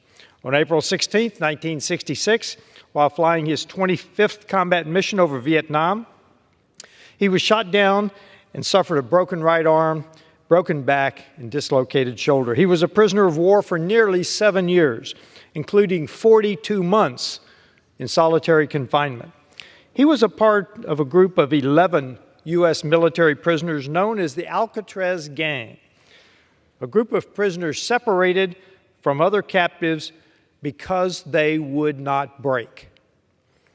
His heroic actions led him to be awarded 2 Silver Stars, 3 Legions of Merit, the Distinguished Flying Cross, the Bronze Star, and 2 Purple Hearts. In 1985, he was called on again to serve, only this time in the Texas State House of Representatives, where he served until being elected to this body in 1991. He went on to serve in Congress until his retirement in 2019. During his time in Congress, Sam was a force. His House tenure included many accomplishments, including holding a position on the powerful House Ways and Means Committee. I am proud to serve as representative for Texas 3rd District, the same district that Sam served so honorably. As I reflect on Sam's life, I am reminded of a story that demonstrates his signature tenacity, toughness, and character. Gib Lewis, Texas Speaker of the House at the time, tried threatening Sam regarding a piece of legislation. Sam put his old crooked hands, those that had been broken many times in torture, put them on Gibb's desk and said, "What are you going to do, Gibb? Break my hands?" There was absolutely nothing that Gibb Lewis could say. I truly can think of no individual that is more deserving of having a VA clinic named in his honor. With that, I urge passage of this bill. It's recognized. And yield back the balance of my time. Reserve. Gentleman reserves. Gentlewoman from Illinois is recognized. I now yield 5 minutes to the gentlewoman from Texas, Ms. Crockett. Gentlewoman from Texas is recognized. Thank you so much, Mr. Speaker, and thank you to Congressman Self for bringing this bill. It's interesting to just hear the overlap between Congressman Self's bill and the bill that I've been trying to get out of committee. Congressman Self is doing this on behalf of Congressman Johnson, and I am doing this on behalf of Congresswoman Johnson. Interestingly enough, they both were from the Dallas area or spent time in the Dallas area, as my predecessor is not from Dallas herself. But she started her career at the Dallas VA that she ended up representing in Congress for 30 years. And after becoming the first woman and the first Black woman to be a head nurse at the Dallas VA, she then became the first nurse to ever swear into Congress. She also, as it was already laid out about Congressman Johnson, she went into the Texas State House as well. She went into the Texas State House in 1972 as one of two of the only African American women to as one of the two first Black women to ever swear into the Texas House. And then she went on to the Texas Senate, where she was one of the two only Black women to still ever serve in our Texas Senate. But most importantly, I currently represent this Dallas VA, and we lost a hero in Dallas. We lost a hero in this country, just like here recently, her sorority sister. We lost the Congresswoman from Houston, Texas, Sheila Jackson Lee. And so I'm just asking, considering the standards that are set out by this committee, that we allow my bill to move forward as well, because the first standard is that such individual is deceased. She meets that. Either a veteran or a member of Congress. She was a member of Congress, performed outstanding service for veterans. She did that in her 16 years in service directly, but also in the work that she did afterwards. In addition to that, each member of the congressional delegation has demonstrated their support in the form of a letter. This was not met by Congressman Self's bill, and it's not met by mine. But I will tell you that I stood with Congressman Self on his bill, and I am happy to say that he stood with me on mine as well. The final requirement is that the letters of support from VSOs. We both have met those requirements. So the only request that I'd have, because I do again stand in support of this, is that we bring my bill to the floor as well to honor the late, great Eddie Bernice Johnson, who passed in December of 2023. Thank you, and with that, I will yield. Gentleman from Illinois reserves. Gentleman from Illinois is recognized.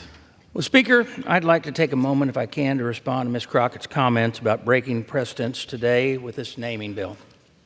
Sam Johnson was a prisoner of war for 7 years. He was held in solitary confinement for more than 3 of those years in the infamous Hanoi Hilton. Now, after enduring hell on earth, as he actually put it during his time in uniform, he kept serving our nation. First, as a commander of a tactical fighter unit, then as a state legislator, then as a member of Congress. Sam was everything that America should aspire to be. He was a hero. Now, I understand and respect the precedent that we have had regarding naming bills. But in this case, the reason for breaking that precedent, we are not going to sit here and play silly D.C. politics and take longer than he was a prisoner of war to pass a bill for naming this after Chairman and Colonel Sam Johnson. Now, I know Ms. Crockett would have liked to have her naming bill that is pending for Congresswoman Eddie Bernice Johnson on the floor today. And I would be happy to work with the gentlewoman and both leadership teams to see if there is something we can do to move that forward. However, today, we're here to honor Sam Johnson. And I will put it this plainly. If you can find someone as deserving as Sam Johnson, I'll be glad to bypass precedents for them as well. Now, I want to encourage everyone to support it. And with that, I want to yield 1 minute to the leader, Steve Scalise. Gentleman is recognized. Thank you, Mr. Speaker, and I want to thank the chairman of the Veterans Affairs Committee for yielding and for bringing this bill. Especially want to thank Mr. Self for his leadership and working for so long on this important bill. Mr. Speaker, it's not often that we will walk amongst people that are larger than life. During my years in Congress, I have been honored to serve with two people that I would put in that category, Sam Johnson and John Lewis. And both of them have amazing stories that are well chronicled. I got to know Sam over the years that I served with him, and it was a treat to be able to just sit down and hear stories, talk to him about the things you had heard about him, because Sam was truly larger than life, Mr. Speaker. You know, we heard stories of his early days as an Air Force pilot. This was back in the days before the Apollo missions, when our Air Force pilots were trying to push the boundaries to figure out just how far we could go, how fast we could go, how high we could go. And they were doing things that had never been done before. And I had heard a story that Sam challenged Buzz Aldrin. Buzz, of course, famously was the commander of the Apollo mission, the first mission to land on the moon, and second man to walk on the moon, and after Neil Armstrong. And I heard that story, and one time after Sam had left Congress, I had the opportunity to meet Buzz Aldrin. And I said, I want to ask you this story. I said, I heard that Sam Johnson challenged you to a fighter pilot race. And he just lights up. Buzz Aldrin, who, again, just incredibly accomplished, a national hero in his own right, lights up at the words Sam Johnson. And he said, that's not the whole story. He said, yes, Sam Johnson challenged me to a fighter pilot race. He said, but we would practice every day. And he said, I'd usually beat Sam. He said, the night before the race, Sam went and souped up his plane. And sure enough, the next day we had this race, and Sam just flies by and wins the race. Sam was just, he was an incredible person. He had an unbelievable sense of humor. I got to see that. Later on in life, when we both had our physical challenges, we challenged each other to a scooter race. Not quite the same thing, but I never saw him laugh as much as that, because, again, Sam was just an amazing person who, for all the things he went through, still maintained a great sense of humor while he exhibited so much leadership. But we know the story that Sam lived through 7 years in the Hanoi Hilton.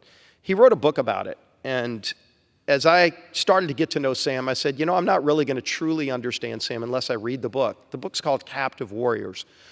And so one week when I was going out of town, I got the book, and it was one of those books you get not for easy reading, because it was a difficult read. I teared up a lot because he goes into great detail of the things that happened to him during those 7 years. As Mr. Self talked about, he was one of the elite men that was being held captive, and so they held him in a special place, a separate place. They put Sam in shackles for a number of those years that he was held. They broke almost every bone in Sam's body, but they never broke Sam's spirit. And that's the one thing I think that probably frustrated the Viet Cong so much, is that for all the things they did to him physically, mentally, they were never going to break Sam, because he loved this country. He loved his commitment to service, and he maintained that throughout those 7 years. We know the medals he won: 2 Silver Stars, the Distinguished Flying Cross, the Bronze Star with Valor, 2 Purple Hearts. And Sam wrote a line in his book, Captive Warriors, that I want to read. Quote, "If hell is here on earth, It is located on an oddly shaped city block in downtown Hanoi, Vietnam.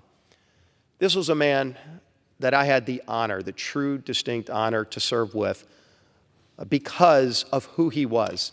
And when you met Sam, you were not let down. You truly understood you were in the presence of greatness. And may we all strive to have the kind of character and integrity that Sam Johnson had when he lived his life. Let's honor him today by passing Mr. Self's legislation to name the VA hospital in Plano, Texas, after my dear friend and American hero, Sam Johnson. Mr. Speaker, I yield back the balance of my time. Gentleman from Illinois reserves. Mr. Speaker, we have no more speakers. We're ready to close, and I reserve. Gentleman reserves. Gentlewoman from Illinois is recognized. Mr. Speaker, I have no further speakers and I'm prepared to close. Thank you, Mr. Speaker. I ask all my colleagues to join me in passing H.R. 4136. With that, I yield back the balance of my time. Gentlewoman yields. Gentleman from Illinois is recognized. Mr. Speaker, I've had the pleasure of actually doing some naming of many facilities for the VA in this position and also sponsoring those. But I don't know of all those people, and there's a lot of great people in there, that there is a person that's more deserving than this naming of this facility, than the Honorable Colonel Congressman Sam Johnson. I ask all of my colleagues to join me in supporting this resolution, and with that, I yield back the balance of my time. Gentleman from Illinois yields. The question is, will the House suspend the rules and pass the bill H.R. 4136? Those in favor say aye. Aye. Those opposed, no. In the opinion of the chair, 2/3 being in the affirmative, the rules are suspended. The bill is passed, and without objection, the motion to reconsider is laid on the table.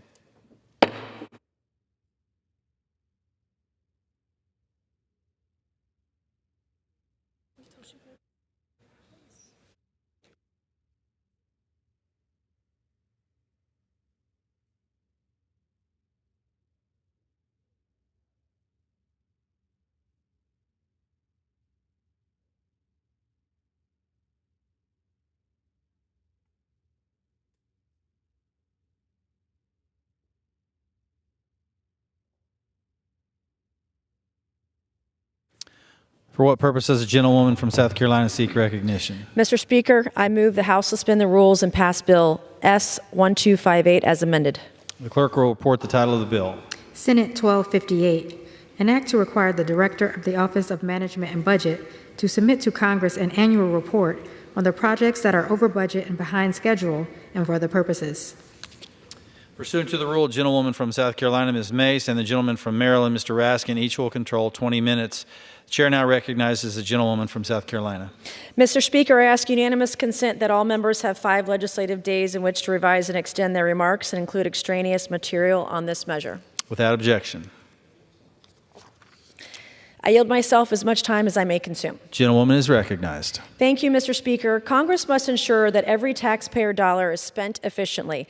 Every year, the Government Accountability Office reports government projects that are above cost projections or behind schedule, from federal IT programs to projects at the National Nuclear Security Administration. However, there are likely additional government projects that fly under the radar, falling years behind schedule or costing billions of dollars over budget. The $1 billion Boondoggle Act would address this by informing policymakers of government-funded projects that are behind schedule or above cost projections.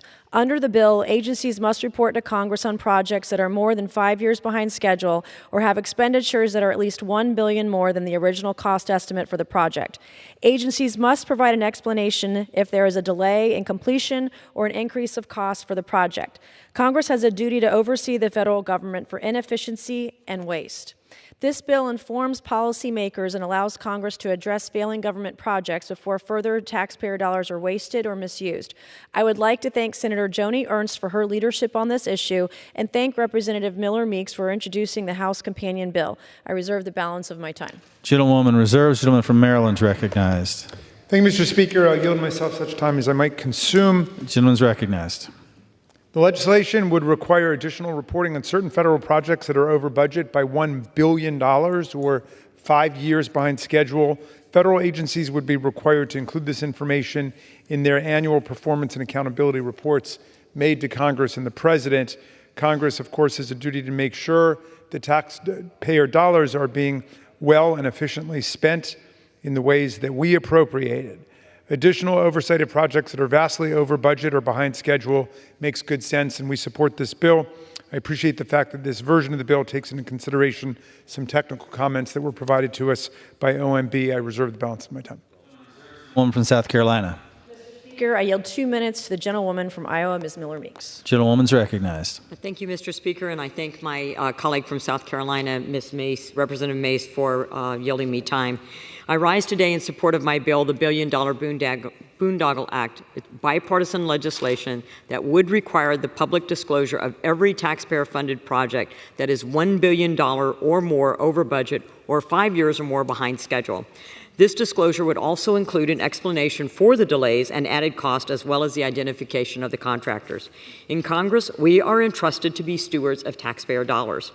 In an example of protracted government-funded project, the Veterans Affairs Department had fumbled replacing its decades-old electronic health record system. An assessment had found that the 2018 initial cost projection of $10 billion over 10 years soon ballooned to $50.8 billion over 28 years. Government-funded projects that are excessively costly and delayed must be held to account. The bill will increase transparency over these projects to ensure we aren't wasting billions of hard-earned taxpayer dollars. I thank Iowa Senator Joni Ernst for championing this act in the Senate. I urge my colleagues to support and get the $1 billion Boondoggle Act to the President's desk. Thank you, and I yield back. Gentlewoman yields. Gentlewoman from South Carolina reserves. Gentleman from Maryland. Yeah, we have no further speakers, Mr. Speaker. Gentleman reserves. Gentlewoman from South Carolina. I have no further speakers and am prepared to close. Gentlewoman reserves. Gentleman from Maryland. We urge everybody to support the legislation, and I will yield back my time. Gentleman yields. Gentlewoman from South Carolina. Thank you, Mr. Speaker. I encourage all of my colleagues to support this common sense bill. I yield back the balance of my time. Gentlewoman yields. So the question is, will the House suspend the rules and pass Senate Bill 1258 as amended? Those in favor say aye. Those opposed, no. In the opinion of the chair, 2/3 being in the affirmative, the rules are suspended. The bill is passed. Without objection, the motion to reconsider is laid on the table. For what purpose does the gentlewoman from South Carolina seek recognition? Mr. Speaker, I move that the House suspend the rules and pass the bill S. 1973. Clerk will report the title of the bill. Senate 1973, an act to require the purchase of domestically made flags of the United States of America for use by the federal government. Pursuant to the rule, the gentlewoman from South Carolina, Ms. Mace, and the gentleman from Maryland, Mr. Raskin, each will control 20 minutes. The chair now recognizes the gentlewoman from South Carolina.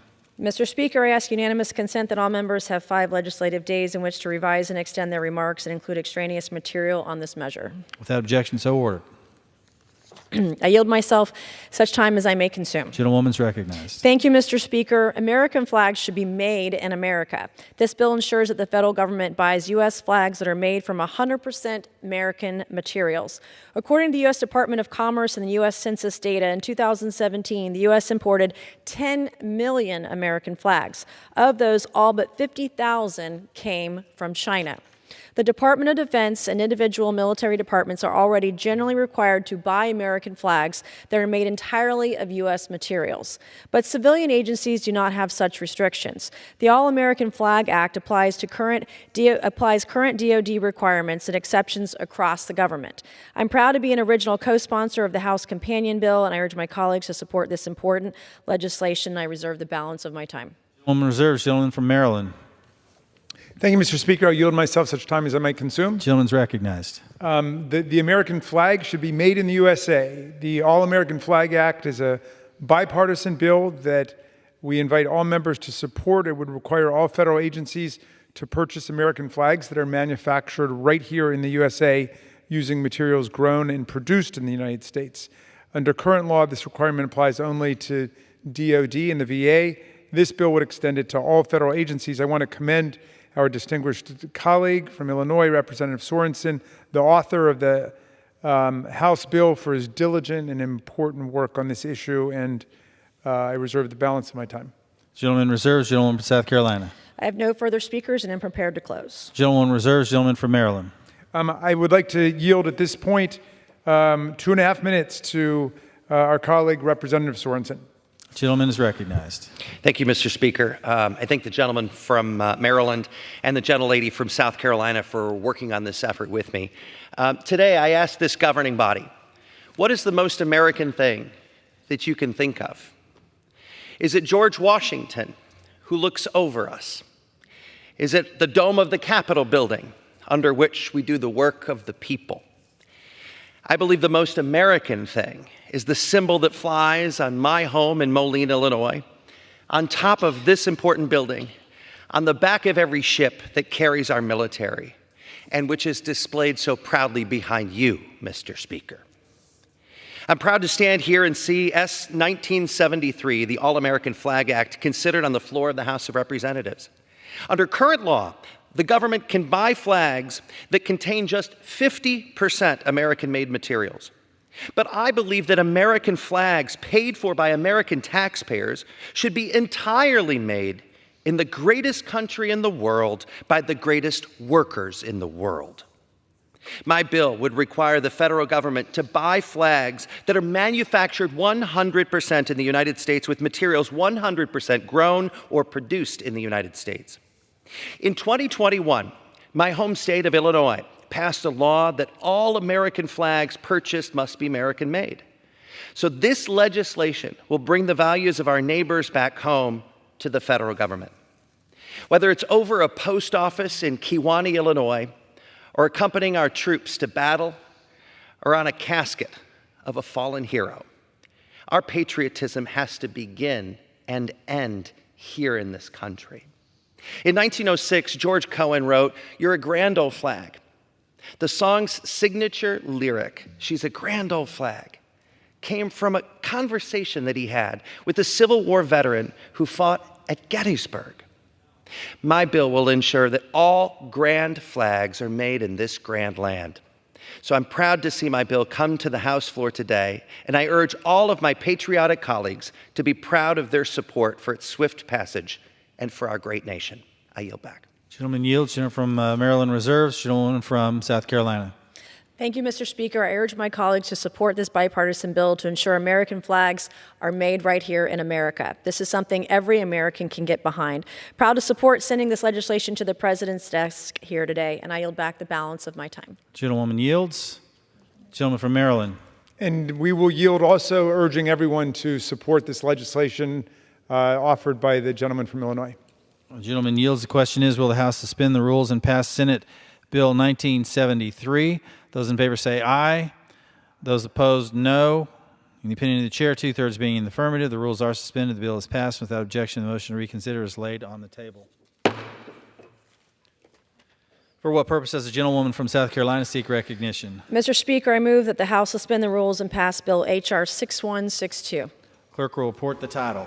H.R. 6162, a bill to designate the facility of United States Postal Service located at 379 North Oates Street in Dothan, Alabama, as the LaBruce Bruce Tidwell Post Office Building.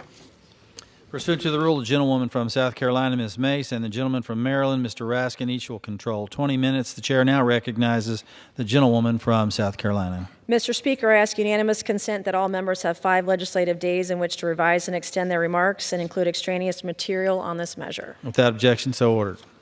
I yield myself such time as I may consume. Gentlewoman's recognized. Thank you, Mr. Speaker. I rise in support of H.R. 6162, which would name a post office in Dothan, Alabama as the LaBruce Bruce Tidwell Post Office Building.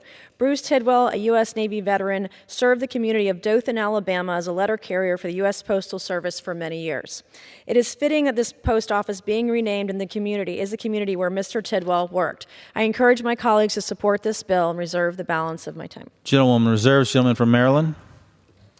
Thank you, Mr. Speaker. I will yield myself such time as I might consume. Gentleman's recognized. I rise in support of H.R. 6162. Mr. Tidwell was a lifelong resident of Dothan, Alabama. For 86 years, he was committed to a life of public service. He joined the Navy during World War II and was a radio operator. Following the war, he returned to his hometown. He took a job at the oil mill. He performed an essential role as a letter carrier for the Postal Service until he retired in 1985. In 2009, he moved to Raleigh, North Carolina. He passed away in 2012 at 89 years old. We urge our colleagues to honor the life of Bruce Tidwell and his wonderful career in the Postal Service by naming the post office in Dothan, Alabama after him, and we're pleased to offer our support to this legislation. I reserve. Gentleman reserves. Gentleman from South Carolina. Mr. Speaker, I yield 3 minutes to the gentleman from Alabama, Mr. Moore. The gentleman's recognized. Thank the gentlelady. Mr. Speaker, I rise today in support of H.R. 6162, my legislation to name the post office located at 379 North Oak Street in Dothan, Alabama, as the Bruce Tidwell Post Office Building. Bruce Tidwell enlisted in the United States Navy in 1943 and served as a radio operator on the LCT 801. Born and raised in Dothan, Bruce returned to Dothan after the war ended in 1945 and began working at the Dothan Oil Mill. After a few years, Bruce decided he wanted to become a letter carrier for the U.S. Postal Service. From radio room to mail room, the Navy veteran Bruce Tidwell was dedicated to serving his state and his country. Bruce was known for altering his usual mail route during the Vietnam War in order to ensure that those families service members received letters from home as quickly as possible because he knew how much that would mean to those families. So he walked the route and he changed the route to make sure those families got letters to home. Bruce was beloved by the Dothan community where he lived for 86 years. There is no better post office than to rename the exact location in Dothan where Bruce worked. I thank my Alabama colleagues and my colleagues here, Rep. Adderholt, Rep. Carl, Rep. Palmer, Rep. Rogers, and Rep. Sewell, as well as Rep. Strong, for their support of this legislation. I urge my colleagues to support this legislation in honor of Mr. Bruce. And with that, Mr. Speaker, I'll yield back. Gentleman yields. Gentleman from South Carolina reserves. Gentleman from Maryland. No further speakers, and we'll yield back. Gentleman yields. Gentleman from South Carolina. I also have no further speakers and am prepared to close. Gentleman recognized. Thank you, Mr. Speaker. I encourage my House colleagues to support this bill honoring an American veteran, hero, and postal letter carrier. I yield back the balance of my time. Gentlewoman yields. The question is, will the House suspend the rules and pass the bill H.R. 6162? Those in favor say aye. Those opposed, no. In the opinion of the chair, 2/3 being in the affirmative, the rules are suspended. The bill is passed, and without objection, the motion to reconsider is laid on the table.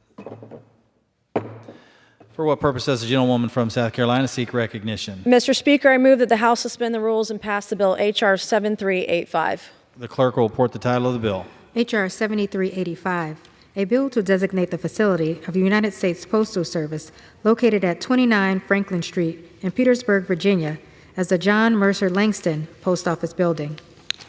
Pursuant to the rule, gentlewoman from South Carolina, Ms. Mace, and the gentleman from Maryland, Mr. Raskin, each will control 20 minutes. The chair now recognizes the gentlewoman from South Carolina. Mr. Speaker, I ask unanimous consent that all members have 5 legislative days in which to revise and extend their remarks and include extraneous material on this measure.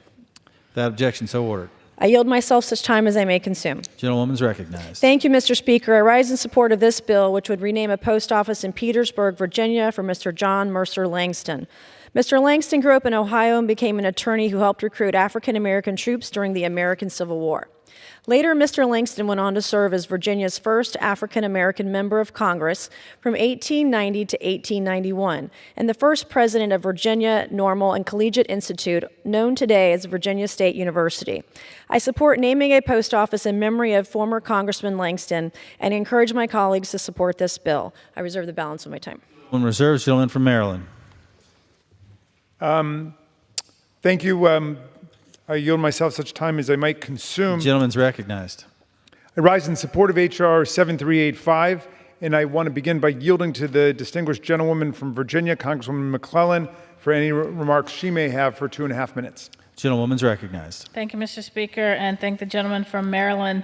I rise today in support of my bill H.R. 7385 to rename the Petersburg Post Office as the John Mercer Langston United States Postal Service Building. John Mercer Langston broke barriers and redefined what was possible for Black Virginians in the late 19th century. Born in 1829 in Louisa, Virginia, he was an abolitionist, attorney, diplomat, voting rights advocate, educational administrator, community leader, the founding dean of the Law School of Howard University, founding president of Virginia State University, and my predecessor as the first African American elected to Congress from Virginia representing the 4th District. My connection to Mr. Langston is personal. My parents worked at Virginia State University, where he was the first president. I grew up on that campus. My father would often go to that post office to pay bills, to collect mail from the box. We used to joke he was the mayor of the post office because he knew everybody there. And now, as the first African-American woman elected to Congress from Virginia in the same district that Mr. Langston represented, it is my honor to put forth this bill and ask my colleagues to support renaming the post office that I literally grew up in after a legendary trailblazer in the Commonwealth of Virginia, John Mercer Langston, and I yield back. Gentlewoman yields. Gentleman from Maryland reserves. Gentlewoman from South Carolina. I have no further speakers and am prepared to close. Gentlewoman reserves. Gentleman from Maryland. We have no further speakers, and I will yield back. Gentleman yields. Gentleman from South Carolina is recognized. Thank you, Mr. Speaker. I encourage my House colleagues to support this bill honoring an American academic leader and former member of Congress. I yield back the balance of my time. Gentlewoman yields. The question is, will the House suspend the rules and pass the bill H.R. 7385? Those in favor say aye. Those opposed, no. In the opinion of the chair, 2/3 being in the affirmative, the rules are suspended. The bill is passed, and without objection, the motion to reconsider is laid on the table.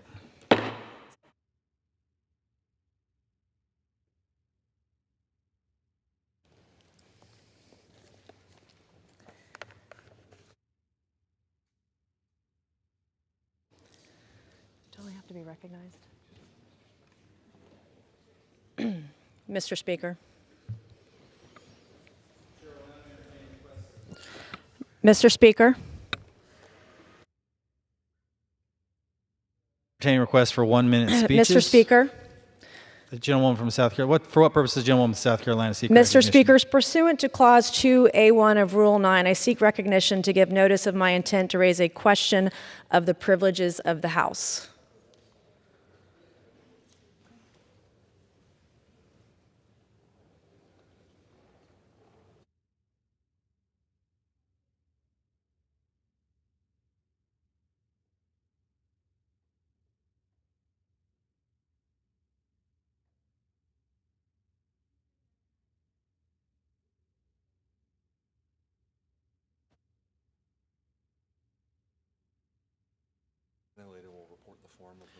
The gentlelady will report the form of the resolution. The form of this resolution is as follows. Impeaching Kimberly A. Cheadle, Director of the United States Secret Service, for high crimes and misdemeanors. Resolved that Kimberly A. Cheadle, Director of the United States Secret Service, is impeached for high crimes and misdemeanors, and that the following article of impeachment be exhibited to the United States Senate. Article of impeachment exhibited by the House of Representatives of the United States of America in the name of itself and of the people of the United States of America against Kimberly A. Cheadle, Director of the United States Secret Service, in maintenance and support of its impeachment against her for high crimes and misdemeanors. Article 1, dereliction of duty. The Constitution provides that the House of Representatives shall have the sole power of impeachment, and that civil officers of the United States, including the Director of the United States Secret Service, shall be removed from office on impeachment for and conviction of treason, bribery, or other high crimes and misdemeanors. In her conduct while Director of the United States Secret Service, Kimberly A. Cheadle, in violation of her oath to well and faithfully discharge the duties of her office, has been derelict in her duty to well and faithfully discharge the duties of the office to which she holds. Federal Law 18 U.S. Code 3056 provides that the United States Secret Service is authorized to protect former presidents and their spouses for their lifetimes, as well as major presidential and vice presidential candidates, and within 120 days of the general presidential election, the spouses of such candidates. On July 13, 2024, Donald J. Trump was both a former president and a major presidential candidate.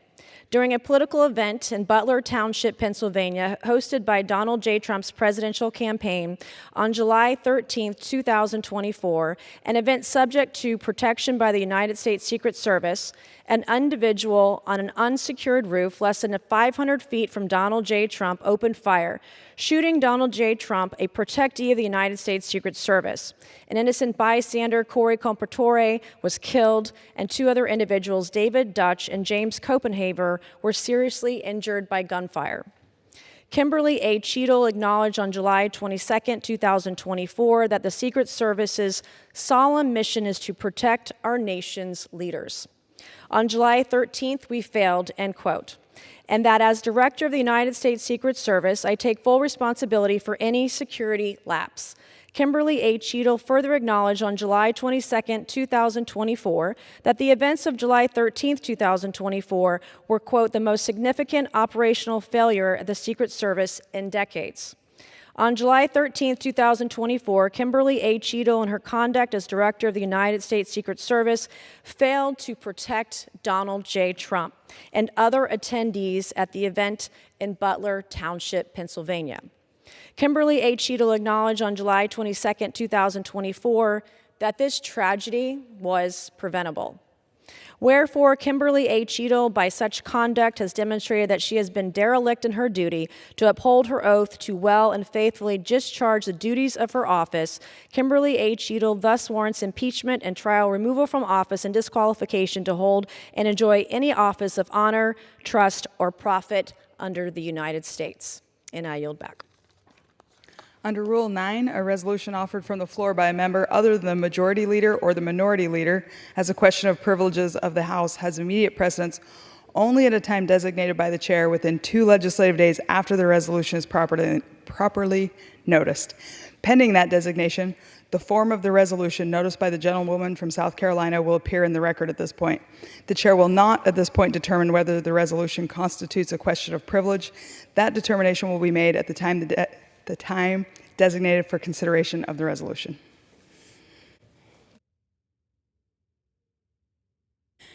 The chair will now entertain requests for 1-minute speeches. For what purpose does the gentleman from Pennsylvania seek recognition?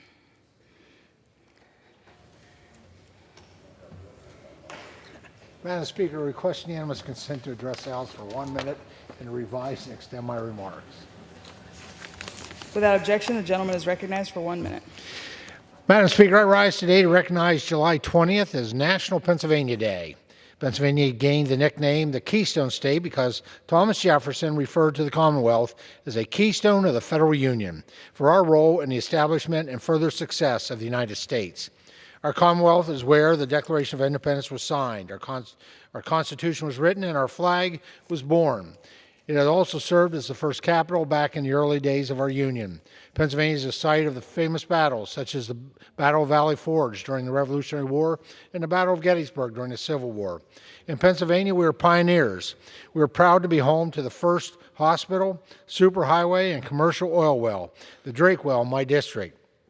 We're also proud to have invented the Slinky, Little League Baseball, the steam engine, and bubble gum. Pennsylvania is also a beacon of education and innovation, home to prestigious universities and research institutions that drive advancements in science, medicine, and technology. Throughout history, from our steel and coal mines to our farms and forests, Pennsylvania has led the way with an inspiring work ethic. As a lifelong Pennsylvanian, I'm proud of all that we've done and I look forward to our future. I'm proud to represent nearly 1/3 of the landmass of our great Commonwealth. To all Pennsylvanians, happy Pennsylvania Day.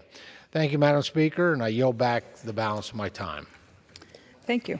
For what purpose does the gentlewoman from Illinois seek recognition? Madam Speaker, I ask unanimous consent to address the House for 1 minute and to revise consent. Without objection, the gentlewoman is recognized for 1 minute. Madam Speaker, on July 6, Sonia Massey dialed 911 seeking safety, but instead of receiving help, she met with fatal gunfire from an officer of the law. Like everyone who has seen the body camera footage on her final moments, I am shocked, horrified, and heartbroken. This was an appalling act of senseless violence that strikes at the core of our humanity. I stand here today echoing the voices of my constituents in Springfield and Americans nationwide, demanding justice and accountability. We must confront and end the use of excessive force against unarmed people of color in this country. My heart goes out to Sonia's children, her family, and all who loved her. They deserve answers, and they deserve to see an end to this systemic issue. Sonia Massey should be alive today. We owe it to her memory to ensure that such a tragedy never happens again. I yield back. Thank you. For what purpose does the gentleman from Tennessee seek recognition? Thank you, Madam Speaker. I seek unanimous consent to address the House for 1 minute to revise and extend my remarks. Without objection, the gentleman is recognized for 1 minute. Thank you, Madam Speaker. I want to recognize my dear friend, Mr. Kenneth Snyder, Jr., also known as Mickey, who just passed away, and they had his funeral tonight. He was at the age of 84. Can't believe it. Mickey was born and raised in Knoxville and had a deep sense of community and service. In West High School, he was honored as one of the top 50 athletes in the school's history, Madam Speaker, and went on to play for the semi-professional football team, the Knoxville Bears. He had a passion for sports and mentoring young athletes, and he left a lasting impact on countless children, the current congressman from the 2nd District being one of them. He coached me in baseball and football. Mickey dedicated over 30 years of his life to the Knoxville Police Department until his retirement as captain in 1993. He loved his family very much. He was married to his wife, Lana Sue Hines, what we all called her Tootie, for 65 years. They raised 3 children together, had 4 grandchildren, and a great-grandson, and Mickey adored them all. I want to offer my condolences to the family, including Tootie, along with their children, their spouses, Tracy and Dan, Christy and Jennifer, and little Mickey, he just went by Mickey, and Kirsten, along with all their other friends and family. Mickey will be remembered for his kindness and ability to bring laughter and comfort to those around him, and he won't be forgotten by the people who knew and loved him, me being one of them, Madam Speaker, and I will truly miss Mickey Snyder. He was a one in a million, and he was a great mentor to a lot of young people, and he was an excellent police officer, a great husband, a great father, and a great grandfather as well. Thank you, Madam Speaker. I yield the remainder of my time. Thank you. For what purpose does the gentlewoman from Ohio seek recognition? I ask unanimous consent to address the House for 1 minute and to revise and extend my remarks. Without objection, the gentlewoman is recognized for 1 minute. Madam Speaker, I rise to honor the life and legacy of Dennis Charles Duffy, a dedicated family man, a Vietnam veteran, a great labor leader, and a community servant who recently passed away on July 17th at 77.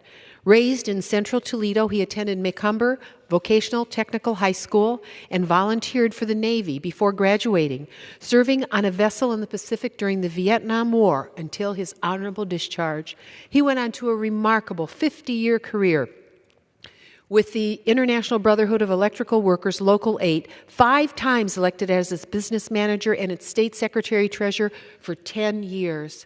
His leadership was transformative, growing its ranks by 60% while initiating pioneering programs in workforce development and member benefits. His commitment to fair labor practices allowed working men and women across Ohio to advance to the middle class. Dennis's love for his family was immense as a doting father, grandfather, and Gigi Papa. Dennis lived this motto: there is nothing too good for the working man.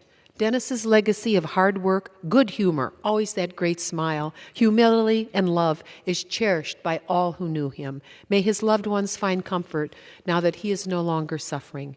Dennis has earned a restful peace. He surely was a really good guy. Thank you, Madam Speaker. I yield back. Thank you. For what purpose does the gentleman from California seek recognition? Without objection, the gentleman is recognized for 1 minute. Thank you, Madam Speaker.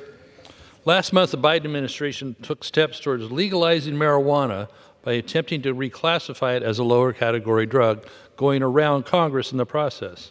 If enacted, this would increase the use of an already dangerous substance.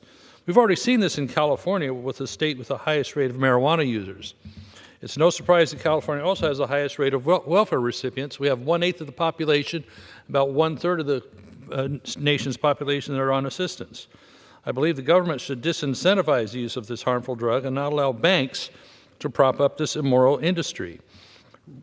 Recently, there have been efforts in Congress to exempt financial institutions from penalties if they provide financial services to marijuana companies.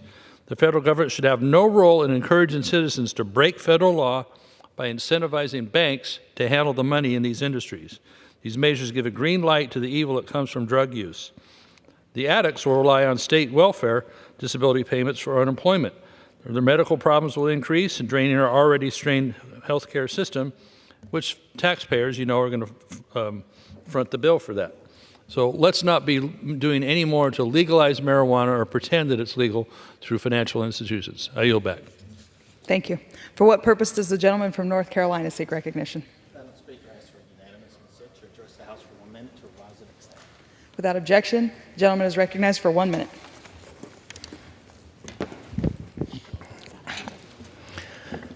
Madam Speaker, I rise to recognize Dr. Angela Richardson.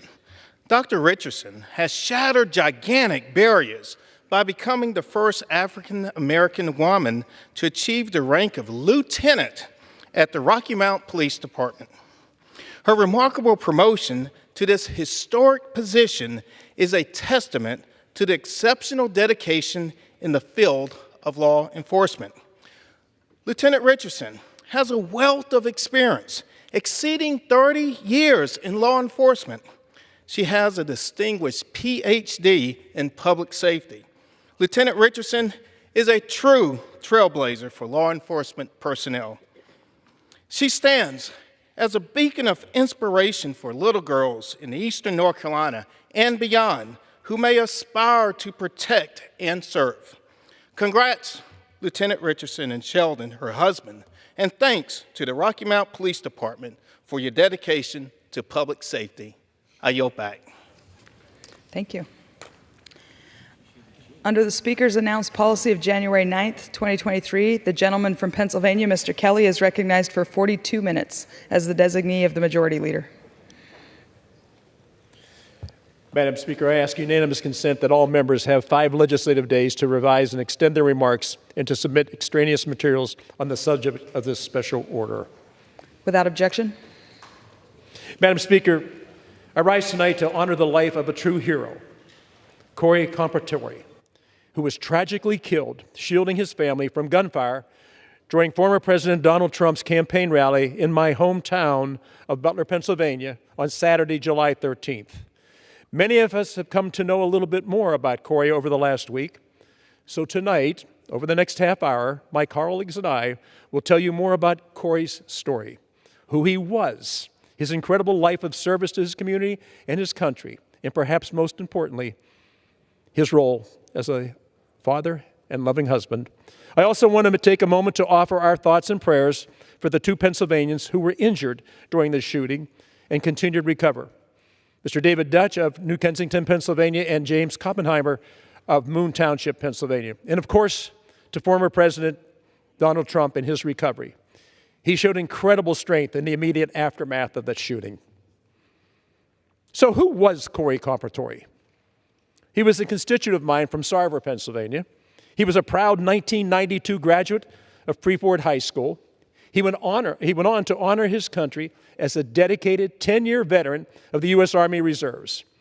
Corey's passion for his community and his commitment to his strong Christian faith led him to serve as an active member at the Cabot Church. Those who know Corey say his faith was a foundation of his whole life. His obituary reads this way: he was a man of God who loved Jesus with every fiber of his being. His actions were guided by his unwavering belief, and he inspired those around him to live with purpose and grace. His ability to lift the spirits of everyone he encountered was truly unparalleled. Corey also believed in service to his community and to others. He spent much of his adult life as a member of the Buffalo Township Volunteer Fire Department in Butler County, where he notably served as the chief in the early 2000s. But above all, Corey was what his obituary calls the quintessential family man and the best girl dad. I have pictures of Corey with his wife, Helen, and also pictures of his daughters, which we will put up later. But they're always going to be part of his legacy. So Helen, his daughters, Allison and Kaylee Comparatori, will carry on. So will the small acts of kindness that marked his everyday life. He was quick to help those in need. He never expected anything in return. His impact on the lives he touched was profound. Tragically, Corey's life was cut short at the age of 50. Tonight, I want to extend my deepest condolences to the Comparatori family, their friends, and Corey's family at Buffalo Township Volunteer Fire Department. God bless you all. Now, before I introduce my colleagues to speak about Corey tonight, I want to take a few moments to talk about the community where this tragic assassination attempt took place. It's in my hometown of Butler, Pennsylvania. This is an all-American town of about 13,000 people that has been thrust into the national spotlight over the last week. I've lived in Butler County nearly my whole life. I went to high school there. My wife and I have raised our family there. And I later had the great opportunity and privilege to coach Little League Baseball, Pony League Baseball, and midget football. My family business is here. It has been here since 1957. Now I'm fortunate enough to represent this town here in the United States of the House of Representatives. Butler Farm Show is where this rally was located, and it's usually a family-friendly place. It's just a few miles from my home, just a little over 4 miles, and I drive past it almost every single day. Now, since 1947, this has been a place of common ground, where families and children can show their farm animals, where people gather in the summer for food and fun. It's also a popular spot in the Butler community for so many events. And this morning, I was there with members of the House Homeland Security Committee, and I want to thank Chairman Green for allowing me to be there with them. I can tell you that my community is still grieving.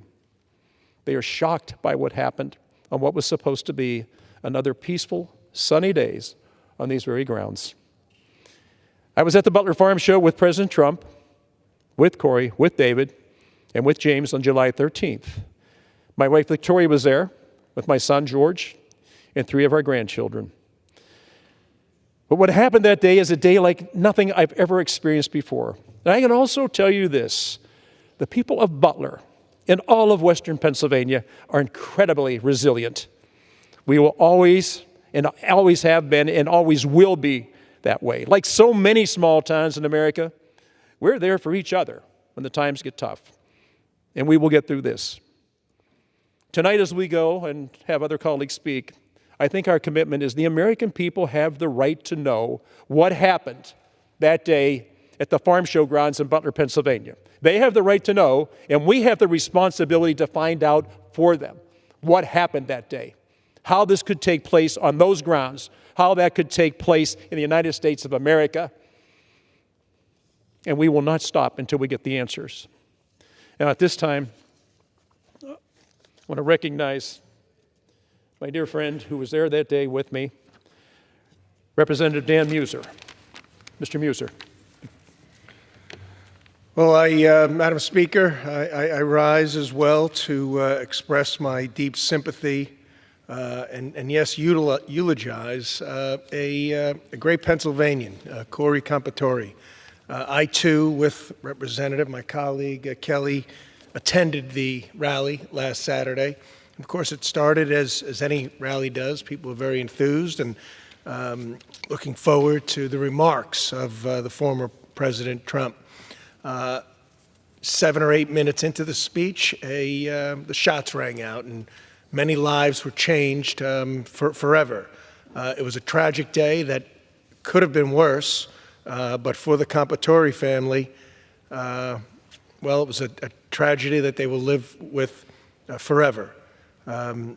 We are here to, this evening, honor the life, legacy, and ultimate sacrifice of Corey Compatore. As was expressed, he was a quintessential family man and has been expressed the best girl dad, as well as a dedicated public servant and true local hero. As the nation now knows, Corey's life was taken by the shooter, by the gunman at the rally in Butler last Saturday. In his final moments, Corey gave his life while shielding his wife and daughter from the bullets as they rang out. He exemplified unparalleled bravery, shielding his wife and protecting them in his last moments and daughter. His courageous act saved his loved ones from the gunfire and truly serve as a testament to his character and his dedication to others. Corey Compatore served his community with distinction for so many years, for decades actually, particularly as a firefighter in Buffalo Township, where he served as chief in the early 2000s. In addition to his service as firefighter, Corey was a 10-year veteran of the United States Army Reserves, demonstrating his commitment to our nation and its values. He will always be remembered by his family as a man whose life was guided by faith, saying Corey inspired those around him to live with purpose and grace. His passion for family, life, and service to others will never be forgotten. Madam Speaker, I yield back. Thank you, gentlemen. Gentleman from Pittsburgh, Mr. DeLuzio, is recognized for 2 minutes. Madam Speaker, and my colleague from the Commonwealth, Mr. Kelly, thank you for yielding. I think what you will hear on this floor tonight is a unified voice that we reject political violence, that we mourn Mr. Comparatore's loss of life, that we wish a speedy recovery to the victims. In this country, there ought to be no place for political violence. There ought to be no place for hate in the hearts of freedom-loving people. Certainly not in Western Pennsylvania, though we reel from it today. We can and often disagree in this body all the time. American people expect that of us. And we see the votes on the board. We see those disagreements resolved that way. We see them resolved in the ballot box in November. We cannot solve our differences with violence. We must always condemn it in all its forms. I think it goes to the heart of American democracy that when we have those disputes, we resolve them peacefully. And what we saw in Butler not too long ago was when that violence comes to our political system, when it comes to the heart of how we govern ourselves in our elections. We, of course, mourn the consequence, the cost of that violence. Mr. Comparatore, who we've heard so many talk about eloquently, who shielded his family from gunfire that day, showing some courage in the face of violence.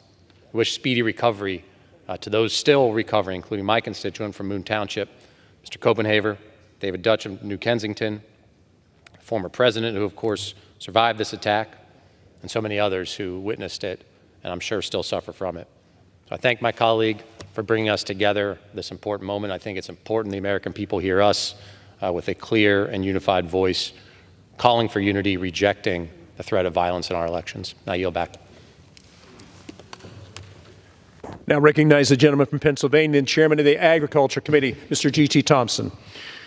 I thank my good friend from Butler, my colleague, for hosting this this evening and for recognizing me. Tonight we recognize Corey Comparatore's heroic actions, and we pay tribute to his lasting legacy.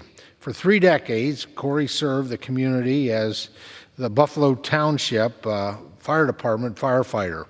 He was a brother firefighter. I had the privilege of just a few years ago sharing representation of Butler County with my good friend Mr. Kelly, and Buffalo Township was one of my counties one of my municipalities that I served. He eventually rose to the rank of chief of a station. He constantly put his life on the line to protect his neighbors, responding to emergencies with courage and skill and unwavering commitment to safety. Now, in the final moment of his life, his selfless courage was on full display. When gunshots were heard, he shielded the most precious people in his life, his wife and his daughters. Corey Comparatore is a hero whose inspiring bravery will be remembered.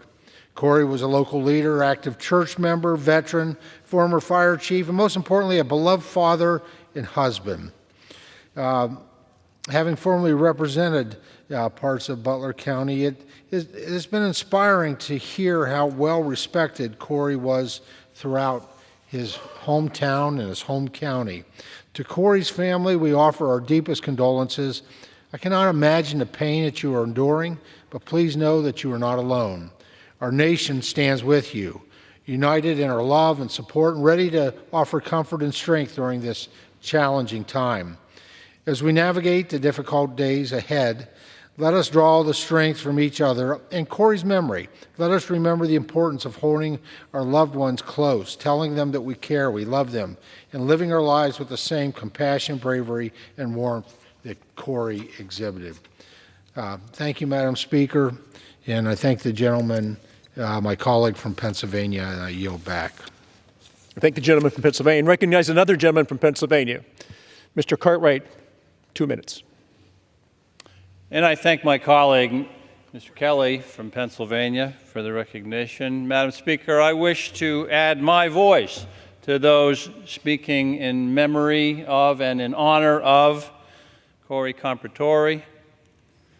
I talk a lot in this chamber about putting people over politics, and that's what we're doing here, we Pennsylvanians, tonight in memory of Corey Comparatori.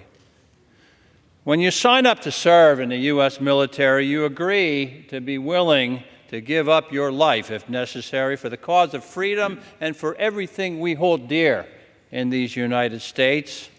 When you go out of your way to serve as a volunteer firefighter for 3 decades, you put the well-being of others, their homes and their businesses, above your own personal safety. And when you spend the last moments of your life shielding your family members from gunfire, you show your true character, bravery. But Corey Comparatori wasn't just brave, he was steadfast. He was a devoted father, a husband, a dedicated church member, and the kind of person who raised the spirits of those around him, always extending a helping hand to others and helping be the kind of close-knit community that makes Pennsylvania a great place to live. So it's no wonder that scores of firefighters and other first responders and neighbors have rallied around Corey's family in their time of need. And here in the House of Representatives in Washington, D.C., our hearts are with them too. We also continue to pray for the recovery of James Copenhaver and David Dutch, both still in serious condition in hospital care. And Mr. Kelly, I yield back to you. I thank the gentleman. Now recognize another member of the Pennsylvania delegation, Dr. John Joyce.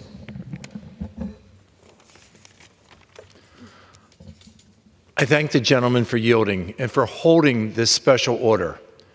Tonight, we are here to mourn the passing of Corey Comparatori.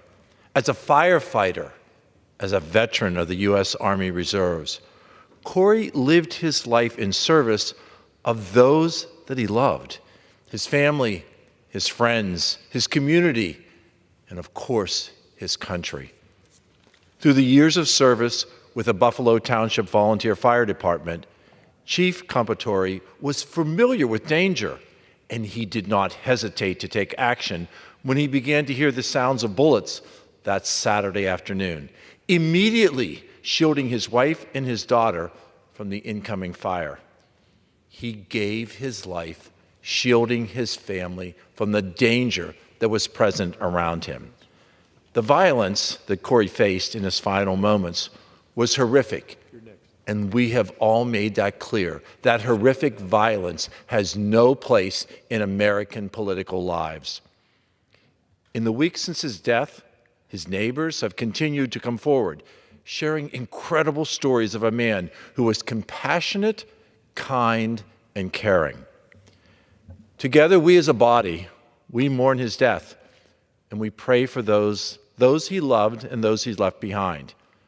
Tonight, with my Pennsylvania colleagues, we join together in praying for the family of Corey Comparatori. May he rest in peace, and may he rise in glory in his Savior, Jesus Christ. Again, I thank our colleague from Pennsylvania, Mr. Kelly, for leading this special order, and I yield the balance of my time. I thank the gentleman from Pennsylvania. Now I'd like to recognize another one of the Pennsylvanians that are with us tonight, my good friend, Mr. Scott Perry. Mr. Perry. Well, thank you, my friend Mike Kelly. And it's sad that we have to be here.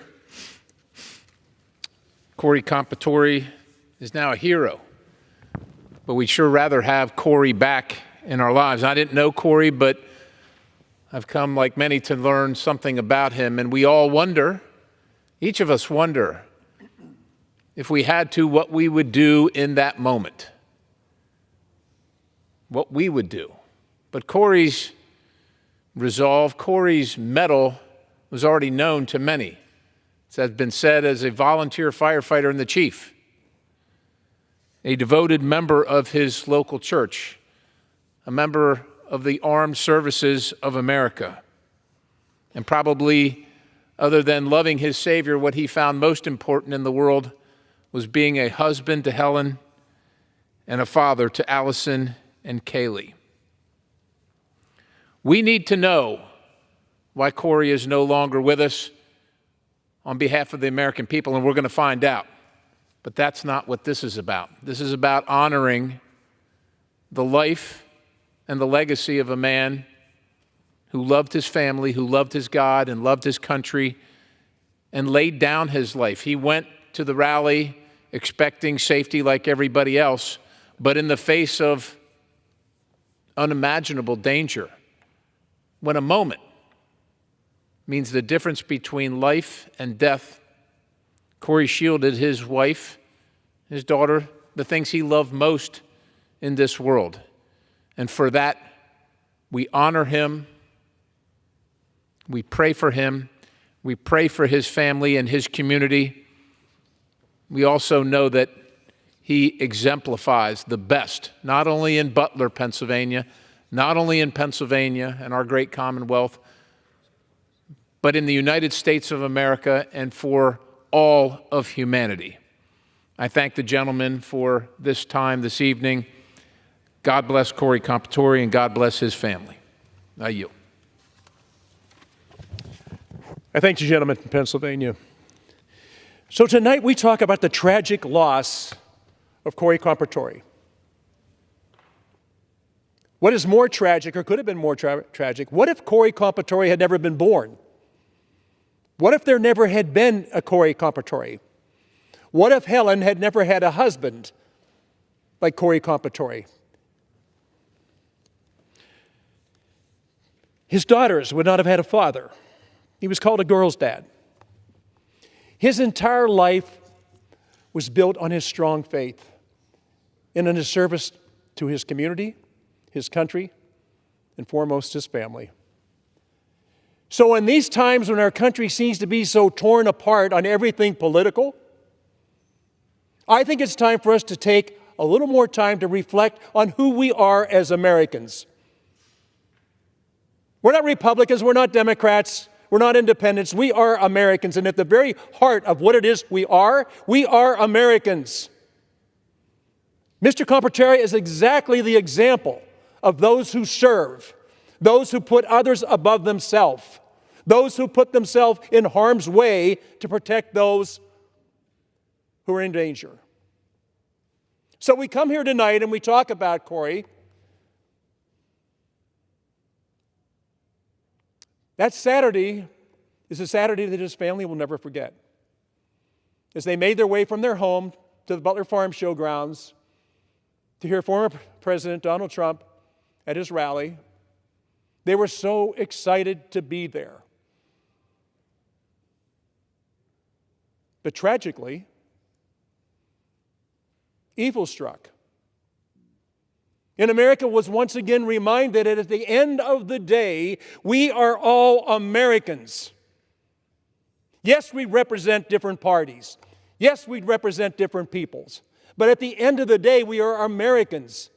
The example that Corey Compatore puts forward is that of a strong, faithful American, a man of faith, a man who loved his country, a man who loved his community, but above all, a man who loved his wife and daughters. How tragic it would have been if he had never been born. So as we mourn his death, we also must celebrate his life. We must say a prayer, because I know where he is now. I know where he rests. I know he's in the arms of God. And as tragic as this has been for his family, I know his family knows the same thing. So I would hope that as we look into what happened, how this possibly could have happened, how in a little farm town in Pennsylvania, evil could have prevailed, at least for a moment. But what has happened since then is our firm belief in our Lord and Savior Jesus Christ, in our belief that Corey is now safe at home and will be there when his wife and daughters make that same trip sometime in the future. Madam Speaker, This is a country that's been torn apart for so long by parties that go at each other day in and day out. I would hope that at some point we sit and take a look at the fact that 1.5 million men and women in uniform have given their lives to give us the opportunity to be here on this floor and debate policy. And what is the best interest of the people who sent us here? And that is the American people. At some point, we have to believe the oath we have taken, and we have to fulfill that oath. So I would hope that as we look at the tragic loss of Corey Compateri, we also give thanks to God that he was born in the first place, that his wife and daughters had an opportunity to have a loving father and a loving husband, that now he's safe and he's at home in the Lord's arms. So I want to thank my colleagues for being here tonight, and I know everything comes from the heart on this. And something like this happens, we need to take a step back, take a deep breath, say a prayer, and ask God to be with us as we make our journey as representatives of the most incredible nation the world has ever known, the United States of America. And with that, Madam Chair, I'd like to present a resolution that we'll be offering, entering in now. It's HRES 1369, and put that into the congressional record. I yield back.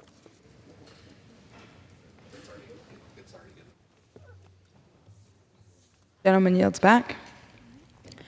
Under the Speaker's announced policy of January 9th, 2023, the gentlewoman from Florida, Mrs. Sherfilis McCormick, is recognized as the designee of the Minority Leader until 10 p.m.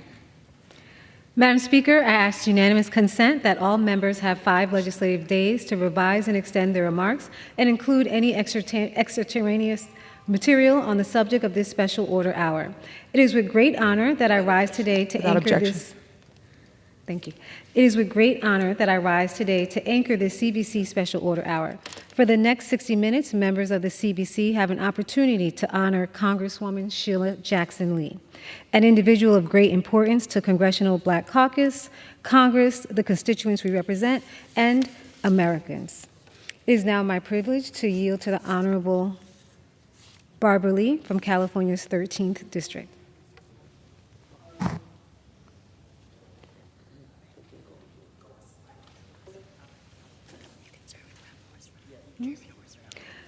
I'd like to now yield to Chairman Horsford.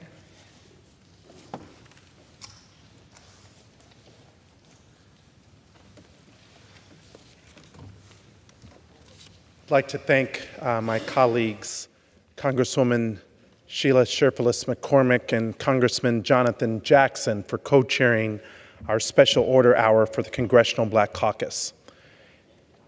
And I rise tonight with my colleagues of the Congressional Black Caucus with a heavy heart to pay my personal respects and to remember a woman who meant so much to this body. The loss that we all feel for our dear friend and colleague, Congresswoman Sheila Jackson Lee, is truly immeasurable. On behalf of the Congressional Black Caucus, I'd like to offer our sincerest condolences to Congresswoman Jackson Lee's husband, Elwin, her children, Jason and Erica, and the entire Lee family, and of course to her staff in Houston as well as here in Washington, D.C. For nearly 30 years, Congresswoman Jackson Lee served in this body with honor, integrity, loyalty, and her signature style. As chairman of the Congressional Black Caucus, it was a tremendous honor to be able to work with Congresswoman Jackson Lee each and every day. She is a woman of deep conviction. She was disciplined and principled. She was a fearless in her face of challenge and adversity, and she always put her family, her community, and her country first. Her impact on Houston, the Congress, and the country will not soon be forgotten. From her time serving in the Houston City Council to her service here in the House of Representatives. She has advocated for social and economic justice and the advancement of the most marginalized. She made children and working families and the safety of our nation the cause of her life. From leading the George Floyd Justice and Policing Act legislation this Congress, to H.R. 40, the Commission to Study Reparations, to the Violence Against Women Act, to the Juneteenth National Independence Day Act, Congresswoman Jackson Lee was a bold and courageous leader who always worked to make her community a better place. I join my colleagues in honoring her memory and her legacy by continuing the fight for the issues she cared for the most. She was a patriot and a fighter to the very end, and this House was made better for her leadership. Words cannot express how deeply she will be missed by members of the Congressional Black Caucus, by the entire body, and by the constituents that she served. May God rest her soul. We love you, Congresswoman Sheila Jackson Lee. May you rest in peace. I yield back. Thank you, Mr. Chairman. It is now my privilege to yield to Congresswoman Barbara Lee.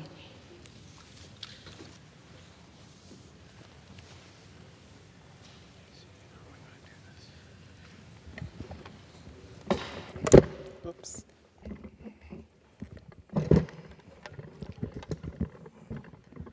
Let me first take a moment to thank Congresswoman Sheila Sherfless Johnson for your leadership, and for our chair of the Congressional Black Caucus and the entire Congressional Black Caucus tonight for leading this tribute to our colleague, our sister, and our friend. And to Sheila's family, her community, her friends, my deepest condolences. You know how much we love Sheila, and we know how much you loved her and how much she is missed already. Now, let me just say a couple of things. First of all, I met Sheila before I met Sheila. This was when I was in the legislature. I went to the graduation where my niece was attending college, Prairie View College, right out of Houston, Texas. There was a great orator who spoke at that commencement. This was probably 95, 96. This orator spoke probably about 2 to 3 hours in the hot sun. It was a great speech, and I'll never forget that speech. But it was over 2 hours, and everyone was listening intently in that hot sun. And finally, when I met Sheila, actually, you know what I'm talking about, coming to Congress, I felt that I knew her because this speech was so profound until 4 or 5 years later. Hi, sister. Hi, Barbara. She was, first of all, an effective legislator. We know her well as being right down here on the floor. I think she had an amendment for every single bill that came to the floor. And they passed. She worked with Republicans. She worked with all of us. She was at the Rules Committee until midnight. She had more energy.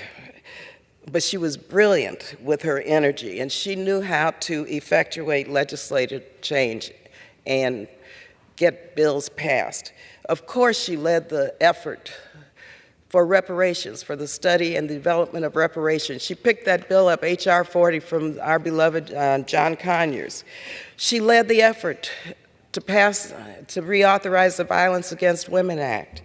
And yet, she was the lead author of the Juneteenth national holiday federal legislation, and we cannot forget that. And I have to remind people in her absence this year that as we celebrate in Juneteenth, we cannot forget the name Sheila Jackson Lee.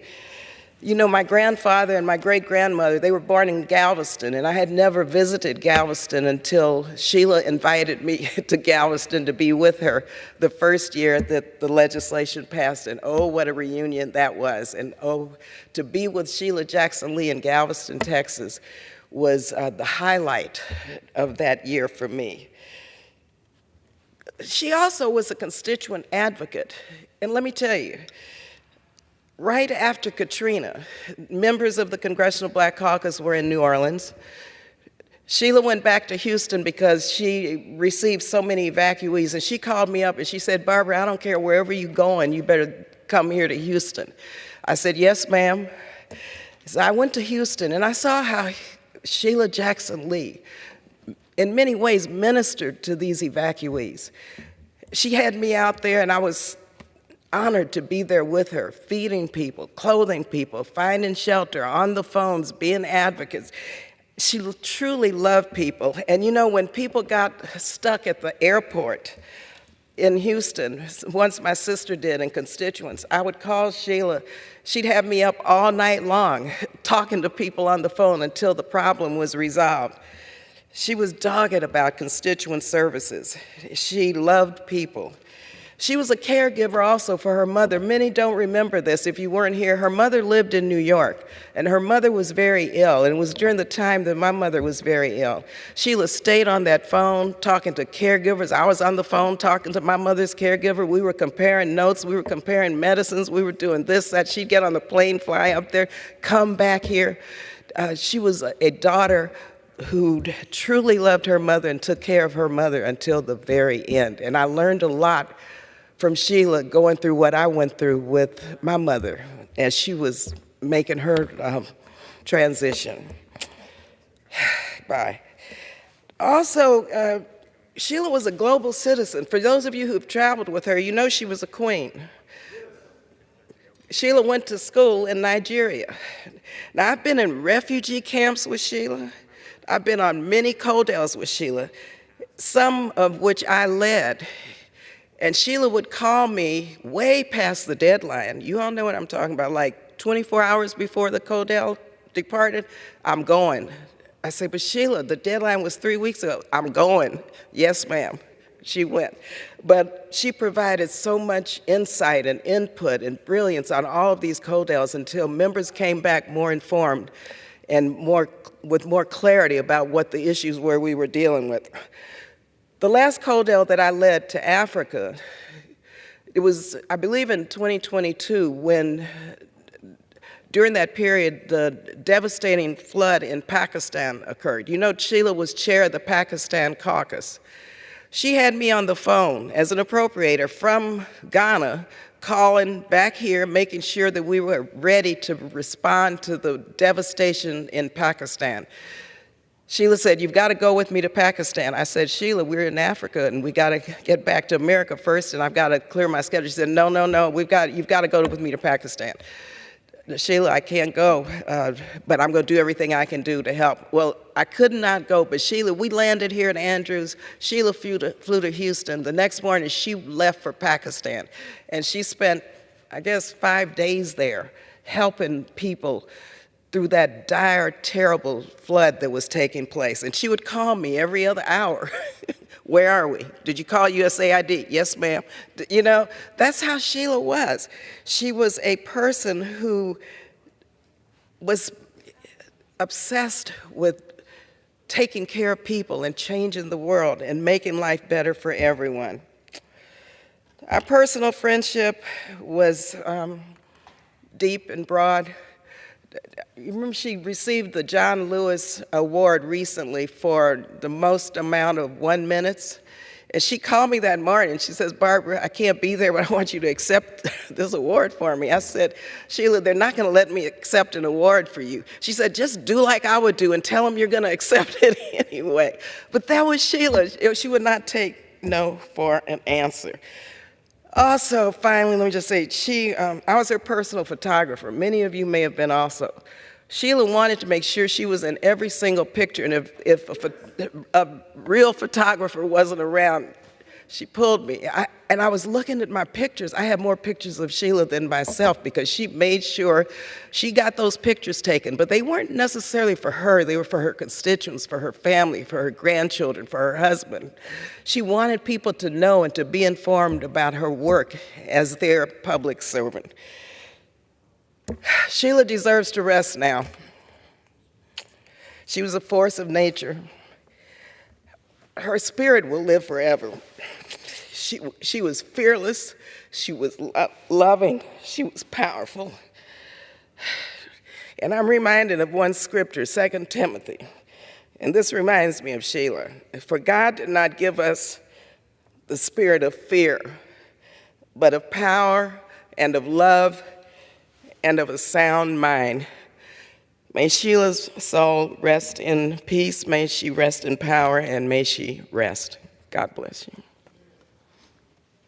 Representative Lee. It is now my privilege to yield to Representative Yvette Clarke.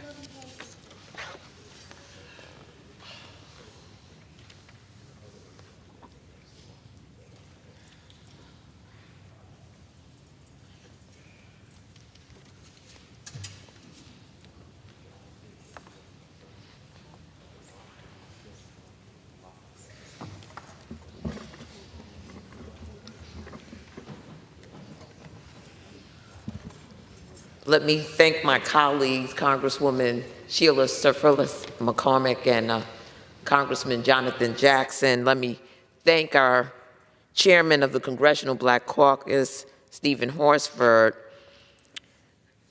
and my colleagues of the Congressional Black Caucus for this opportunity to share some thoughts about our dearly beloved colleague, Congresswoman Sheila Jackson Lee. To Elwyn Lee, Erica and Jason, other members of the Lee family and staff, loved ones, friends, and constituents, on behalf of myself, the Clarke family, the people of the 9th District of New York, I extend my deepest sympathies and heartfelt condolences. Madam Speaker, I rise on this day to remember the gentle lady from Texas, my friend, my mentor, my dear colleague, the Honorable and incomparable Congresswoman Sheila Jackson Lee. Sheila was the granddaughter of Jamaican immigrants and a daughter of New York. I was blessed to know her for many years. I've served with her for just short of 18 years.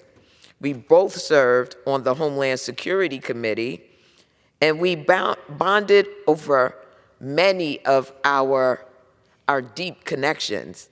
You see, my parents are Jamaican immigrants, and as it turned out, Sheila Jackson Lee's uncle was one of my mother's biggest donors when she was a member of the New York City Council. I had an opportunity as a council member to meet the incomparable Sheila Jackson Lee on many events and activities and occasions where we gathered. And so to come to Congress as the only Black woman elected to Congress in the year 2007, I ran into someone who I'd already become acquainted with and who put me under her wings. As the author of the Violence Against Women Act, the Juneteenth National Independence Day Act, the woman who reintroduced the George Floyd Justice and Policing Act, H.R. 40, and the bill to provide a study on reparations, our nation will long remember the scale and scope of her legislative acumen and successes. We were blessed because she was a justice seeker, and relentlessly so. There was not a piece of legislation, as one of my colleagues, I think it was Barbara, stated, where she did not come in with an amendment if she found any inequities within that legislation. And she was able to convince members on both sides of the aisle of the need to include an amendment that would provide that breathing room for the oppressed in our communities.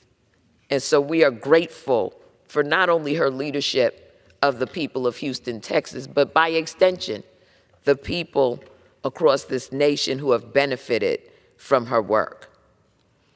And we in the Congressional Black Caucus and countless others across the nation will long feel the gravity of her absence.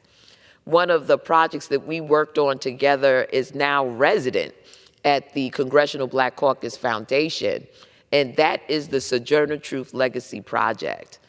Prior to me arriving here in the House of Representatives, Congresswoman Lee led a group of women to make sure that a bust of Sojourner Truth would be placed in the United States Capitol.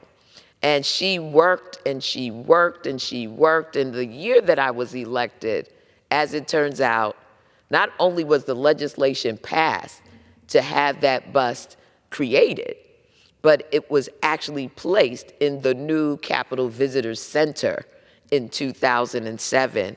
She was an integral part of establishing the Sojourner Truth Legacy Project at the Congressional Black Caucus Foundation, where we look at the work of Black women across this nation, those who are overlooked, who are marginalized, and lift them up for the great works that they do in our communities and across the nation in every community. And so we will miss her counsel. She often spoke about the struggle to establish that bust, which was the presence and the essence of Black women's power in this Capitol. And we're forever grateful to Sheila for her tenacity and her audacity. She was a warrior. She was a true representative and an advocate of and for the people who devoted all of her talent, intellect, expertise, and energy to the people. And whatever moments of hardship and uncertainty lie ahead, may we all draw strength from her memory and her legacy. I pray that my sister, the Honorable Sheila Jackson Lee, rests in peace and that she rests in power. And to, again, her staff members who have been loyal to her, who have worked hard because she worked harder to make a difference in this body, I extend to you on behalf of the people of the 9th District of New York, the Clark family, and of course, myself, my deepest sympathies and heartfelt condolences. With that, I yield back. Thank you. It's my privilege to yield to the Honorable Representative Hank Johnson from Georgia's 4th District.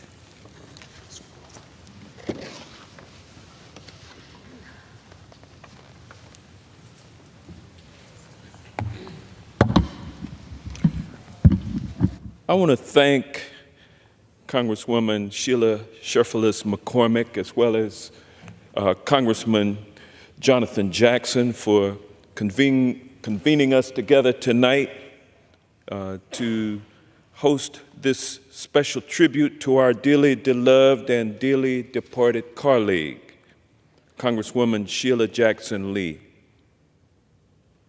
Today, I rise with a heavy heart to honor and remember my colleague, but more importantly, my friend, Congresswoman Sheila Jackson Lee. The Congresswoman led an extraordinary life, and she leaves an extraordinary legacy of legislative and humanitarian service to mankind.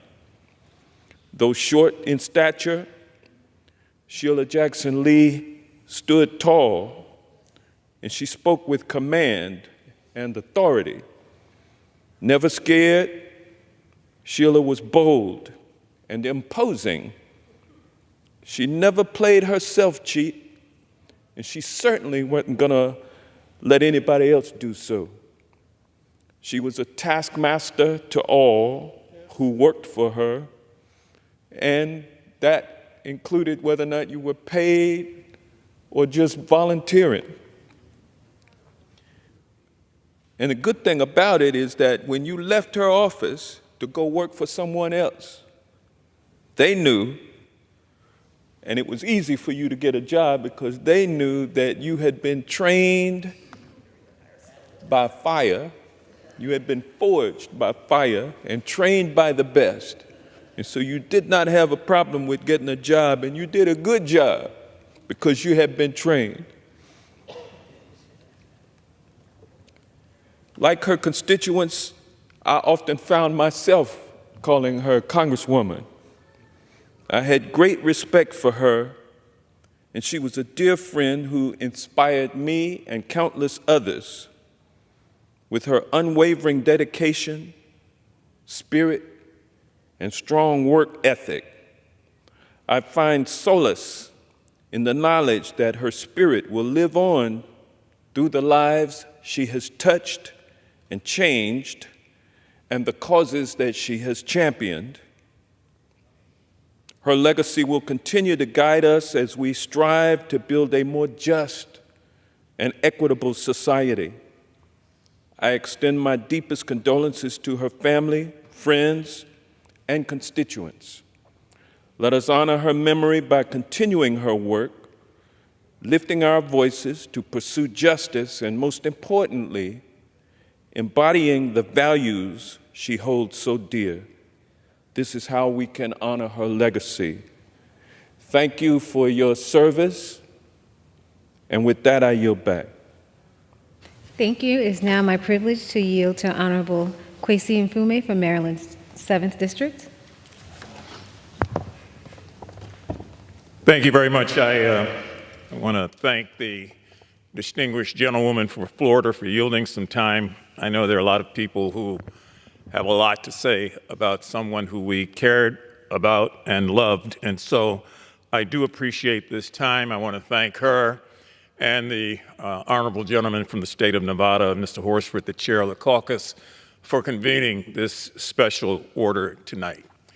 And it is a special order for a lawyer, a legislator, a woman who saw things that were not and found it in her heart to find a way to make those things come into existence. So I extend my condolences to her husband, Elwin, to her 2 adult children, to other members of the Jackson Lee family, and to the people of Houston who knew her, embraced her, loved her, and kept her. I first heard of Sheila Jackson Lee before she ever got here. In fact, I was a member of the House then, and she came in with a big class. I think she got here in 95, and she won the election in 94. I think Jim Clyburn was a part of that class, Bobby Scott, Maxine Waters, a number of people who came in the door bigger than life. And there was Sheila, who was also bigger than life, and who taught us along the way things that were sometimes not so obvious about fighting for what you believed in. She was a member of the Houston City Council before she got here, and they didn't know what to do with her because she would not stop fighting for the things that she believed in, one of which was gun control and gun safety, long before it became something popular for people to talk about and to advocate.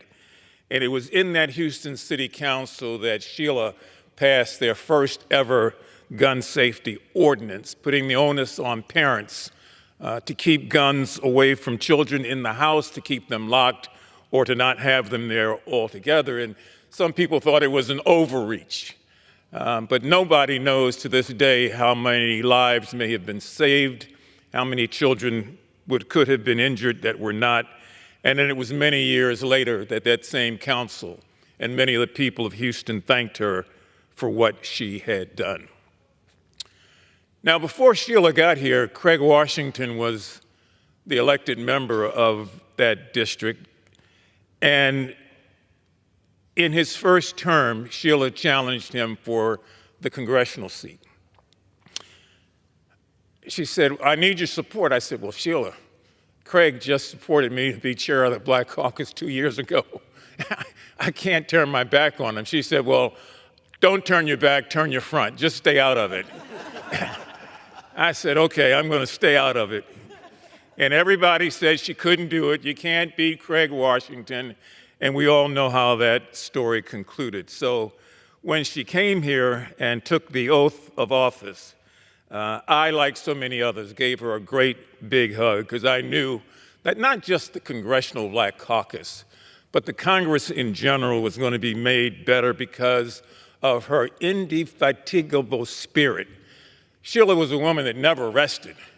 I mean, you could walk the halls here at midnight and see her hanging out at a Rules Committee meeting, trying to make sure she could get an amendment in and trying to make sure she could find a way to make a difference. Now, I remember that first year of '95 when she got here, she went up to Charlie Rangel and said, I want to know everything you knew about Barbara Jordan.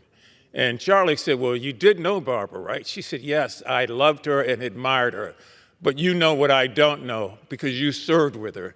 So tell me all about the way she was here and how she made a real difference. And then she came over to me afterwards and said, and I want you to stay here because I want you to tell me all about Mickey Leland.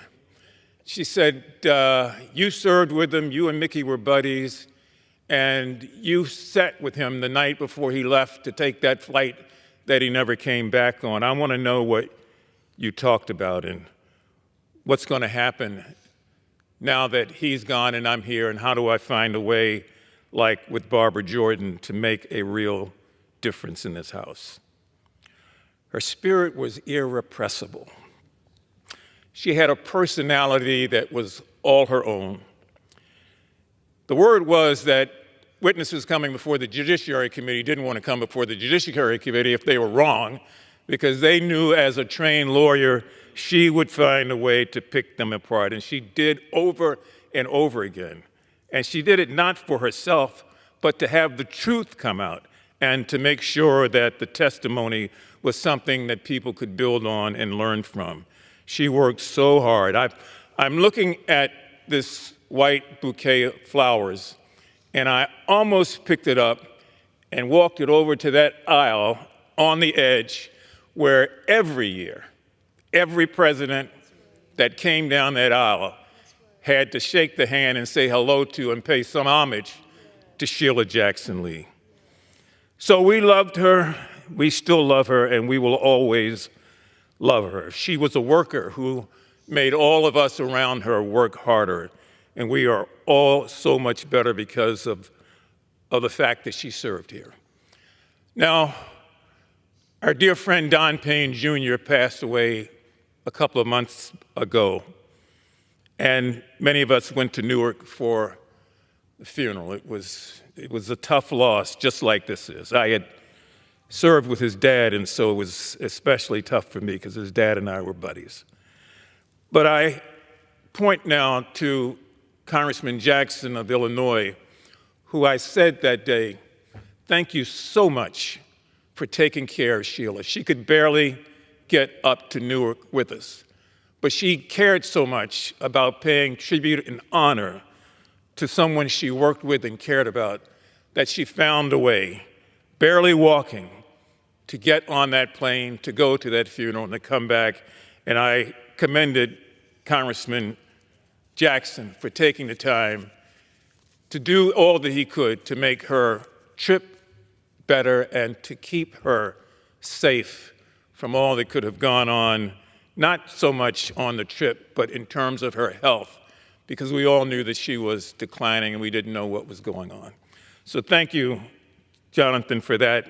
My thanks to all the members of the caucus who are here, all of which have stories about Sheila and our love for her.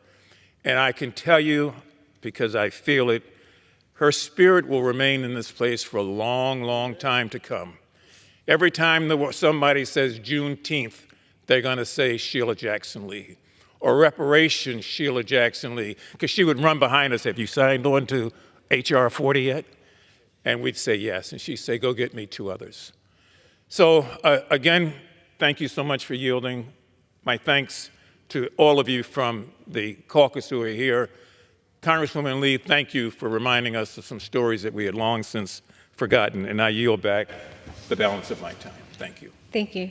It's my privilege to yield to the Honorable Assistant Leader, Joe Neguse.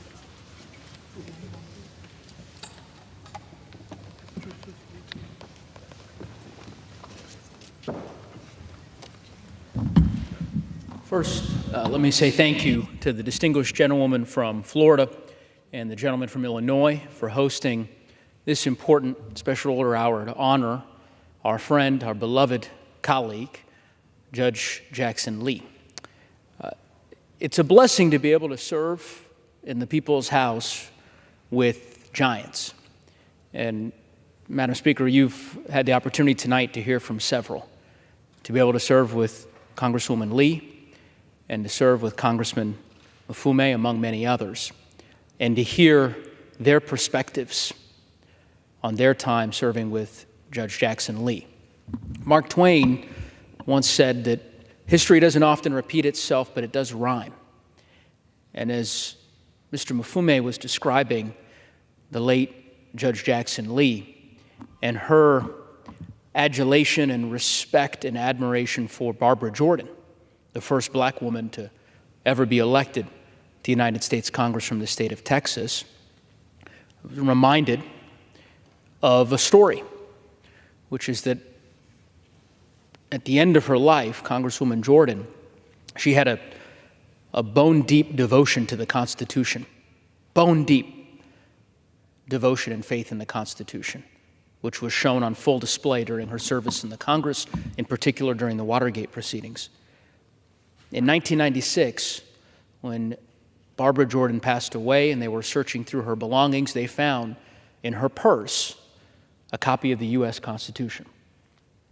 And I can see as clear as day right now our friend, Judge Jackson Lee, on the Judiciary Committee, where myself and Representative Johnson and others had the privilege to serve with her.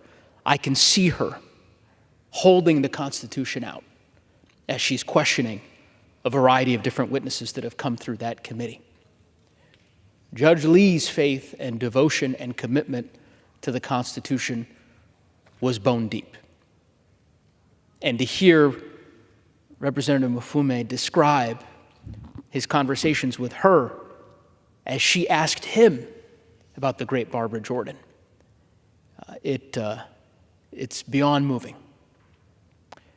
As I try to come up with the right word to describe Judge Lee, and I call her Judge Lee because I would always call her Judge Lee. She would call me Attorney General, although I've never been an Attorney General, but she had decided that that would be my moniker. As I try to develop and think and have spent time over the past several days to describe the word, or rather conjure up the word that I would use to describe her, the best word that I've been able to come up with is prolific. She was a prolific orator. One need only look at the C-SPAN records to see that she spent more time on the House floor in this chamber speaking directly to the American public than any member of the U.S. House of Representatives. Think about that legacy. She was a prolific legislator. We've heard from many of my colleagues about the many bills that she was able to get across the finish line, signed into law by multiple presidents. For me, the work that I remember most vividly is her work to combat gun violence, which was a lifelong passion of hers that she pushed for on the Judiciary Committee. She was a prolific colleague. I, too, joined my colleagues at the funeral for Don Payne Jr., and I remember well seeing Judge Lee at that service and being so moved that someone fighting such a terrible disease would somehow muster the physical stamina and courage and strength to venture to New Jersey to say goodbye to her friend. About a month ago, 6 weeks ago, I got a call. I was here in Washington at 10:50 p.m. on a Wednesday night from Representative Jackson Lee.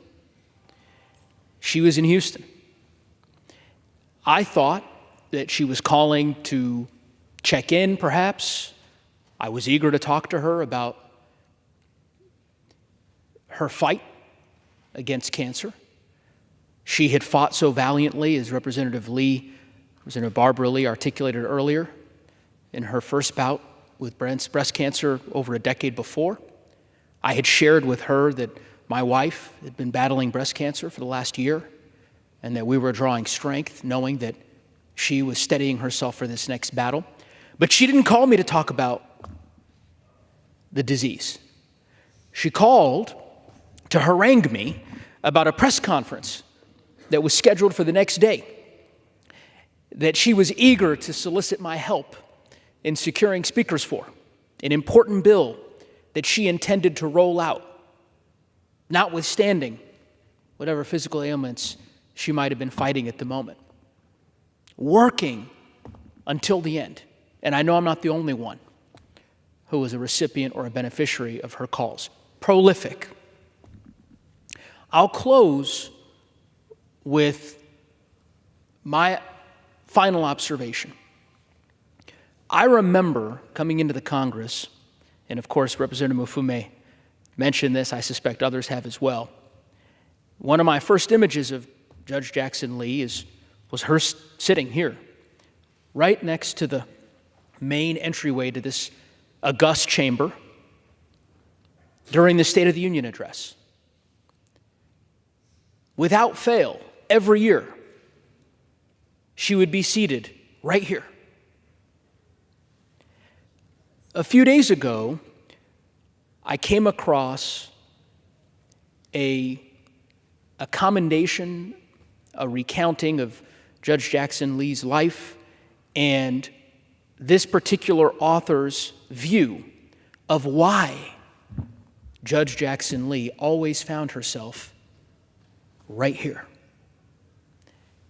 Their view, their belief, their theory was that for a black woman representing tens of millions of people from the state of Texas, a woman who was in one of the first co-ed classes at Yale, one of the first black women to matriculate from that institution. It was important to her that others see her, that young black women, like my 6-year-old daughter, could see her, could be inspired by her, could know that if they worked hard enough, they too could find themselves shaking the hand of every president for the better part of the last quarter century. And reading that, it all made sense. Godspeed, Judge Lee. Thank you for your service to our country. Your family is in our prayers. I yield back. Thank you. It's now my privilege to yield to Representative Ayanna Pressley from Massachusetts.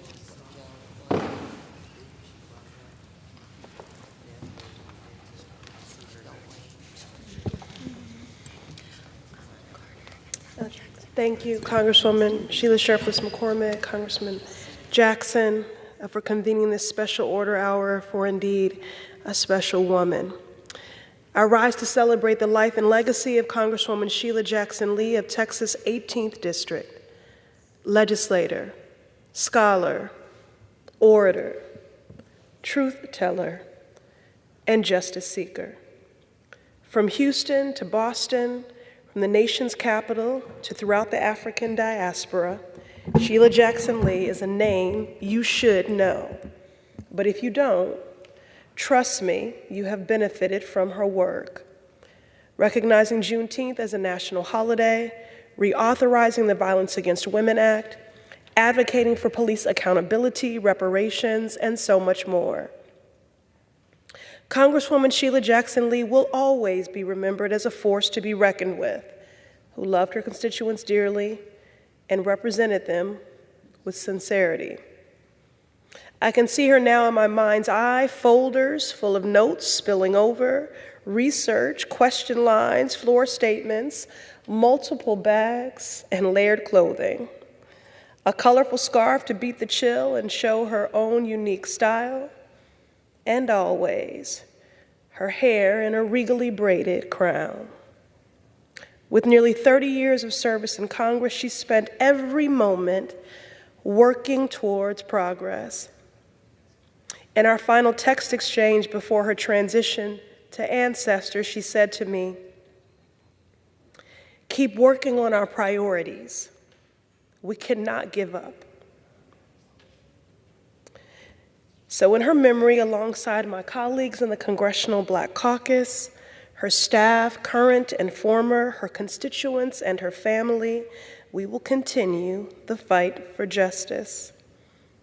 SJL,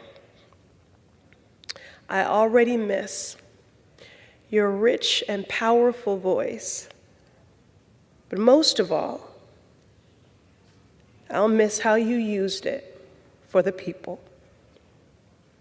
Rest in peace and power.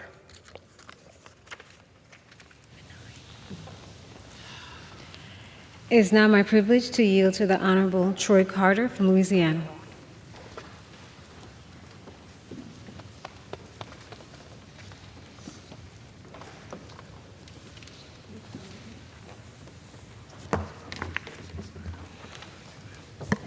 Thank you very much, my esteemed colleagues, for the opportunity to be here.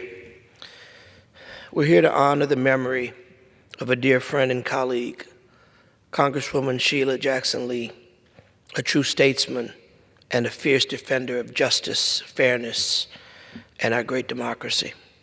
A dedicated member of the Congressional Black Caucus, her contributions have been nothing short of transformative and incredible. I was blessed to visit her numerous times in Houston, Texas, and travel with her around the world. She was also instrumental in helping so many Louisiana natives during Hurricane Katrina, providing exceptional casework and services in Houston. After Katrina, so many of our people were homeless, lost, in need of love and care. Sheila Jackson Lee was there. She called us regularly to give us reports. Whenever there was an issue in Houston and it was someone from Louisiana, she was Johnny on the spot. Wasn't her district, wasn't her people. They couldn't vote for her. It was her true love and passion for people that caused her to step up. She was a giant, although small in stature. Her heart was so big and her brain was even bigger. I've never met anyone as passionate and as smart on every single issue she touched. When she stepped up, she spoke with a degree of power, familiarity, intellect, energy, and grace. They just don't make them like that anymore. You've heard my colleagues say that she would show up everywhere. Once we came back from a CODEL across the country, and while we were stuck because we had plane trouble, we were stuck waiting for another aircraft, and then there was an issue going on in India. And we were all exhausted trying to make it home. Sheila said, "I've got to go there. I've got a lot of natives in my community." And we were all exhausted. And we said, everyone chuckled and said, we're all going home. Next thing I know, I looked at CNN when I got home, and there was Sheila Jackson Lee. She was there in the midst of it all by herself, not a part of a CODEL, not a part of any other team, not a part of anything other than a person with a big heart that knew that she was needed. She was the first female ranking member of the Judiciary Subcommittee for Crime, Terrorism, and Homeland Security. And as a senior member of the House Committee on Judiciary, Homeland Security, and Budget, she spearheaded critical policies for institutional change. Her reintroduction of the George Floyd Justice and Policing Act exemplified her unwavering commitment to uplifting the Black community and improving our nation. Sheila called me, as our assistant leader just mentioned, and she said, I need you to go and run this press conference for me. I can't be there, but I need you to go and run the press conference, and I need you to address the family and let them know how much we love them and how much we care. And I can't be there, but I'll be on the phone. And she was on the phone. We couldn't see her. I suspect she may have been in the hospital. But she spoke with the same degree of love, passion, and strength for the family who had been so wronged. I was honored when she made that call to me personally in May to partner with her on the press conference promoting this critical piece of legislation. It is one of her most recent and fond memories of working closely with her. It was one of the very last official actions of her passion, and there's so many. We will forevermore miss the intellect, the passion, the strength, the courage of Sheila Jackson Lee. Congresswoman Sheila Jackson Lee will be sorely missed by her immediate family, her Congressional Black Caucus family, her Democratic Caucus family, all the citizens of Texas, and countless others she touched around the world. Her unwavering commitment to her principles and her tireless advocacy for the underrepresented, has left an indelible mark on our nation. On a personal note, Sheila was just not a colleague, but also a treasured friend and mentor to me and many others. We devoted a bond of service for mankind. Her wisdom, compassion, and strength has guided us through many challenges. Her legacy will continue to inspire all of us as we strive to be better, do better, and try to continue the incredible work that she's done. Rest in peace, my dear sister. Rest in peace. Thank you, Representative Carter. Madam Speaker, may I inquire how much time is remaining? The gentlelady has until 10 p.m., so there's about 9 minutes remaining.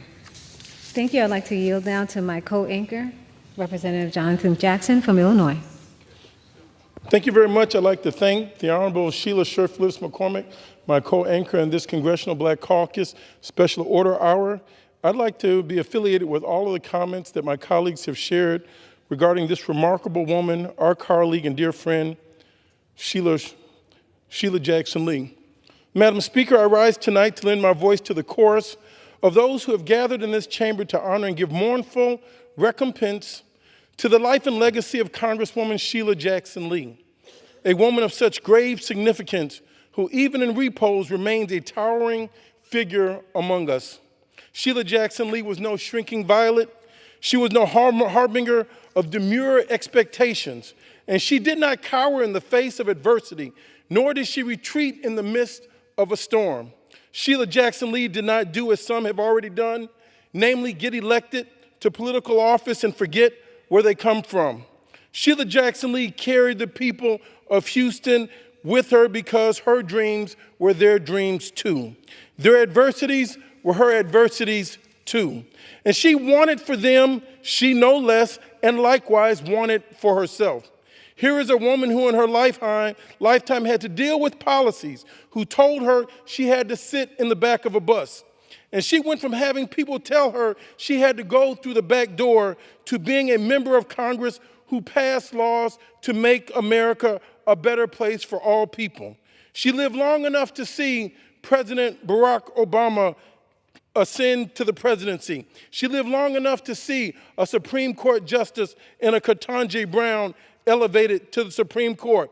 And she was just a few days away from living to see Vice President Harris selected to be the Democratic nominee for the presidency of the United States. What a life, what a witness, what a legacy. Tonight I say to you, a mighty oak has fallen. I shared so many evenings and days and times with Congresswoman Lee. My heart is filled, and I thank God for having come this way.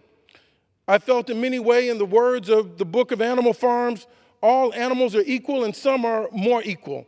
I'd never looked at myself as a peer of Congresswoman Sheila Jackson Lee.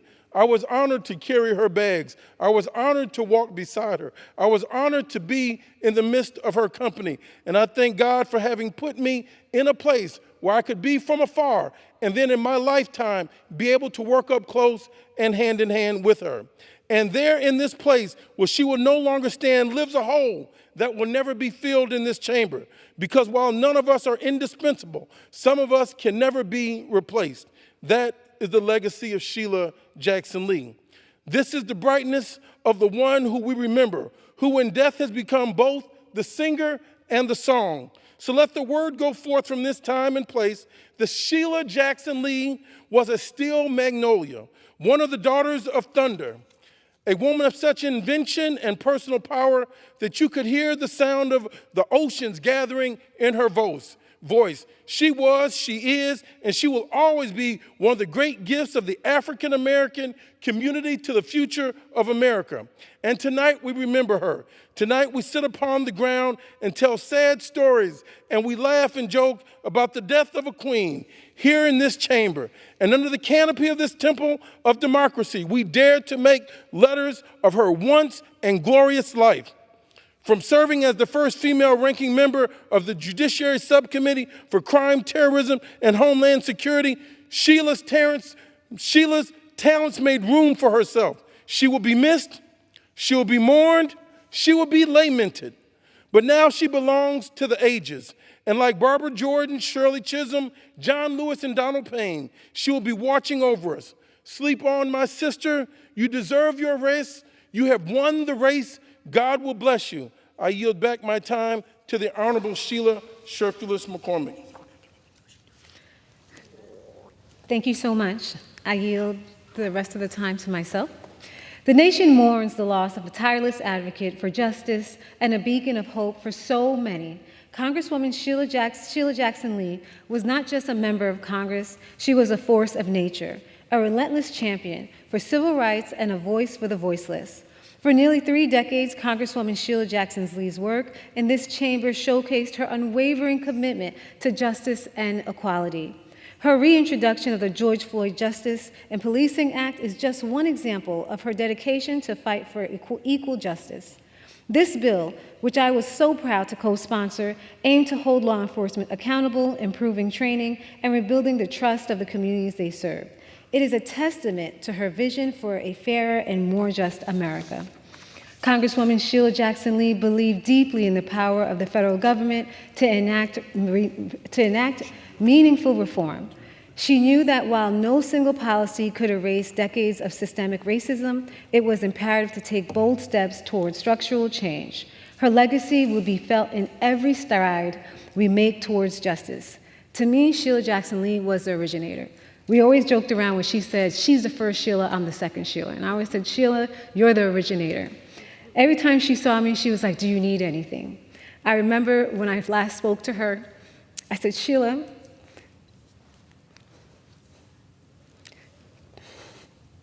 you sound strong today. And she said, Sheila, whatever you need, call me, I will be there. If you need to know how to do it, I'll show you. She made me a promise. She said, I will always be there. And the day she passed, I said, Sheila, we will remember your legacy. She was at every special order hour. Amen.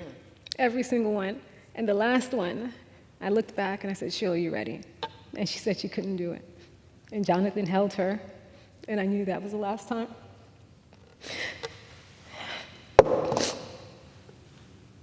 Rest in power, Congresswoman Sheila Jackson Lee. I yield back. Motion to adjourn. Those in favor say aye. Those opposed, no. In the opinion of the chair, the ayes have it. The motion is agreed to. Accordingly, pursuant to House Resolution 1335, 1366. The House stands adjourned until 9 a.m. tomorrow as a further mark of respect to the memory of the late Honorable Sheila Jackson Lee.